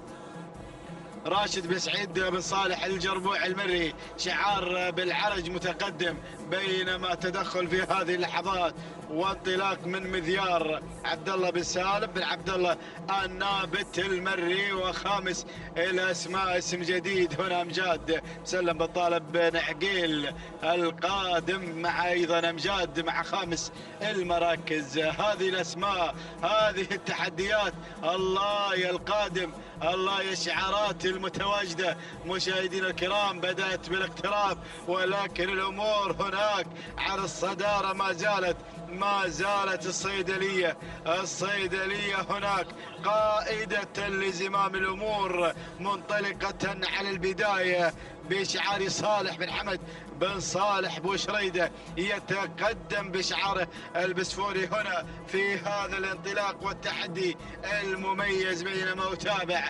القادمة هنا مع ثاني الأسماء مخايل الصعاق حسن بن محمد بن راشد الصعاق، ولكن بن عايض وصل بن عايض خطير في هذا الشوط هنا قادم مع التماس تركي بن سالم بن حمد الفهيد المري. الله يا التماس ايضا صاحبة عوايد القادمة بشعار بن عايض هنا مع ثاني الاسماء، بينما اتابع وصول من مذيار عبد الله بن سالم بن عبد الله النابت المري قادمة في هذه اللحظات. الكل قادم مشاهدينا الكرام. امجاد هناك بشعار بن عقيل القادمة مع رابع المراكز مسلم بالطالب بن مسلم بن عقيل الله، ولكن اتابع التقدم في هذه اللحظات. وصلت لهيب عبد العزيز بن جاسم بن ربيعة بن عيسى الكواري القادمة في هذا النداء. الله الاسماء، وهناك اتابع التواجد. وصلت ايضا وصلت جدل زايد بن مجدل بن عواد العتيبي يتقدم في هذه اللحظات. الكل قادم مشاهدينا الكرام. الله الله، هناك شعار الشنجل ايضا قادم مع ايضا هذا الانطلاق والتحدي، ولكن العودة الى البداية، العودة إلى الصدارة. 1200 يا أبو شريدة. الصيدلية هناك على مقدمة الشوط. صالح بن حمد بن صالح أبو شريدة يتقدم مع الصيدلية، وهنا تواجد من التماس تركي بن سالم بن حمد الفهيدة المري القادم مع ثاني الأسماء. وهناك أتابع وصول من لهيب عبد العزيز بن جاسم بن ربيعة بن عيسى الكواري. وهناك أتابع القادم الله يا بالعرج هناك يتقدم، وشعار الشنجل القادم مع رابع المراكز راهية محمد بن ناصر بن محمد الشنجل، وتقدم من الذيبة راشد بن محمد بن حمد الدعية. الله الله الله الله، عبور ايضا تصل سعيد بن طالب بن علي الدهمان المري الله الى اسماء. ولكن العودة الى الصدارة. بن عايض مع مقدمة الشوط. بن عايض يغير مع انطلاقة التماس مع الناموس. التماس الله الله على هذا الاداء. والنقطة الثانية مشاهدينا الكرام، تعبر التماس الى الانتصار الى الناموس بشعار بن عايض. سلام يا البويبة، سلام على هذا الاداء والانطلاق الممتاز. التماس تركي بن سالم بن حمد الفهيدة المري غادرت بالانتصار، غادرت بالناموس. بسم الله ما شاء الله على هذا الاداء. مشكور يا ابو علي على ايضا هذا التواجد المميز هنا مع التماس. الله، التماس تركي بن سالم بن حمد الفهيدة المري. بن عايض حضر في هذا الصباح وقدم لنا ايضا التماس في ايضا هذا الشوط. تهانينا والناموس تركي بن سالم بن حمد الفهيدة المري. ثاني المراكز وصلت الصيدلية بشعار صالح بن حمد بن صالح ابو شريدة. ثالث المراكز كان الوصول من راهية محمد بن ناصر بن محمد الشنجل. رابع المراكز وصلت في رابع المراكز وصلت مشاهدينا الكرام لهيب عبد العزيز بن جاسم بن ربيعة بن عيسى الكواري. خامس المراكز وصلت مشاهدينا الكرام شوميلة لهجن السيلية. هكذا كانت النتيجة مشاهدينا الكرام، والتوقيت الأفضل يسجل مع التماس. تهانينا والناموس لبن عايض على هذا الفوز والانتصار. 7 دقائق 29 ثانية 74 جزء من الثانية. تهانينا والناموس لتركي بن سالم بن حمد الفهيدة المري على هذا الفوز والتوقيت الأفضل أيضا مع شعار بن عايض. تهانينا والناموس. ثاني المراكز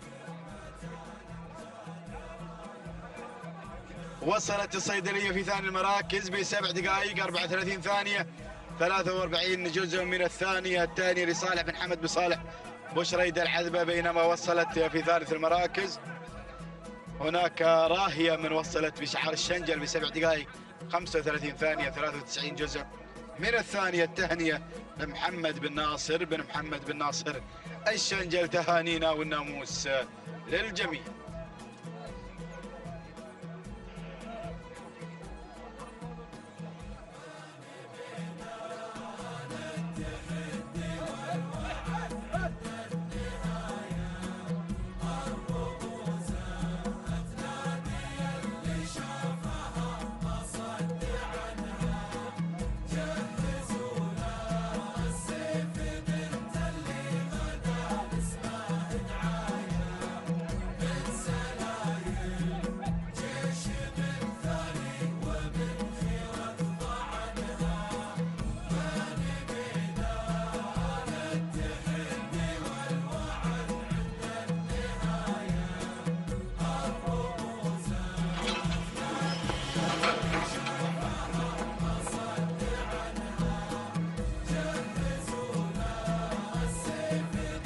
التواصل مستمر مشاهدينا الكرام متابعينا في كل مكان مع هذه الأشواط وهذه التحديات الصباحية الخاصة بسن اللقاية. شوطنا 18 ينطلق في هذه اللحظات، شوط يحمل لنا 52 اسم مشارك منطلق في هذا التحدي، في هذا التواجد، في حضور مميز لشعارات أبناء القبائل هنا على أرضية ميدان الشحاني. أبدأ مع البداية وأتابع الصدارة، وأول المراكز شاهين راشد بن مبارك بن زايد. الخيارين هنا من ينطلق على أول المراكز، بينما أتابع ثاني الأسماء من يصل هنا، من يحمل الرقم 53 سوف تصلنا معلوماته القادم هنا مع ثاني المراكز. بينما أتابع هناك الأسماء، هناك التحديات القادمة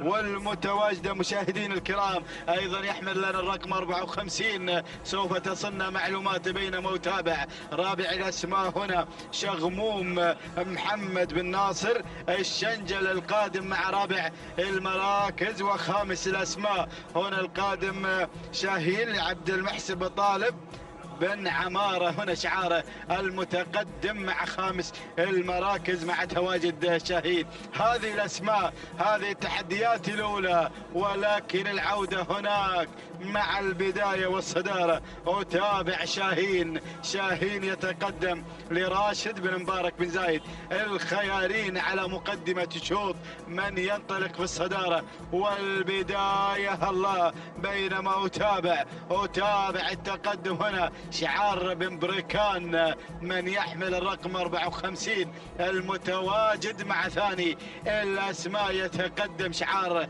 بن بريكان، ولكن الشنجل يقدم لنا شغموم في هذه اللحظات، شغموم لمحمد بن ناصر بن محمد الشنجل المتواجد مع ثاني الأسماء. وهناك أيضا شعار بن عمارة قادم في هذه اللحظات شاهين لعبد المحسن بن طالب بن علي الجربوعي المري. وهناك تقدم أيضا من حايز عبد الرحمن بن محمد بن عبد الله الزعبي يصل أيضا مع هذه الأسماء المتقدمة والمتواجدة في هذا الشوط. ولكن الخيارين هناك على الصدارة على مقدمة الشوط شاهين راشد بن مبارك بن زايد. الخيارين على البداية، ولكن شوف التغيير، شوف شغموم يغير، ينطلق في هذه اللحظات محمد بن ناصر بن محمد الشنجل القادم في هذا الانطلاق، في هذا التحدي. بن عمارة يصل مع شاهين عبد المحسن بن طالب بن علي الجربوع المري. يتقدم شاهين مع هذه اللحظات وانطلاقة أيضا ثالث الأسماء. بينما أتابع رابع المراكز شعار بن بريكان. وخامس الأسماء هناك من الجانب الآخر حايز عبد الرحمن بن محمد بن عبد الله الزعبي المتواجد مع خامس المراكز. وهناك الأسماء، هناك التحديات القادمة في هذا الشوط مشاهدين الكرام. ولكن العودة إلى مقدمة الشوط، إلى البداية والصدارة. الله، شغموم والشنجل شعاره حاضر في هذه اللحظات، منطلق بالبداية والصدارة. محمد بن ناصر بن محمد الشنجل يتقدم مع شغموم. ولكن ايضا اتابع شاهين راشد بن مبارك بن زايد. الخيارين اسم قوي، اسم قادم في هذه اللحظات، القادم مع ثاني المراكز.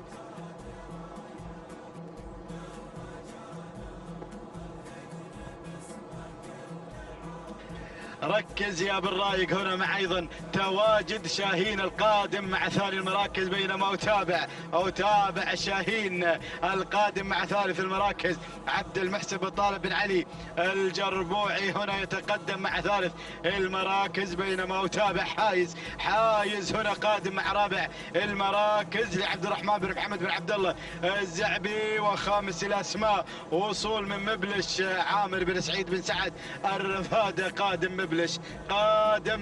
والاسماء قادمه، والشنجل يغادر هناك مع شغموم على مقدمه الشوط. الشوط. الله شغموم على البداية والصدارة. محمد بن ناصر الشنجل يتقدم مع شغموم، وهنا وتابع شاهين القادم مع ثاني المراكز راشد بن مبارك بن زايد.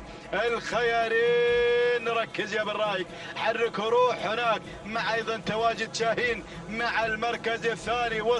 وصل بن رفاده يقدم مبلش، وصل مبلش عامر بن سعيد بن سعد. الرفاده القادم مع ثالث المراكز، وهناك الهجوم الى اسماء قادمه. وصول من مشوق محمد بن سالم بن مسعود بن قطامي، واشعار الزعبي ايضا يقدم حايز عبد الرحمن بن محمد بن عبد الله الزعبي.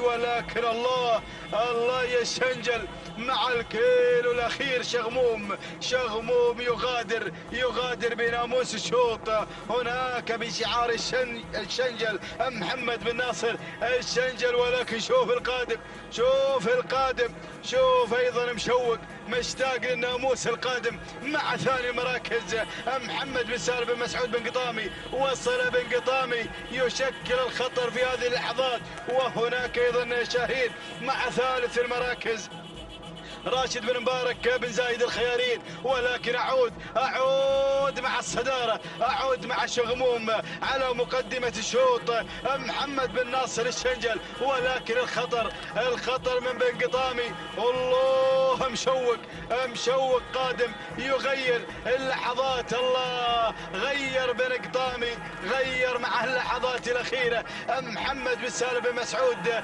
بن قطامي يغادر بالناموس، يغادر بهذا الفوز وهذا الانتصار مع مشوق مشاهدينا الكرام لمحمد بن سالم بن مسعود بن قطامي مع هذا الفوز مع هذا الانتصار. وهناك شغموم ايضا يعود شعار الشنجل مع اللحظات الاخيره. مشوق هنا مع الامتار الاخيره. مشوق لمحمد بن سالم بن مسعود بن قطامي يظفر بناموس هذا الشوط هنا مع لحظات الوصول. تهانينا والناموس لمالك مشوق محمد بن سالم بن مسعود بن قطامي ثاني المراكز. ووصل شغموم لمحمد بن ناصر بن محمد الشنجل. وثالث المراكز وصل مشاهدينا الكرام الهكر لحمد بن جار الله بن علي بن حسين البريدي. رابع المراكز وصل مشاهدينا الكرام بواج لحمد بن فاران بن علي المري. وخامس المراكز كان الوصول من سراب علي بن جابر بن صالح الشرقي. هكذا كانت النتيجة مشاهدينا الكرام. نعود بالتوقيت الزمني ولحظة وصول مشوق إلى خط النهاية 7 دقائق 32 ثانية 30 جزء من الثانية الثانية لمحمد بن سالم بن مسعود بن قطامي على هذا الفوز والانتصار. شغموم وصل في المركز الثاني ب7 دقائق 33 ثانية 9 أجزاء من الثانية الثانية لمحمد بن ناصر بن محمد الشنجل. بينما وصل في ثالث المراكز مشاهدينا الكرام كان الوصول مشاهدينا الكرام من الهكر ب7 دقائق 35 ثانية 32 جزء من الثانية الثانية لمالك الهكر حمد بن جار الله بن علي بن حسين البريدي. تهانينا والناموس للجميع.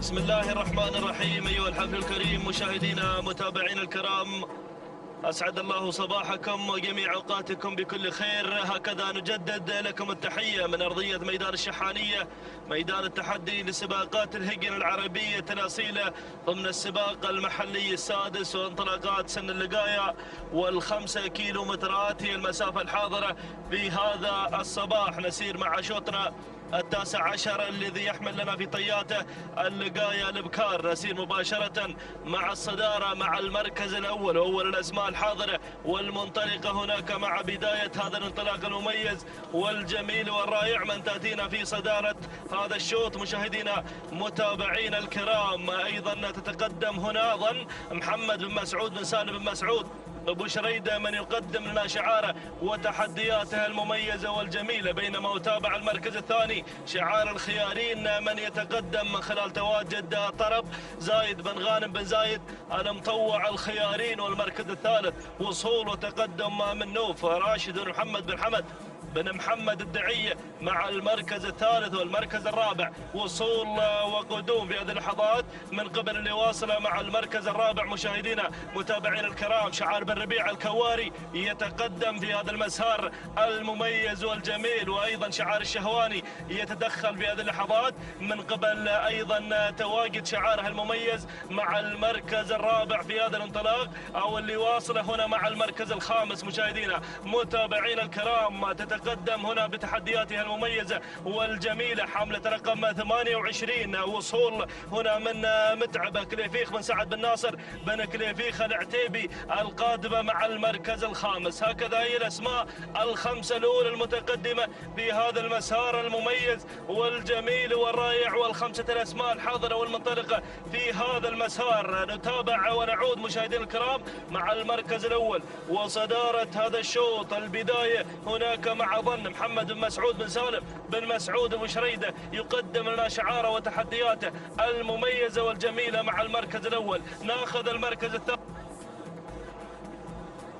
المركز الثاني شعار الخيارين من يتقدم من خلال تواجد مشاهدينا الكرام شعاره هناك مع طرب زايد بن غانم بن زايد المطوع الخيارين. والمركز الثالث وصول وتقدم من نوف راشد بن محمد بن حمد الدعية من يصل مع المركز الثالث.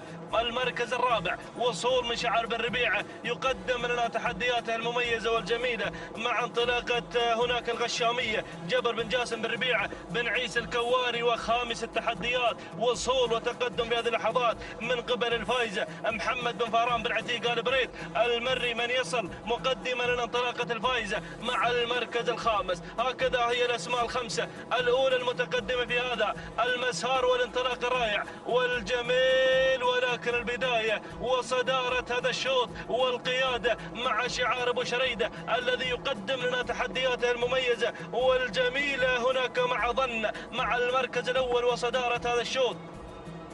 بينما يتابع المركز الثاني القدوم والوصول مع ثاني التحديات طرب زايد بن غانم بن زايد المطوع الخيارين مع المركز الثاني. المركز الثالث وصول وتقدم هنا في هذه اللحظات الغشامية تتقدم بشعار بن ربيعة يقدم لنا تحديات الغشامية جابر بن جاسم بن ربيعة بن عيسى الكواري. والمركز الرابع تصل وتتقدم أيضا في هذا المسار المميز والجميل مشاهدينا الكرام وصول هنا من نوف راشد بن محمد بن حمد بن محمد الدعية مع المركز الثالث في هذا المسار والرابع. المركز الخامس اللي تسللت في هذه اللحظات وصلت في هذا المسار معزة جابر بن طحنو بن جابر آل جبران. يصل بن جبران أيضا يقدم لنا تحدياته من خلال تواجد معزة في هذا الانطلاق والمسار المميز. ولكن عودة مع البداية عودة مع صدارة هذا الشوط القيادة والريادة هناك مع ظن مع المركز الأول أبو شريدة يقدم لنا ظن بتحدياتها المميزة والجميلة مع المركز الأول. الله يا ظن محمد بن مسعود بن سالم بن مسعود أبو شريدة. ولكن الخيارين يقدم لنا أيضا انطلاقة شعاره مع طرب زايد بن غانم بن زايد المطوع الخيارين. ووصل أيضا بن جبران يقدم لنا تحدياته المميزة من خلال تواجد أيضا معزة جابر بن طحنو بن جابر آل جبران المري.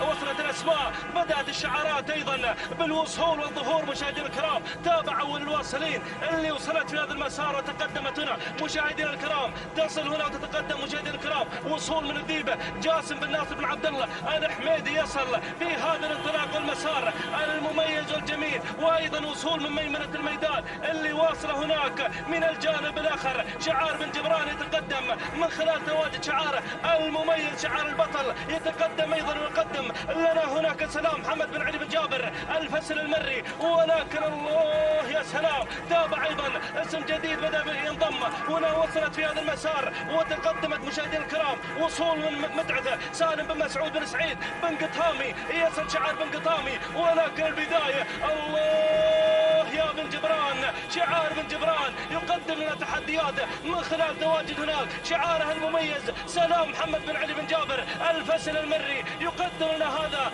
المسار المميز والجميل من خلال تواجد سلام مع البدايه. شعار الحميدي مع المركز الثاني يتقدم هناك مع ثاني التحديات. يقدم لنا الديبه جاسم بن ناصر بن عبد الله الحميدي والمركز الثالث. شعار الخيارين والمركز الرابع ابو شريده، ولكن سلام سلام سلام مع البدايه مع المركز الاول. شعار البطل يقدم لنا هذه التحديات المميزه والجميله والرائعه. الله يا سلام. سلام طارت بالناموس والانتصار. سلام على هذا الاداء المميز والجميل. سلام بن جبران، سلام لمحمد بن علي بن جابر الفسل المري، وتهانينا لسالم بن جبران على هذا الفوز وهذا الانتصار. واسعد الله صباحكم على هذا الفوز وهذا الانتصار. تهانينا والناموس لمحمد بن علي بن جابر الفسل المري المركز الثاني. وصلت مع المركز الثاني مشاهدينا الكرام الذيبه جاسم بن ناصر بن عبد الله الحميدي المركز الثالث. المركز الثالث وصلت طرب زايد بن غانم بن زايد المطوع الخيارين والمركز الرابع. المركز الرابع كان الوصول من الصلفه حمد بن علي بن محمد المالكي الهني المركز الخامس. المركز الخامس وصلت مشاهدينا الكرام مع المركز الخامس شبوب فيحان بن ظافر بن عبد الهادي الرشيد اليامي. هكذا مشاهدينا الكرام متابعينا الافاضل تابعنا هذا الشوط، ولكن حضر شعار بن جبران كعاده هذا الشعار الكبير وقدم لنا ايضا انطلاقه سلام 7 دقائق 33 ثانيه 17 جزء من الثانيه. تهانينا والناموس لمالكي سلام ايضا على هذا الفوز وهذا الانتصار. محمد بن علي بن جابر الفسل المري المركز الثاني. وصل شعار الحميدي وقدم ايضا لنا انطلاقه شعاره مع المركز الثاني. توقيتها الزمني 7 دقائق 36 ثانيه 5 اجزاء من الثانيه. تهانينا والناموس لجاسم بن ناصر بن عبد الله الحميدي. بينما المركز الثالث وصل شعار الخيارين وقدم لنا هذا الانطلاق المميز والجميل ايضا 7 دقائق 37 ثانيه 89 جزء من الثاني. تهانينا والناموس لمالك طرب زايد بن غانم بن زايد المطوع الخيارين. مشاهدينا الكرام مستمرين وتحدياتنا مستمره من ارضيه ميدان الشحانيه، ميدان التحدي لسباقات الهجن العربيه الاصيله. ينطلق شوط ال20 الخاص باللقايه. ايضا الابكار يسير هذا الشوط وايضا حاضر لنا في طياته هذه الاسماء الكبيره والشعارات المميزه الحاضره والمنطلقه بين حنايا هذا الميدان. نسير مع هذه الاسماء والشعارات والاعداد الكبيره المشاركه ايضا في هذا السباق، سباقنا المحلي السادس. نسير مشاهدينا الكرام مباشره مع البدايه مع المركز الاول، اول الاسماء الحاضره والمنطلقه هناك مع بدايه هذا الانطلاق المميز والجميل والمدشنه للنداء. هناك مع المركز الاول تتقدم في هذا المسار مشاهدينا الكرام هناك الوصول والقدوم في هذا الانطلاق المميز والجميل. برقيه محمد بن خالد العطيه المشاغب من يقدم لنا برقيه بتحدياتها المميزه والجميله مع المركز الاول. بينما المركز الثاني وتابع الوصول والقدوم مع ثاني التحديات في هذا المسار. تتقدم هنا جميله حمد بن سعيد بن حمد الفسل المري من يقدم لنا شعاره وتحدياته المميزه. بينما المركز الثالث وصول وقدوم مشاهدينا الكرام اللي تتقدم في هذا المسار ايضا القادمه هنا ضبي حمد بن عنزان بن محمد بن عنزان النعيمي. والمركز الرابع المركز الرابع وصول وقدوم في هذه اللحظات من قبل اللي واصل ذعاذيع راشد بن هادب بن محمد بن محسن بن نديله مع المركز الرابع. والمركز الخامس المركز الخامس وصول من الحذرة علي بن سالم بن جابر الجربوعي المري. هكذا هي الأسماء الخمسة الأولى المتقدمة في هذا المسار المميز والجميل الحاضرة بتحدياتها هنا مع الخمسة الأسماء الأولى المتقدمة في هذا الانطلاق والمسار المميز. ولكن عودة مع البداية، نعود مع صدارة هذا الشوط مع المركز الأول والبداية. الله يا سلام من تتقدم هنا في هذا الانطلاق المميز والجميل والرائع مع البداية مع المركز الأول حاملة رقم 44 هنا جميلة حمد بن سعيد بن حمد الفسل المري. يتقدم الأسماء بتحدياتها المميزة والجميلة والرائعة مع المركز الأول. المركز الثاني تتقدم هنا في هذا المسار المميز برقية محمد بن خالد بن عبد الله العطية مع المركز الثاني. المركز الثالث وصول وقدوم من شعر بن عنزان يقدم لنا تحديات الظبي حمد بن عنزان بن محمد بن عنزان النعيمي والمركز الرابع. هناك وصول وقدوم من ذعاذيع راشد بن هادي بن محمد بن محسن بن نديله مع المركز الرابع. والمركز الخامس اللي واصل في هذا المسار موده عبد الله بن حمد بن علي بن حمد العطيه مع المركز الخامس. هكذا هي الاسماء الخمسه المتقدمه في هذا المسار المميز والجميل الحاضره بتحدياتها في هذا الانطلاق والباحثه عن تسجيل نقطه صباحيه مميزه هنا في ارضيه ميدان التحدي. لكن العوده مع البدايه، العوده مع المركز الاول مع صداره هذا الشوط. من تتقدم هناك جميله بادائها وشكلها المميز ما شاء الله. تتقدم الاسماء هناك مع البدايه مع المركز الاول حمد بن سعيد بن حمد الفسل المري يقدم لنا تحدياته المميزه والجميله مع المركز الاول.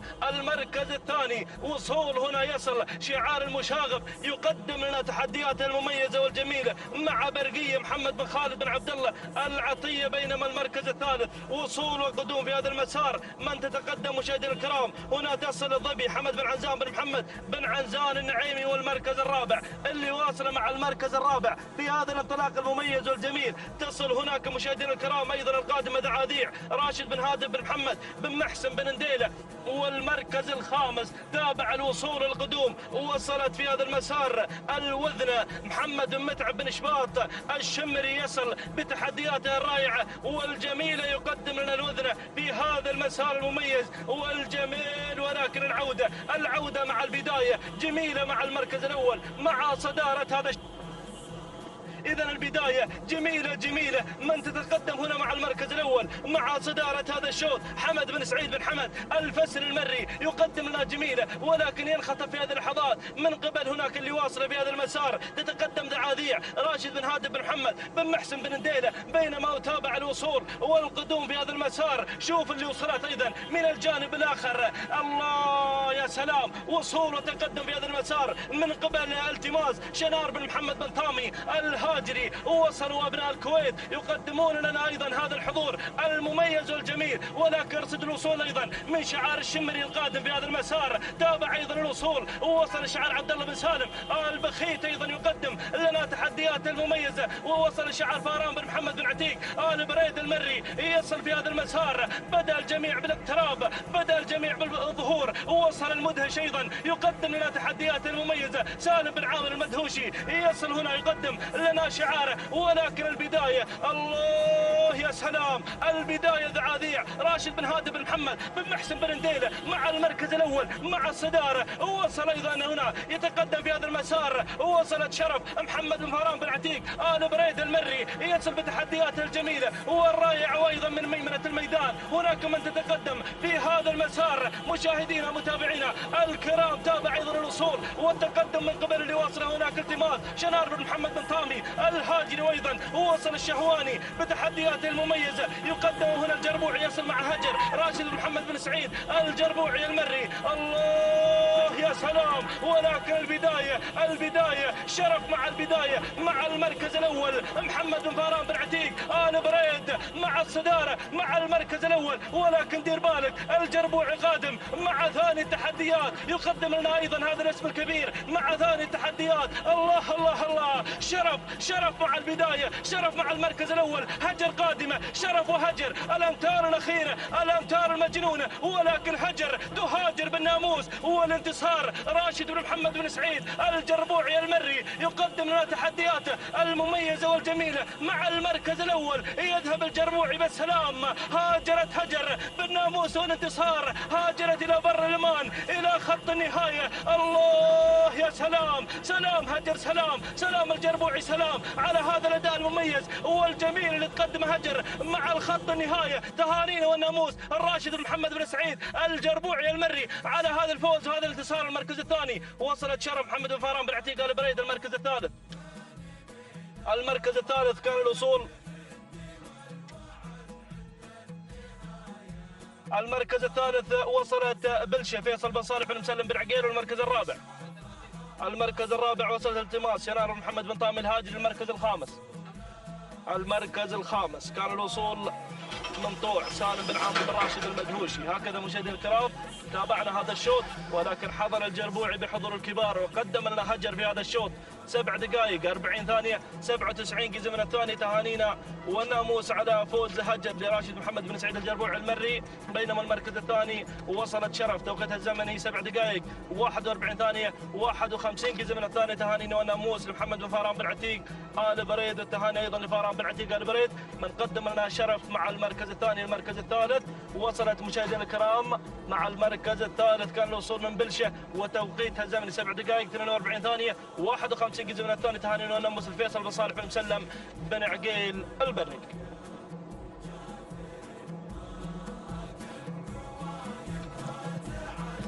بسم الله الرحمن الرحيم، بسم الله وعلى بركة الله. مشاهدينا متابعينا الكرام، انطلق بحفظ الله ورعاية شوطنا 21 من مجموع أشواطنا في هذا الصباح، يحمل لنا تحدي جديد ومنافسة أخرى أيضا من منافسات هذه الفترة الصباحية مع انطلاقات سن اللقاية واندفاعات شعارات أبناء القبائل. إذن يسير شوطنا 21 وانطلاقة تحمل لنا أعداد كبيرة منطلقة من فئة الإبكار مع سن اللقاية وهنا 5 كيلومترات.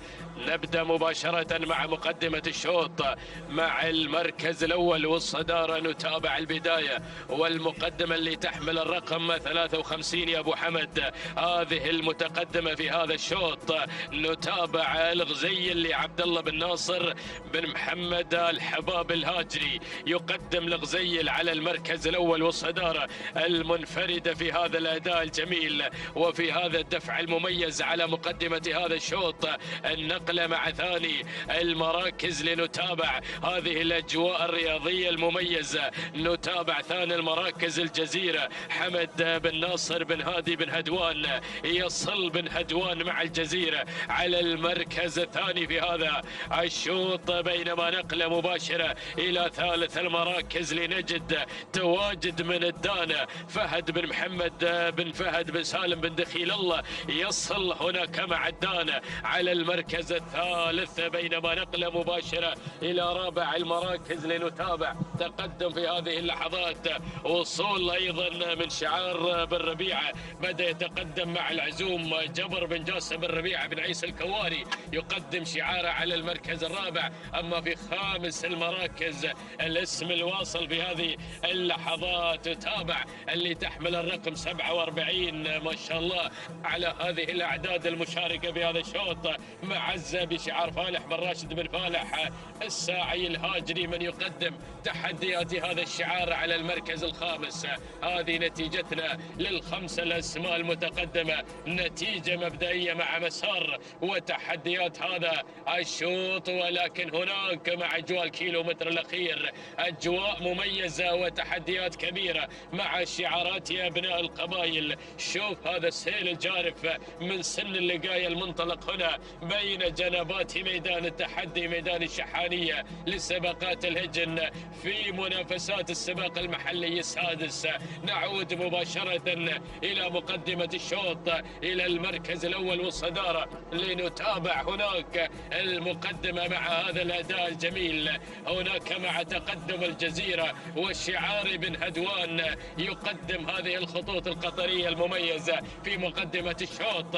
على المركز الأول حمد بن ناصر بن هادي بن هدوان من يقدم الجزيرة على المركز الأول وصدارة هذا الشوط. بينما النقلة مع ثاني المراكز وتابع اللي تراجعت على المركز الثاني هذه المتواجدة الغزيل اللي في ثاني المراكز عبد الله بن ناصر بن محمد الحباب الهاجري يقدم الغزيل في المركز الثاني. وثالث المراكز بدأ تقترب معزة مشاهدينا الكرام فالح بن راشد بن فالح الهاجري ينطلق مع تحديات معزة على المركز الثالث. ولكن وتابع رابع المراكز بدأ تقدم في هذه اللحظات والوصول الوصول من شعار بن فاران تتقدم الظبي لعتيق بن فاران بن عتيق البريد المري. وصل في هذا التحدي الجميل، ومن هناك ارصد الاسم المتدخل. وصل شعار الشنجل قادم بقوة في هذا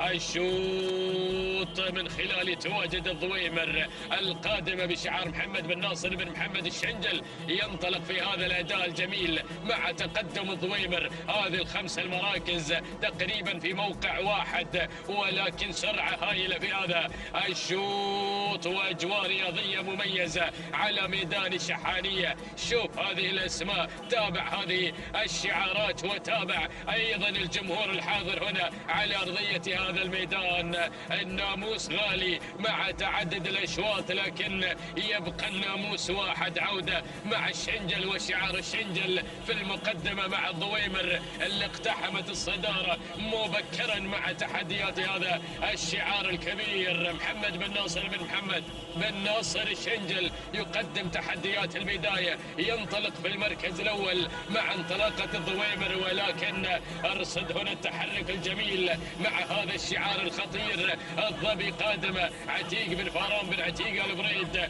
المري. خطير هذا الشعار مع تقدم الظبي على المركز الثاني، ولكن بن جبران في أول إذاعة يصل مع تحديات انتصاف. حمد بن هضبان بن حمد بن سعيد الفسل يقدم تحديات وانطلاقة انتصاف. وفي المركز الرابع تواجد وانطلاق جميل من قبل مزنة محمد بن حمد بن مسفر الشهواني. قادم الشهواني مع مزنة على المركز الرابع. هذه النتيجة، لكن عودة مع الأجواء النهائية، عودة مع التحديات الأخيرة. الله، اشتعلت المنافسة، المعركة طاحنة ما بين بن جبران وما بين بن فاران. الله الله الله الله الله، شوف هذه المنافسة الجميلة، ولكن البطل يقدم تحديات انتصاف على المركز الأول. حمد بن هضبان بن حمد بن سعيد الفسل يقدم تحديات البداية، ولكن هناك التحدي من الظبي في المركز الثاني. عتيق بن فاران بن عتيق البريد المري، ولكن الأقرب بن جبران مع تحديات انتصاف. من الرابح في هذا الشوط ما بين الثنتين؟ الصراع ما بين الظبي وانتصاف. اللحظات الأخيرة، اللحظات الخطيرة، وشعار الهديفي قادم بقوة هناك مع التحدي الجميل، ولكن بن جبران انتصاف اللي مشاهدينا الأعزاء حققت الناموس مع اللحظات الأخيرة، ولكن الخطر هناك مع شعار أيضا وتحدي كبير من الهديفي، ولكن بن جبران يحقق النقطة الثانية في صباح هذا اليوم مع تحديات انتصاف. تهانينا لحمد بن هضبان بن حمد بن سعيد الفسل على فوز انتصاف بالمركز الأول، بينما ثاني المراكز وصلت معزة لحمد بن غانم بن سلطان الهديفي مع اللحظات الأخيرة. فاجأتنا في هذا التحدي الجميل. وفي ثالث المراكز، المركز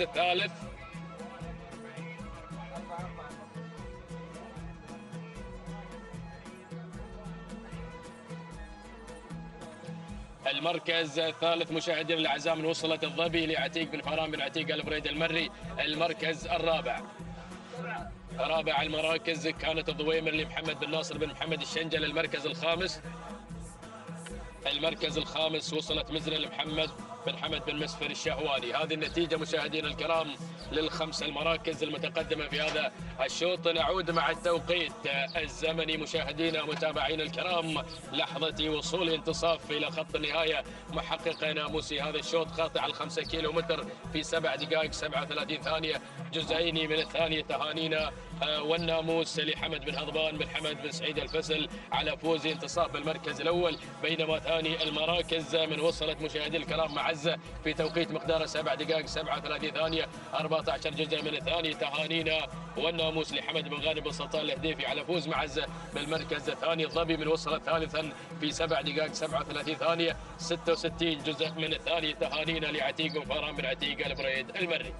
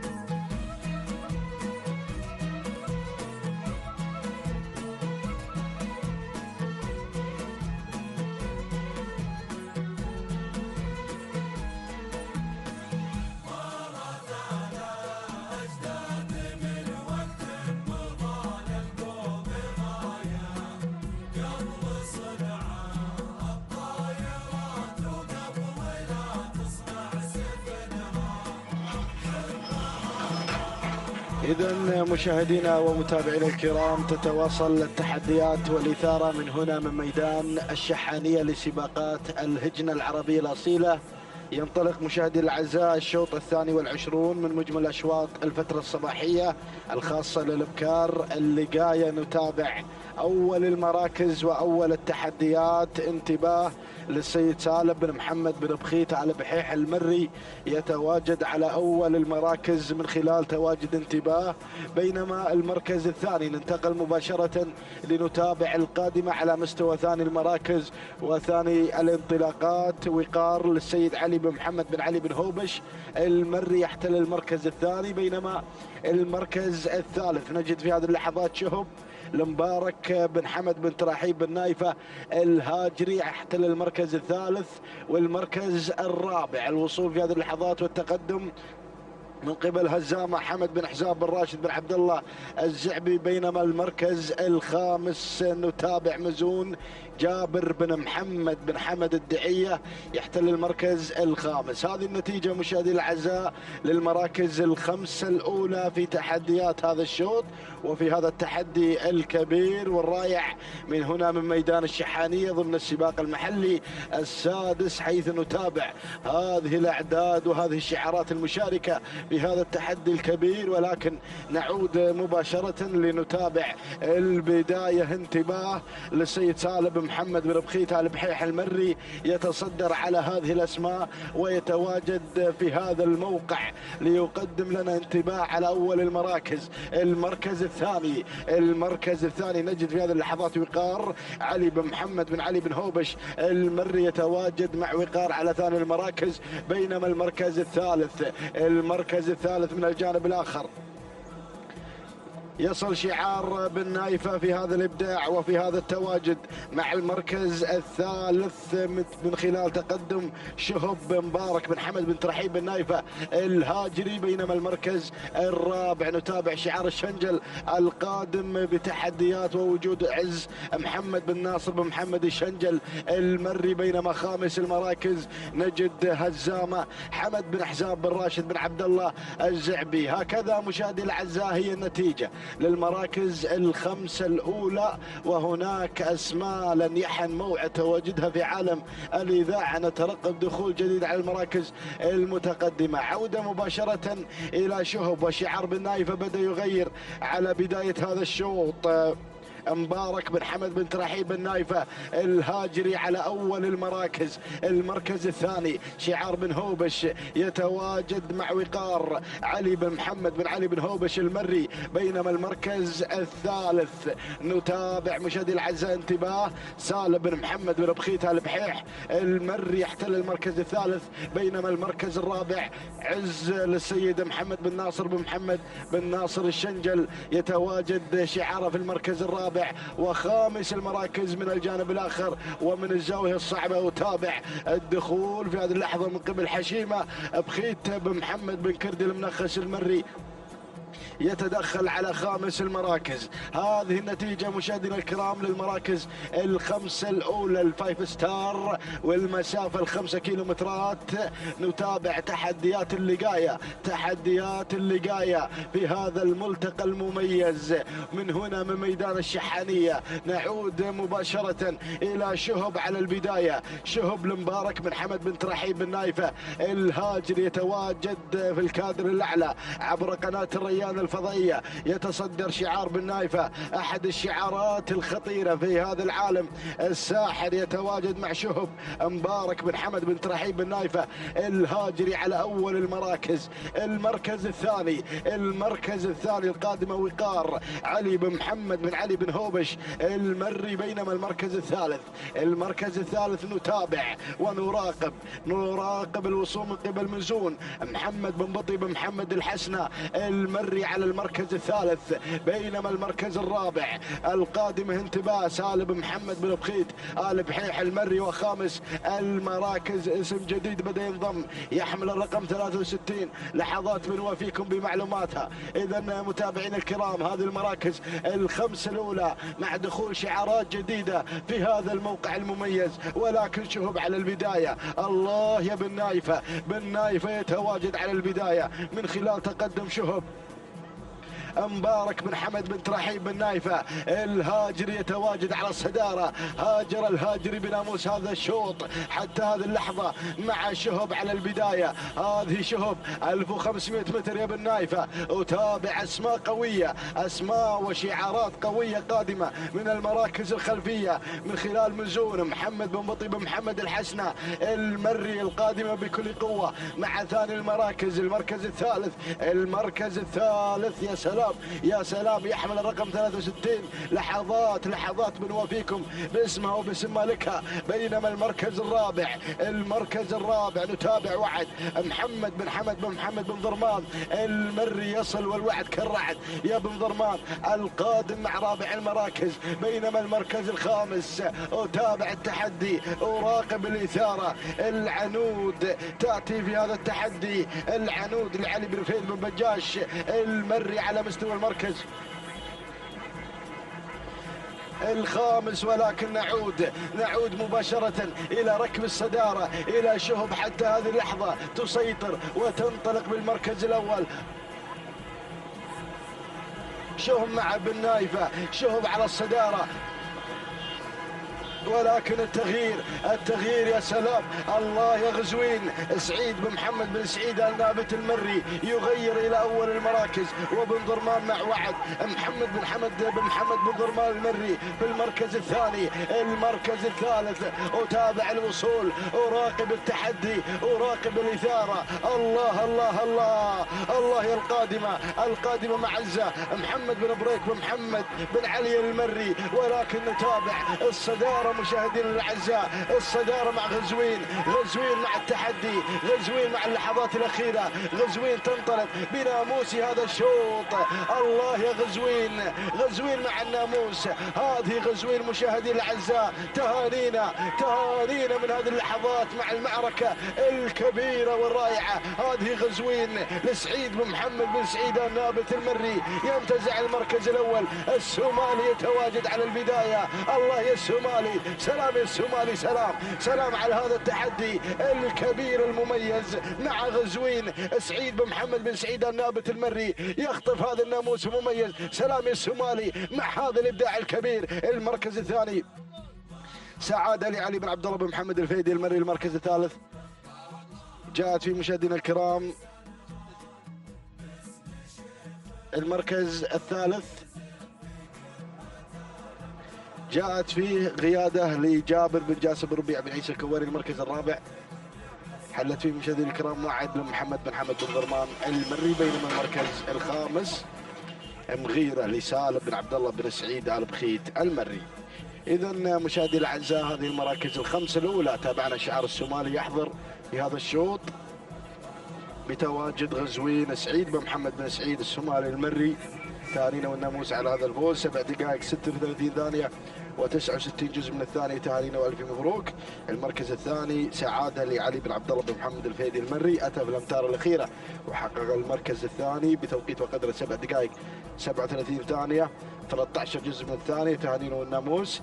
المركز الثالث رقمه 61 من الأسماء المضافة في هذا الشوط. 7 دقائق 37 ثانية و57 جزء من الثانية. تهانينا والناموس لجميع الفائزين.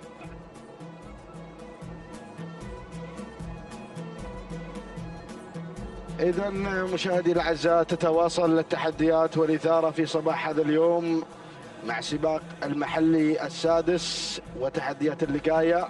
نتابع انطلاقة الشوط 23 وهو الشوط الأول الخاص للإنتاج والمنتجين، شوط رئيسي للإبكار. نتابع هذه الأسماء والشعارات المتناثرة على أرضية ميدان التحدي، ميدان الشحانية. نتابع أول المراكز ونفتتح النداء مع وسام لسعد بن نهار بن ناصر بن ماجد النعيمي على مستوى المركز الأول. بينما المركز الثاني القادمة أقدار لصالح بن حمد القمرة يتواجد مع المركز الثاني بمتابعة المحمداني. يتابع هذا الشعار الكبير شعار السندباد القطري. بينما المركز الثاني الوصول من قبل التاريخية لمسعود بن محمد بن مسعود بن قطامي المري على المركز الثالث والمركز الرابع. رابع التحديات، رابع المراكز وصلت في هذه اللحظة، وتنطلق مشاهدين الأعزاء تنويه محمد بن سعيد بن محمد بن علي بن سفران المري. وخامس التحديات أجد في هذه اللحظة الظبي لمسفر بن علي بن مسفر بن سفران المري يتواجد في المركز الخامس. هذه المراكز الخمس الأولى. النداء الأول أذعناها على مسامعكم مشاهدين الأعزاء، ونتحول مباشرة إلى المركز الأول لنتابع المقدمة والصدارة. نتابع وسن لسعد بن نهار بن ناصر بن ماجد النعيمي، يقدم وسن على أول المراكز، بينما المركز الثاني من الجانب الآخر تتواجد التاريخية لمسعود بن محمد بن مسعود بن قطامي المري، يتواجد هنا شعاره في المركز الثاني بتواجد التاريخية. وثالث المراكز هذه مشاهدينا الكرام القادمة تنويه محمد بن سعيد بن محمد بن علي بن سفران المري، يقدم تنويه في المركز الثالث. ناخذ المركز الرابع. المركز الرابع أقدار لصالح بن حمد القمرة يتواجد في المركز الرابع، بينما المركز الخامس الظبي مسفر بن علي بن مسفر بن سفران المري يتواجد في المركز الخامس. هذه النتيجة مشاهدي الأعزاء مع تحديات اللقاية، تحديات اللقاية في هذا اليوم وفي هذا السباق المحلي السادس. نتابع هذه الانطلاقات المتميزة هنا على أرضية ميدان الشحانية، ولكن نعود إلى التاريخية. التاريخية تسيطر على مجريات هذا الشوط وتتواجد في الصدارة. التاريخية للسيد مسعود بن محمد بن مسعود بن قطامي المري على أول المراكز، بينما المركز الثاني أرى الملاحقة والملازمة مشاهدينا الأعزاء من قبل شعار النعيمي، يقدم وسن للسيد ناصر أو سعد بن نهار بن ناصر بن ماجد النعيمي على المركز الثاني والمركز الثالث. المركز الثالث هذه مشاهدينا الكرام القادمة تنويه محمد بن سعيد بن محمد بن علي بن سفران المري، بينما المركز الرابع أقدار بشعار القمرة بشعار السندباد يتواجد في المركز الرابع مع أقدار صالح بن حمد القمرة المري. والمضمر هنا مشاهدينا الأعزاء المحمداني يتابع هذا الانطلاق على رابع المراكز. المركز الخامس ينضم شعار الشنجل القادم بتحديات نخوة محمد بن ناصر بن محمد بن ناصر الشنجل المري، بدأ يغير من مركز إلى مركز وفي طريق الانتزاع المركز الأول. هذه النتيجة مشاهدينا الكرام للمراكز الخمسة الأولى، ولكن نعود إلى نخوة اللي غيرت من المركز الخامس حتى المركز الرابع إلى الثالث إلى الثاني إلى الأول. هذه نخوة بشعار الشنجل يقدم نخوة في الانطلاق الكبير وبهذا الحضور المميز لشعاره المتميز محمد بن ناصر بن محمد بن ناصر الشنجل المري على أول المراكز، بينما المركز الثاني التاريخية تسيطر على ثاني المراكز مسعود بن محمد بن مسعود بن قطامي المري، ولكن القادمة أقدار لصالح بن حمد القمرة، بينما المركز الرابع وسن سعد بن نهار بن ناصر بن ماجد النعيمي، ولكن أرى التسلل، أرى الانطلاق من قبل عسيلة تصل لأول إذاعة في هذا الشوط في المركز الخامس لزيد بن راشد بن زيد بن محسن بن ديلة المري، ولكن القادمة أحلى. القادمة في هذه اللحظة وصلت بيضة لجابر بن فهد بن محمد بن زبدان المري، وهنا أيضا شعار جديد شعار بن نايفة مع شديدة في وقت الشدة بالانطلاق المميز ترحيب بن حمد بن ترحيب بن نايفة الهاجري، وهنا أيضا مشاهدي الأعزاء اسم قادم بكل قوة بروق خميس بن محمد بن خميس بن عويضة المريخي، ولكن نذهب إلى نخوة تسيطر بدون أي أوامر ولا تعليمات، تفتتح أجواء الكيلو المتر الأخير، تتواجد في عمق التحدي في عمق الإثارة. نخوة للسيد محمد بن ناصر بن محمد بن ناصر الشنجل المري، ولكن اللي غيرت التاريخية مسعود بن محمد بن مسعود بن قطامي المري على المركز الأول، ولكن القادمة بيضة جابر بن فهد بن محمد الزبدان المري يحتل المركز الثالث. المركز الرابع أتابع القدوم الكبير والرائع من قبل غزالة مبارك بن عبد الله بن مسلم بن سفران المري. وهنا أيضا مشاهدين الأعزاء شعار الصعاق، ولكن نعود إلى البداية، نعود إلى المعركة الكبيرة لنتابع تحديات التاريخية في المركز الأول، التاريخية مع الصدارة مع الانطلاق الأول. هنا مشاهدينا الأعزاء مسعود بن محمد بن مسعود بن قطامي المري يقدم التاريخية، ولكن الصعاق قادم بكل قوة مع ضبا عبد العزيز بن محمد بن علي بن متعب الصعاق المري مع ثاني المراكز.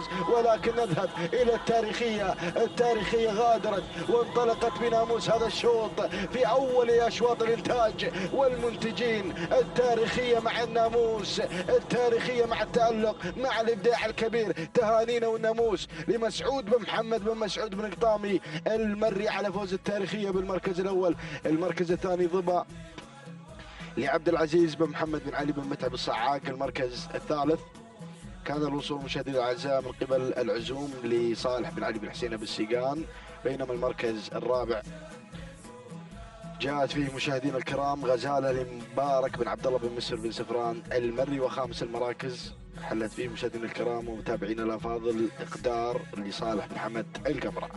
اذا مشاهدينا الاعزاء هذه المراكز الخمس الاولى تهانينا والناموس لجميع الفائزين. نهني مالك التاريخية من فازت بناموس هذا الشوط في اول اشواط الانتاج والمنتجين للابكار اللقاية. نتابع التوقيت الزمني ولحظة الوصول إلى خط النهاية. تابعنا أقدار هنا مشاهدينا الأعزاء التاريخية، وتابعنا كذلك شعار الصعاق، ولكن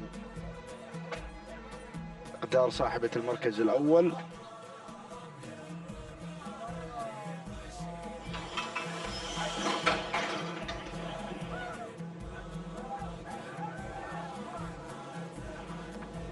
إذا مشاهدينا الأعزاء نتابع التوقيت الزمني، توقيت المركز الأول يا مخرجنا.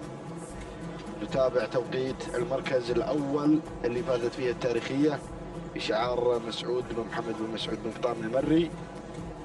هذه مشاهدينا الأعزاء كما نتابع على شاشة قناة الريان الفضائية. توقيت ضبا صاحبة المركز الثاني، ضبا لعبد العزيز. المركز الثاني التوقيت الزمني لضبا لعبد العزيز بن محمد بن علي بن متعب الصعاق المري، والتوقيت الزمني 7 دقائق 37 ثانية 95 جزء من الثاني تهانين وناموس. بينما المركز الثالث أتى شعار بالسيقان مع العزوم صالح بن علي بن حسين بالسيقان المري، والتوقيت الزمني 7 دقائق 38 ثانية و95 جزء من الثاني تهانين وناموس لجميع الفائزين. بينما المركز الأول التاريخية ونعتذر من مالكها عن التوقيت الزمني، تهانينا والناموس لمالك التاريخية مسعود بن محمد بن مسعود بن قطامي المري من فاز بناموس الشوط الماضي.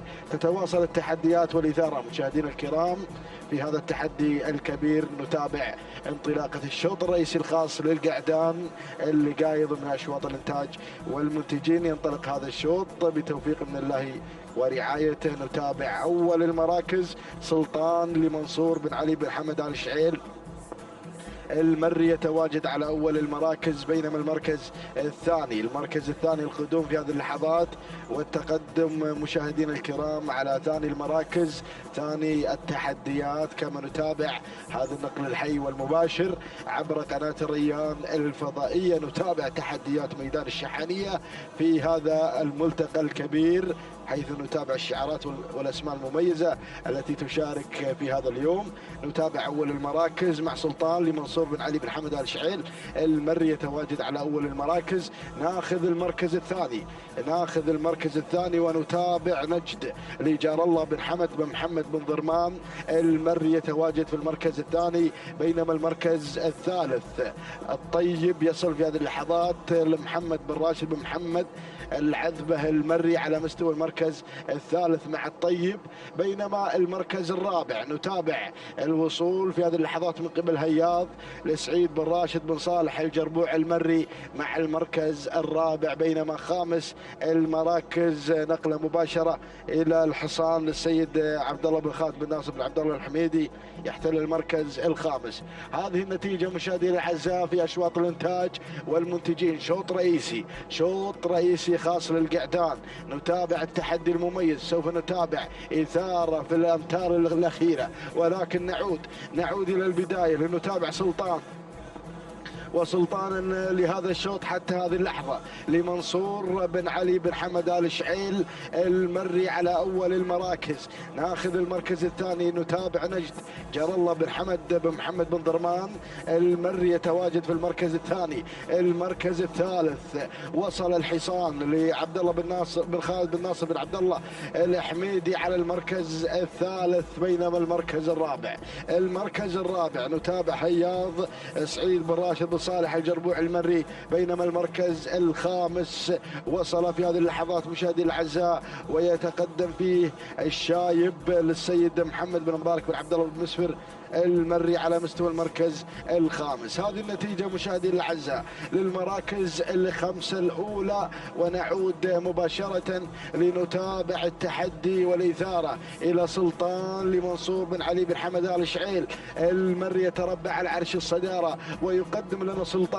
سلطان على البداية، سلطان مع التحدي، ولكن القادم نجد جار الله بن حمد بن محمد بن ضرمان المري مع ثاني المراكز. بينما المركز الثالث الشايب في ريعان شبابه يتواجد على ثلاث المراكز، محمد بن مبارك بن عبد الله بن مسفر المري على المركز الثالث، ولكن القادم حصان على مستوى المركز الرابع لعبد الله بن خالد بن ناصر بن عبد الله الحميدي. بينما المركز الخامس شعار بن جبران يصل في هذه اللحظات ويتقدم على خامس المراكز.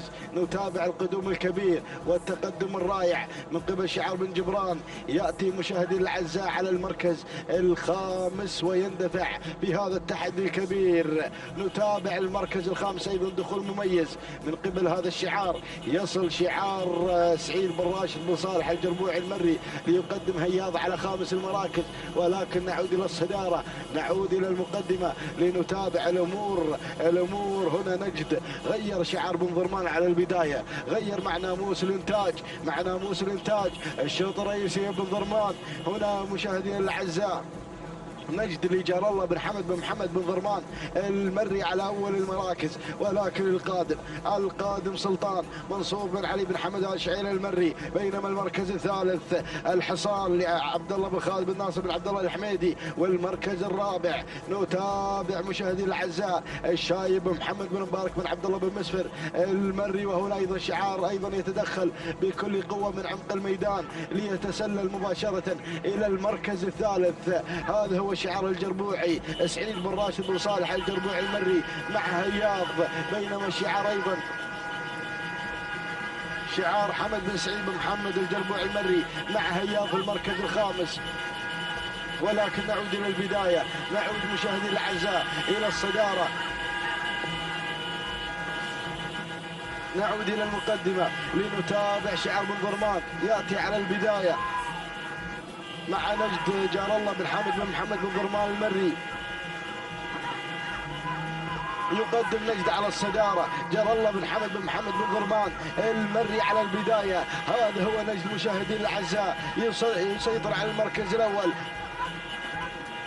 أهالي أم المقارين يتابعون شعار بن ضرمان، يتابعونك بن ضرمان، يتابعون نجد المسيطر بناموس هذا الشوط مع الشوط الرئيسي الاول الخاص للانتاج.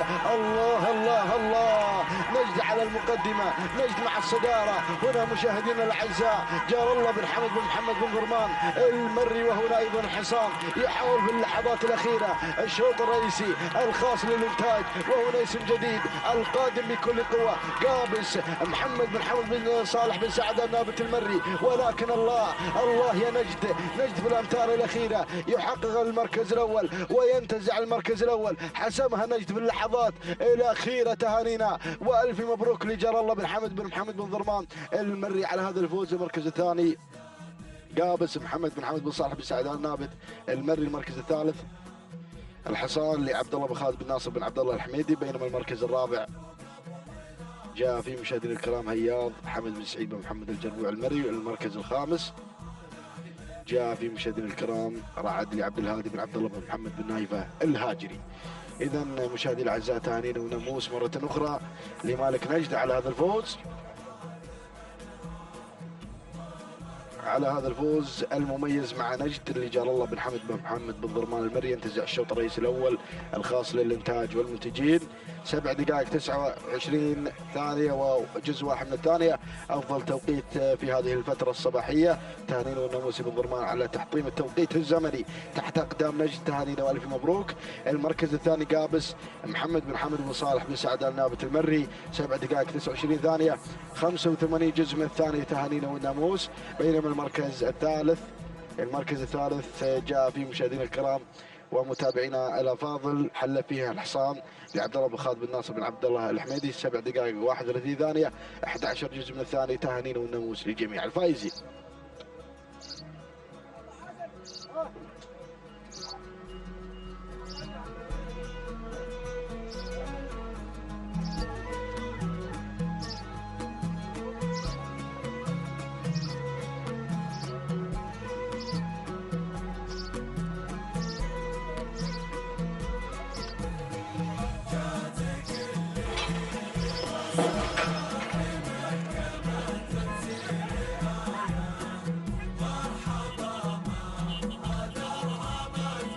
بسم الله الرحمن الرحيم، بسم الله نبدأ وعلى بركة الله نستعين. مشاهدينا الكرام متابعينا الأفاضل، انطلق على بركة الله الشوط 25 على بركة الله يسير هذا الشوط بحفظ الله ورعايته، يحمل لنا تحدي جديد في هذه الفترة الصباحية. نتابع هذه الأجواء الرياضية الممتعة على ميدان الشحانية لسباقات الهجن في منافسات السباق المحلي السادس. شوط للإبكار مشاهدينا الأعزاء ينطلق هنا مع رحلة 5 كيلو مترات، ونبدأ مباشرة بالتعرف على الأسماء المتقدمة مع المركز الأول والصدارة. هذه ثقة في مقدمة الشوط، سالم بن محمد بن بخيت البحيح المري من ينطلق مع ثقة على المركز الأول وصدارة هذا الشوط. النقلة مع ثاني المراكز نتابع التقدم من عالية مسعود بن جار الله بن سالم أبو شريدة من يقدم عالية على المركز الثاني في انطلاقة وتحديات هذا الشوط، بينما نتابع المركز الثالث في هذا الأداء الجميل. شعار خليفة بن خليفة العطية يتواجد في تحديات هذا الشوط مع ثالث المراكز في هذا التقدم الجميل ومع هذه الزحمة مع انطلاقات سن اللقاية. شوط أيضا من الشواط الإنتاجي والمنتجين، الناموس غالي، الناموس بناموسين مع هذه الأشواط الجميلة مع شواط الإنتاج مع هذه الزحمة اللي نتابعها على ميدان الشحانية ميدان التحدي. ما شاء الله وصلنا مع المركز الرابع، نتابع هذا التقدم الجميل في هذه اللحظات مع هذه الأسماء. وفي رابع المراكز يتابع التدخل في هذه اللحظات والتقدم من الواعي هادي بن محمد بن راشد آل زبدان المري. وفي المركز الخامس وصول وتقدم جميل في هذه اللحظات أيضا من قبل شواهين محمد بن حسين بن محمد آل جرحب من يقدم شعاره الشطرنجي على المركز الخامس. هذه النتيجة للخمسة الأسماء المتقدمة، الخمسة الأسماء المنطلقة في هذا الشوط. ولكن شوف الأعداد القادمة مشاهدين الكرام مع أشواط الإنتاج مع أشواط المنتجين في تحديات هذه الفترة الصباحية. نعود مباشرة إلى المقدمة إلى الصدارة والبداية لنتابع مقدمة الشوط.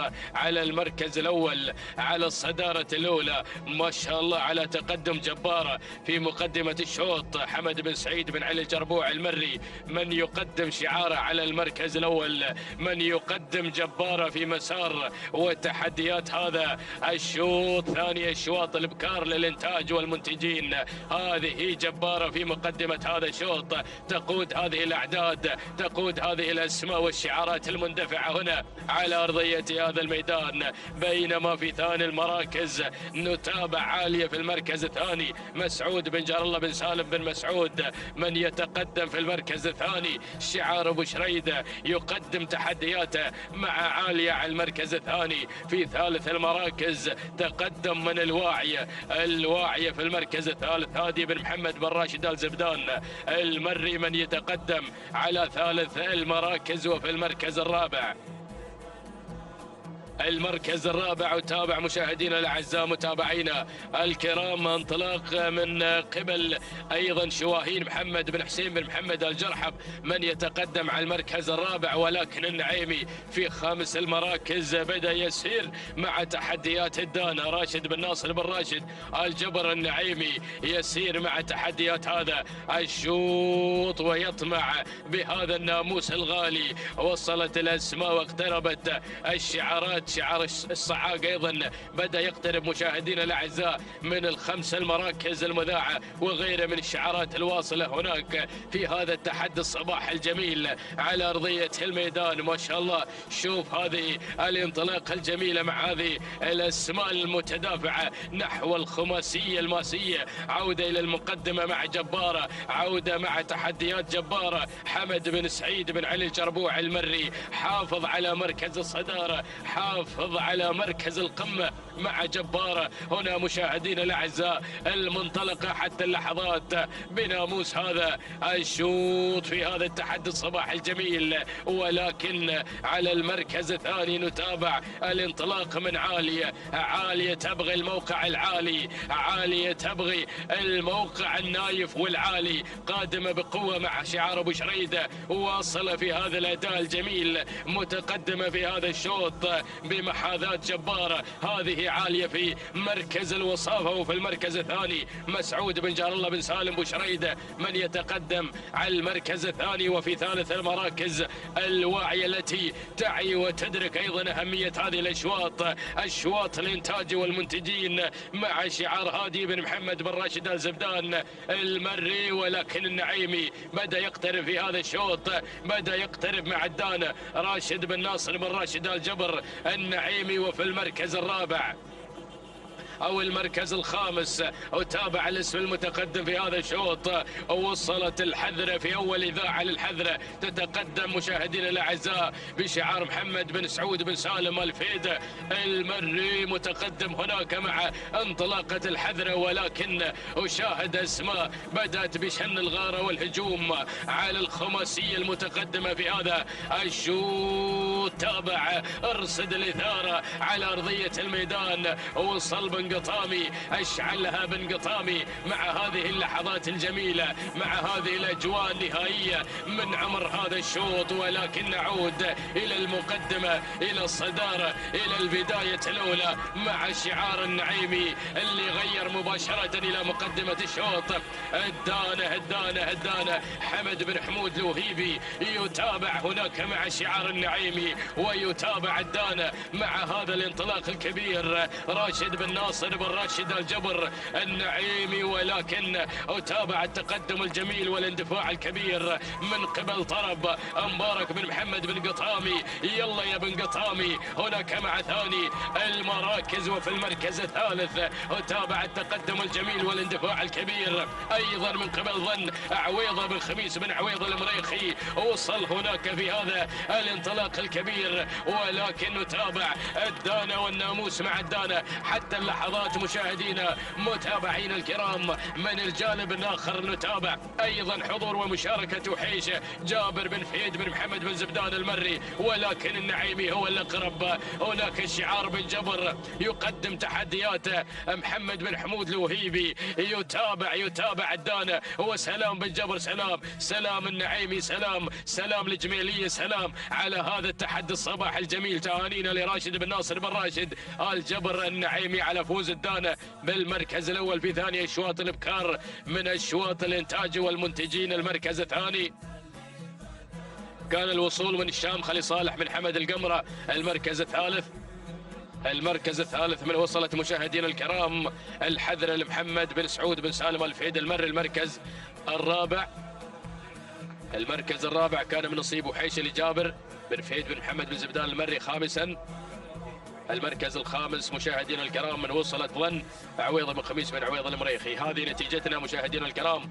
نعود مع توقيت الدانة ولحظة وصولها إلى خط النهاية محققة ناموس هذا الشوط وقاطع 5 كيلومتر في فترة زمنية مقدارها 7 دقائق 36 ثانية وجزءا يتيما من الثانية. تهانينا والناموس لراشد بن ناصر بن راشد الجبر النعيمي، وسلام للجميلية، سلام على هذا الإنتاج المتميز مع شعار النعيمي. المركز الثاني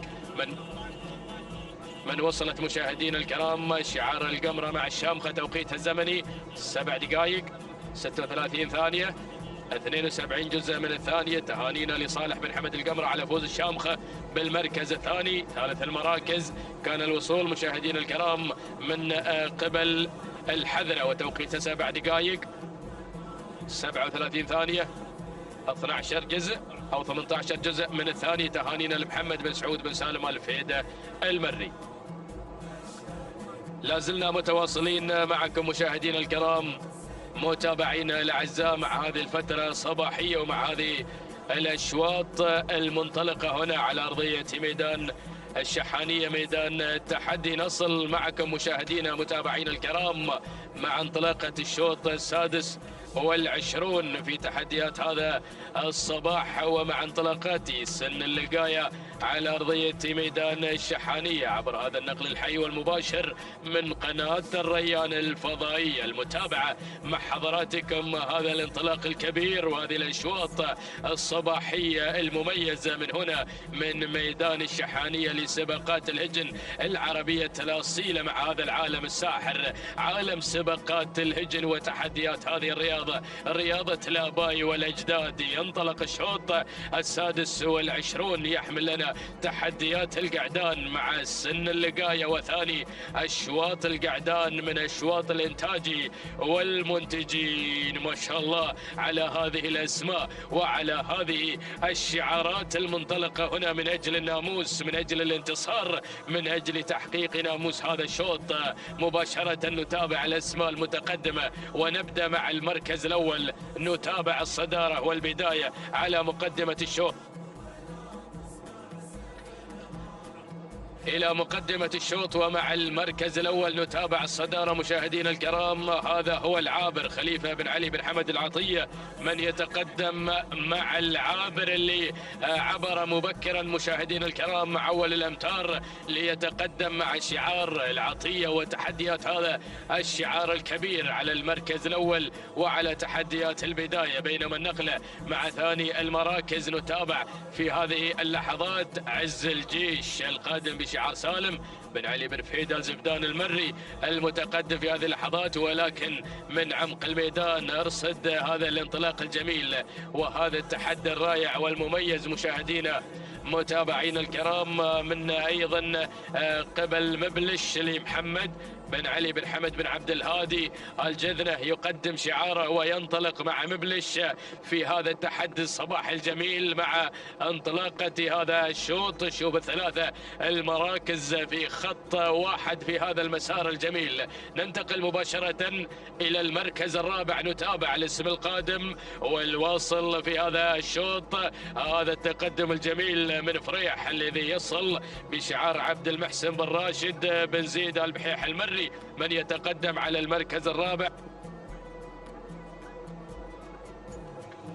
وفي خامس المراكز مشاهدينا الكرام أتابع مغادر الواصل في هذا الشوط محمد بن سعود بن ناصر العجمي وقادم شعار العجمي في هذا الأداء المتميز الجميل على المركز الخامس لنختم الندى مع تحديات هذا الشعار. هذه الأسماء القادمة مشاهدينا الكرام خلف دائرة الندى. شوف هذا الأداء الجميل مع تحديات القعدان ومنافسة وتحدي كبير من كل الشعارات المشاركة، من كل الشعارات المنطلقة هنا على أرضية هذا الميدان. نعود مباشرة إلى تحديات البداية. شوف المثلث الذهبي هناك في مقدمة الشوط بقيادة مبلش اللي غير مباشرة إلى المقدمة. هذا هو مبلش لمحمد بن علي بن حمد بن عبد الهادي الجذنة من يقدم مبلش على المركز الأول على تحديات البداية. بينما وفي ثاني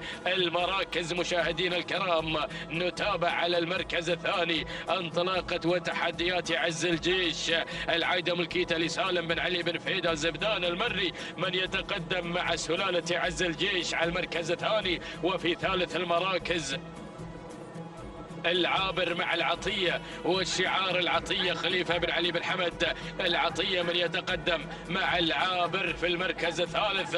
ناخذ المركز الرابع. رابع المراكز مشاهدينا متابعين الكرام فريح في المركز الرابع في تحديات هذا الشوط عبد المحسن بن راشد بن زيد البحيح المري من يتقدم على المركز الرابع. وفي خامس المراكز وصلكم الوحش في هذا الشوط ولكن من هناك شعار البخيت بدأ يتقدم في هذا الشوط من خلال تقدم وانطلاقة حضر سالم بن عبد الله بن سعيد بن محمد البخيت بدأ يقترب مشاهدينا الكرام ليتقدم مع هذا الأداء الجميل ومع حضر في المركز الخامس. هذه النتيجة لكن بدأت الأسماء بالاقتراب. شوف الشعارات التي بدأت مشاهدينا الأعزاء متابعين الكرام بالتدافع هنا مع هذا الانطلاق الجميل ولكن عودة مع التحديات الأولى. ما شاء الله هنا الموقع بوابة الكيلومتر الأخير هنا التحديات الأخيرة مع الألف المثير مشاهدينا الكرام مبلش مبلش مبلش أبلش الجميع حتى اللحظات مبلش مشاهدينا الأعزاء. محمد بن علي بن حمد بن عبد الهادي يقدم مبلش مع الناموس يقدم مبلش مع الانتصار يقدم مبلش في هذا الأداء الكبير بينما على المركز الثاني وتابع التواجد والانطلاق من فريح. وفي ثالث المراكز وصل رياض عبد الله بن سعيد بن محمد المري ولكن تابع الاسم الواصل هجام هجام في هذه اللحظات بشعار محمد بن مبارك بن سالم بن جار الله المري ولكن عودة إلى المقدمة مع تحديات البداية لا زال مبلش في مقدمة الشوط ولكن الله الرياض القادم بقوة في هذا الشوط عينه على الناموس مع النجومية الرائعة عبد الله بن سعيد بن محمد بن سعيد المري. الله الله الله الله الله يا راعي رياض اللي يتقدم في هذه اللحظات وبدأ ينطلق نحو الناموس والانتصار. هنا مشاهدينا متابعينا الكرام يلا يا راعي رياض حافظ على هذا الموقع الجميل حافظ على الصدارة الخطر قادم. أشوف الاسم الواصل في هذه اللحظات هناك مغامر قادم بقوة مع اللحظات الأخيرة. يا سلام محمد بن سعود العجمي قادم وهذا هو مشاهدينا الأعزاء شاهين ولكن رياض وشاهين مع اللحظات الأخيرة ولكن الرياض ولا شاهين مشاهدينا الأعزاء مشاهدينا متابعينا الكرام نتركها أيضا مع الفوت والفينش. ناخذ المركز الثالث. عموما في ثالث المراكز مشاهدينا متابعينا الكرام كان الوصول من هجام محمد بن مبارك بن سالم بن جار الله المري. المركز الرابع مشاهدينا الكرام من وصل مبلش محمد بن علي بن حمد بن عبد الهادي الجذنة. وفي خامس المركز الخامس ختال محمد بن سعيد بن محمد بن قحيز. هذه نتيجتنا ولكن نعود مشاهدينا متابعين الكرام مع اللحظات الأخيرة. مشاهدينا متابعين الكرام لحظة دخول شاهين ورياض إلى خط نهاية. مشاهدينا الكرام إن أمكن يا مخرجنا عطنا الفوت والفينش في تحديات هذا الشوط.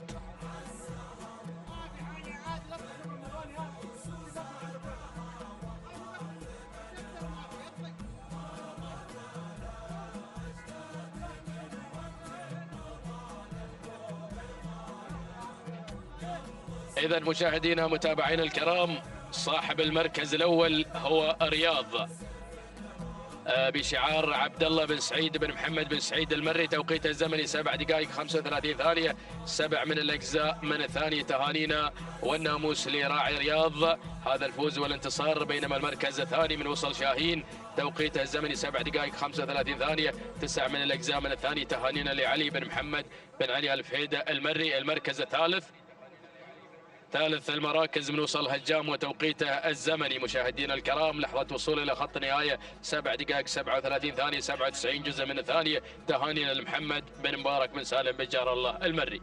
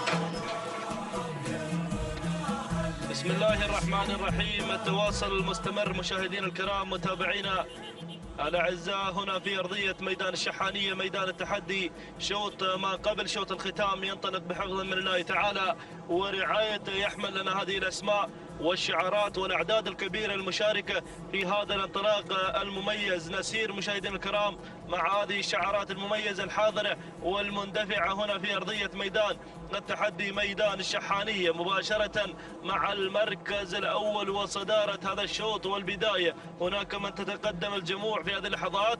البداية مع لبرقة بشعار عبد الله بن طالب بن صالح بن عقيل، من يقدم لنا أيضا انطلاقة لبرقة مع المركز الأول وصدارة هذا الشوط، بينما أتابع المركز الثاني وصول وتقدم في هذه اللحظات من قبل جمايل محمد بن علي بن حمد بن هوبش المري مع المركز الثاني والمركز الثالث.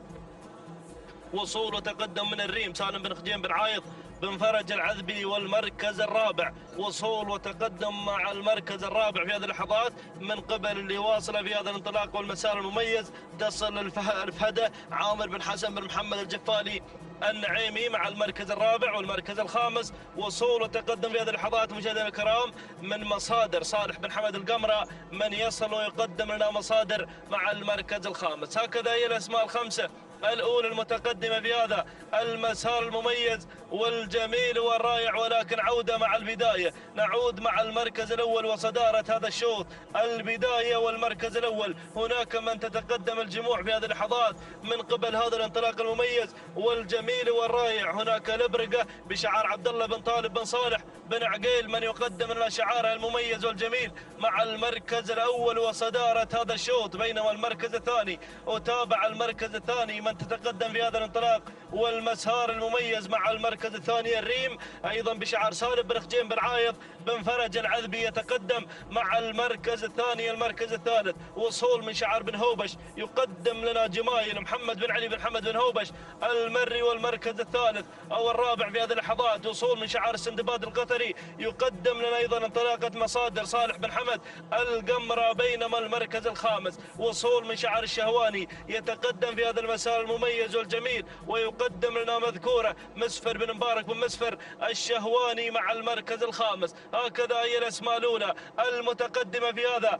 الانطلاق والمسار المميز والجميل والرائع. ولكن الريم غيرت وانتقلت انتقالة مباشرة نحو صدارة هذا الشوط بشكلها المميز وشعارها الرائع. هناك مع البداية وصدارة هذا الشوط سالم بن خجين بن عايض بن فرج العذبي يقدم لنا تحديات شعارها المميز والجميل مع المركز الأول. بينما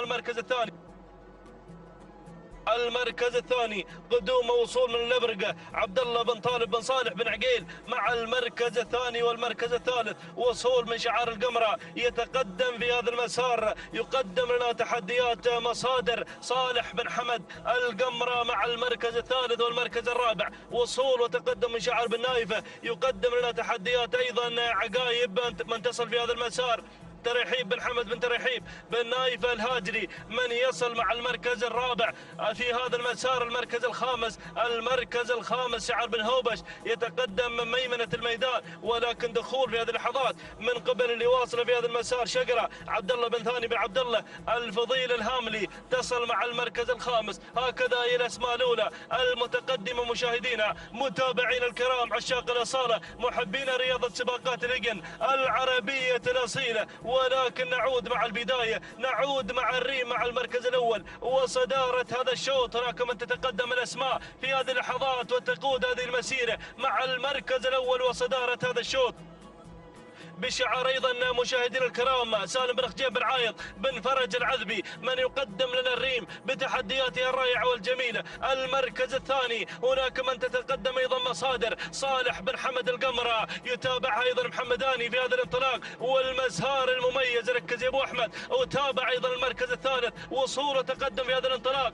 والمسار المميز القادمه في هذا الانطلاق. تابع من تتسلل من ميمنه الميدان بشعارها الابيض ايضا المميز المميز والجميل والرائع. من الجانب الآخر شعار بن فراج، هنا من يتقدم، أو هنا مشاهدينا الكرام وصول وقدوم في هذا المسار من قبل طب محسن بن علي بن مبارك بن سالم الفراج. المركز الرابع شعار بن نايفة يقدم لنا أيضا انطلاقة عقايب مع المركز الرابع في هذا الانطلاق والمسار المميز. يقدم لنا هذا الأداء الرائع ترحيب بن حمد بن ترحيب بن نايفة. بينما المركز الخامس وصول وتقدم من خامس المراكز في هذا المسار ياسر شعار بالعرج يقدم لنا تحديات المميزة والجميلة من خلال أيضا تواجد الذيبة عبد الله بن صالح بن سعيد الجربوعي المري. لكن العودة مع البداية، الريم مع المركز الأول لا تزال هي سيدة الموقف في هذا المسار المميز والجميل. يا سلام يا الريم، من تتقدم في هذا الانطلاق سالم بن خجين بن عايض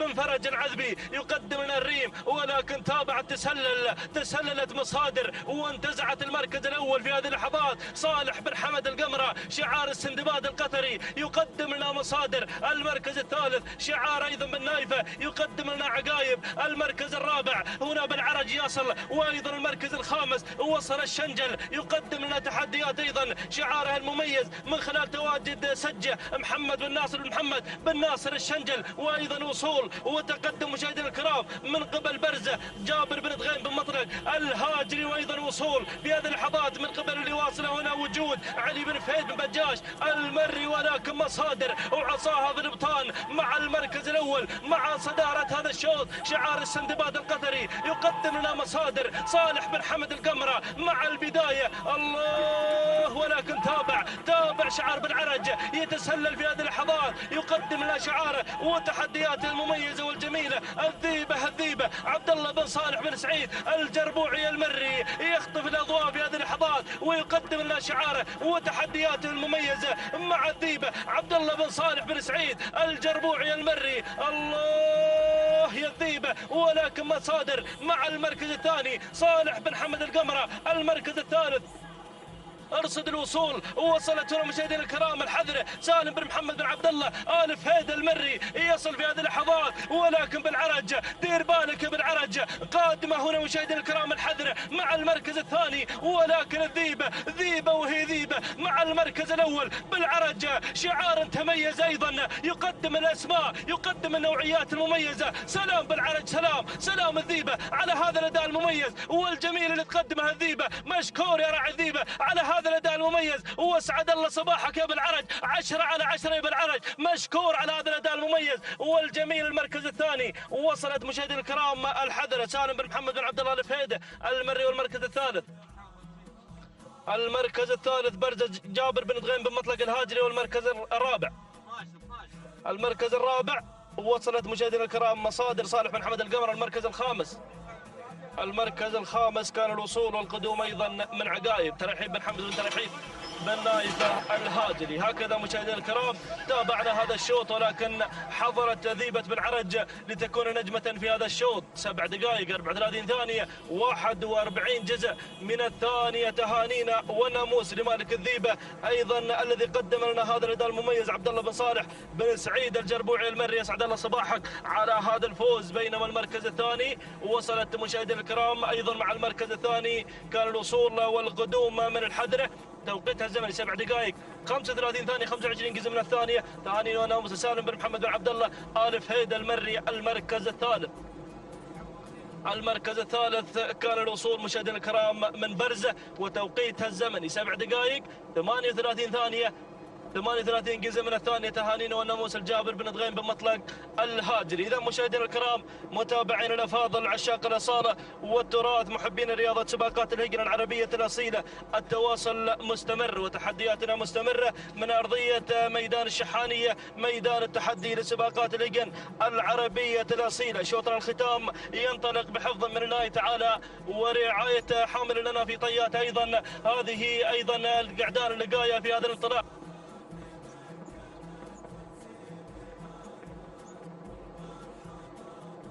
إذا نسير مشاهدينا الكرام متابعينا الأفاضل مع هذه الأسماء الحاضرة والمنطلقة في مسار وتحديات هذا الشوط مباشرة مع المركز الأول وصدارة هذا الشوط. من يتقدم الجموع بهذا المسار هناك مع البداية خريمة لخليفة بن علي بن حمد العطية يقدم لنا شعاره وتحدياته المميزة والجميلة مع المركز الأول، بينما المركز الثاني أتابع الوصول من شاهين محمد بن جار الله بن حمد بن ضرمان يقدم لنا شعاره وتحدياته أيضا مع المركز الثاني. والمركز الثالث وصول وقدوم هناك أيضا من زاهي متعب بن سعيد بن محمد بن سعيد بن قحيز مع المركز الثالث. المركز الرابع وصول وقدوم من شعار الزبداني يقدم لنا أيضا تحديات شعاره مع المركز الرابع في هذا المسار من خلال تواجد الفهد سالم بن علي بن فهد آل زبدان المري، سالم بن علي بن فهد آل زبدان المري. المركز الخامس وصول وتقدم مشاهدينا الكرام من قبل اللي واصل عفرين ناصر بن عبد الله بن ناصر آل حفيظ المري يصل مع المركز الخامس. هكذا هي الأسماء الخمسة الأولى المتقدمة في هذا المسار المميز والانطلاق الجميل والرائع. ولكن عودة مع البداية، نعود مع المركز الأول وصدارة هذا الشوط. البداية والمركز الأول هناك مع شعار العطية الذي يقدم لنا تحدياته الرائعة والجميلة مع المركز الأول. يقدم لنا أيضا انطلاقة هناك مشاهدينا الكرام خليفة بن حمد العطية يقدم لنا هذا الاسم الكبير المميز مع المركز الأول. المركز الثاني شعار بن ضرمان يتقدم من خلال تواجد شاهين محمد بن جار الله بن حمد بن ضرمان المري. المركز الثالث وصول من شعار بن قحيز يقدم لنا زاهي متعب بن سعيد بن محمد بن سعيد بن قحيز. المركز الرابع وصول وتقدم في هذه اللحظات من قبل اللي واصل مع المركز الرابع مشاهدينا الكرام يصل الفهد سالم بن علي بن فهد آل زبدان المري. والمركز الخامس وتابع الوصول من شعار بن حفيظ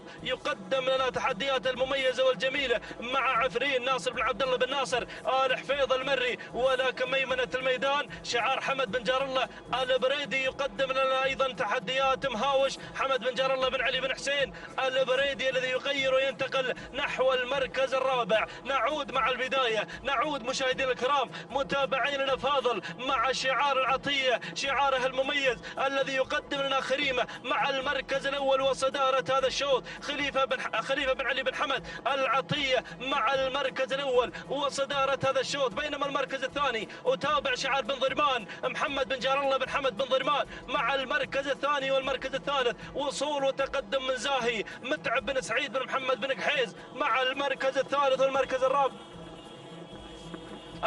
الرابع وصول وتقدم في هذه اللحظات من قبل الفهد سالم بن علي بن فهد آل زبدان المري. ووصل شعار حمد بن جار الله بن حسين البريدي يقدم لنا مهاوش وايضا رصد الوصول من ميمنة الميدان. وصل هنا الشبل عبيد بن راشد بن سالم آل سنيد المري يصل ويقدم لنا شعاره وتحدياته المميزة والجميلة. ولكن البداية وصدارة هذا الشوط مع شعار العطية الذي يقدم لنا خريمة وركز يلي حافي بن زويد. هناك أيضا من يتابع انطلاقة خريمة مع البداية مع المركز الأول. المركز الثاني بن ضرمان يتقدم مع ثاني تحديات من خلال تواجد شاهين محمد بن جار الله بن حمد بن ضرمان أيضا مع ثاني التحديات. المركز الثالث يتقدم شعار بن سنيد يقدم لنا أيضا الشبل عبيد بن راشد بن سالم آل سنيد المري. المركز الرابع شعار بن حسين يصل شعار حمد بن جار الله يقدم لنا مهاوش في هذا المسار المميز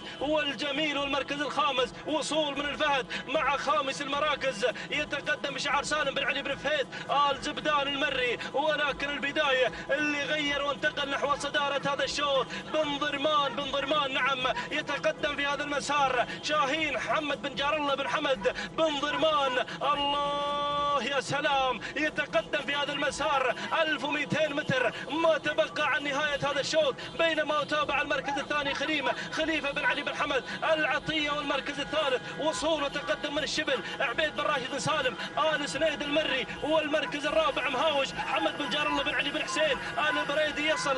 ولكن البداية والمركز الأول مع بن ضرمان.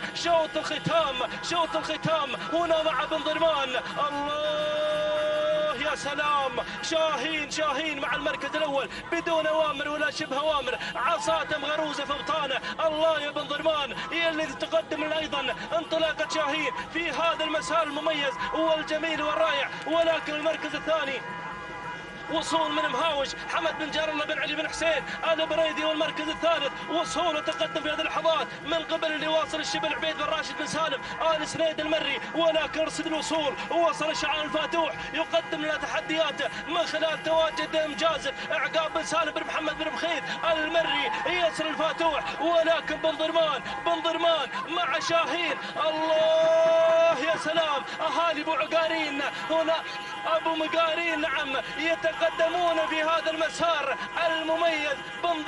بن ضرمان يقدم لنا تحدياته، يقدم لنا شاهين مع شوط الختام مع بن ضرمان مع شاهين. سلام بن ضرمان، سلام شاهين، سلام على هذا الاداء المميز والجميل والرائع. الله، اهالي ابو مقارين يتقدمون. سلام ام المقارين، سلام على هذا الاداء، وسلام يا بن ضرمان. اسعد الله صباحكم على هذا الفوز والانتصار، هنيالكم الناموس والانتصار، تهانينا والناموس على هذا الفوز.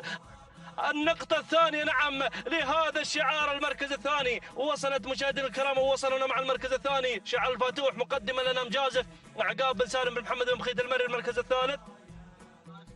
المركز الثالث كان الوصول من صوغان ترحيب بن حمد بن ترحيب بن نايفة. المركز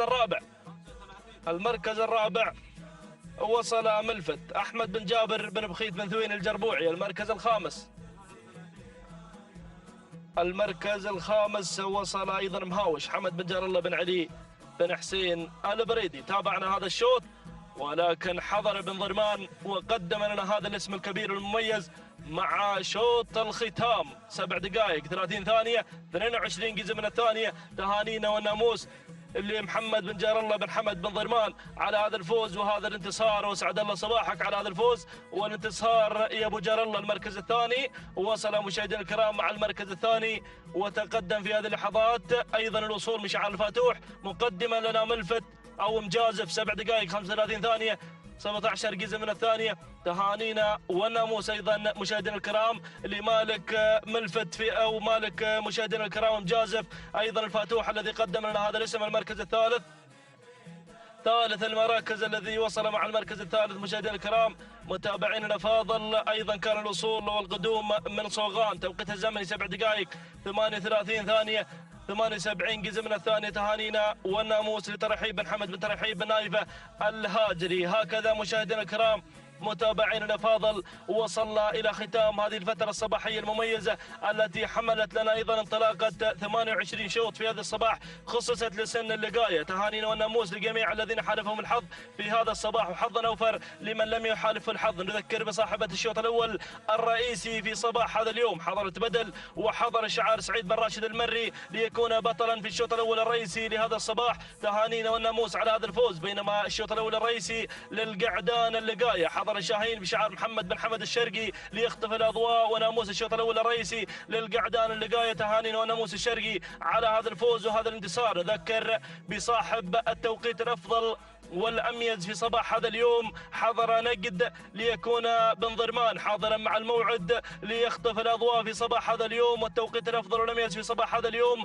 مع نجد صاحب ايضا الشوط الرابع والعشرون في صباح هذا اليوم جار الله بن حمد بن ضرمان المري الذي قدم لنا نجد، وتوقيت الزمن 7 دقائق 29 ثانيه جزءا يتيما من الثانيه. تهانينا والناموس جار الله بن حمد بن ضرمان المري على هذا الفوز وهذا الانتصار. اذا مشاهدينا الكرام وصلنا للختام على امل اللقاء بكم في الفتره المسائيه وايضا انطلاقات سن اللقايه. الى ذلك الحين نترككم بحفظ من الله تعالى ورعايته.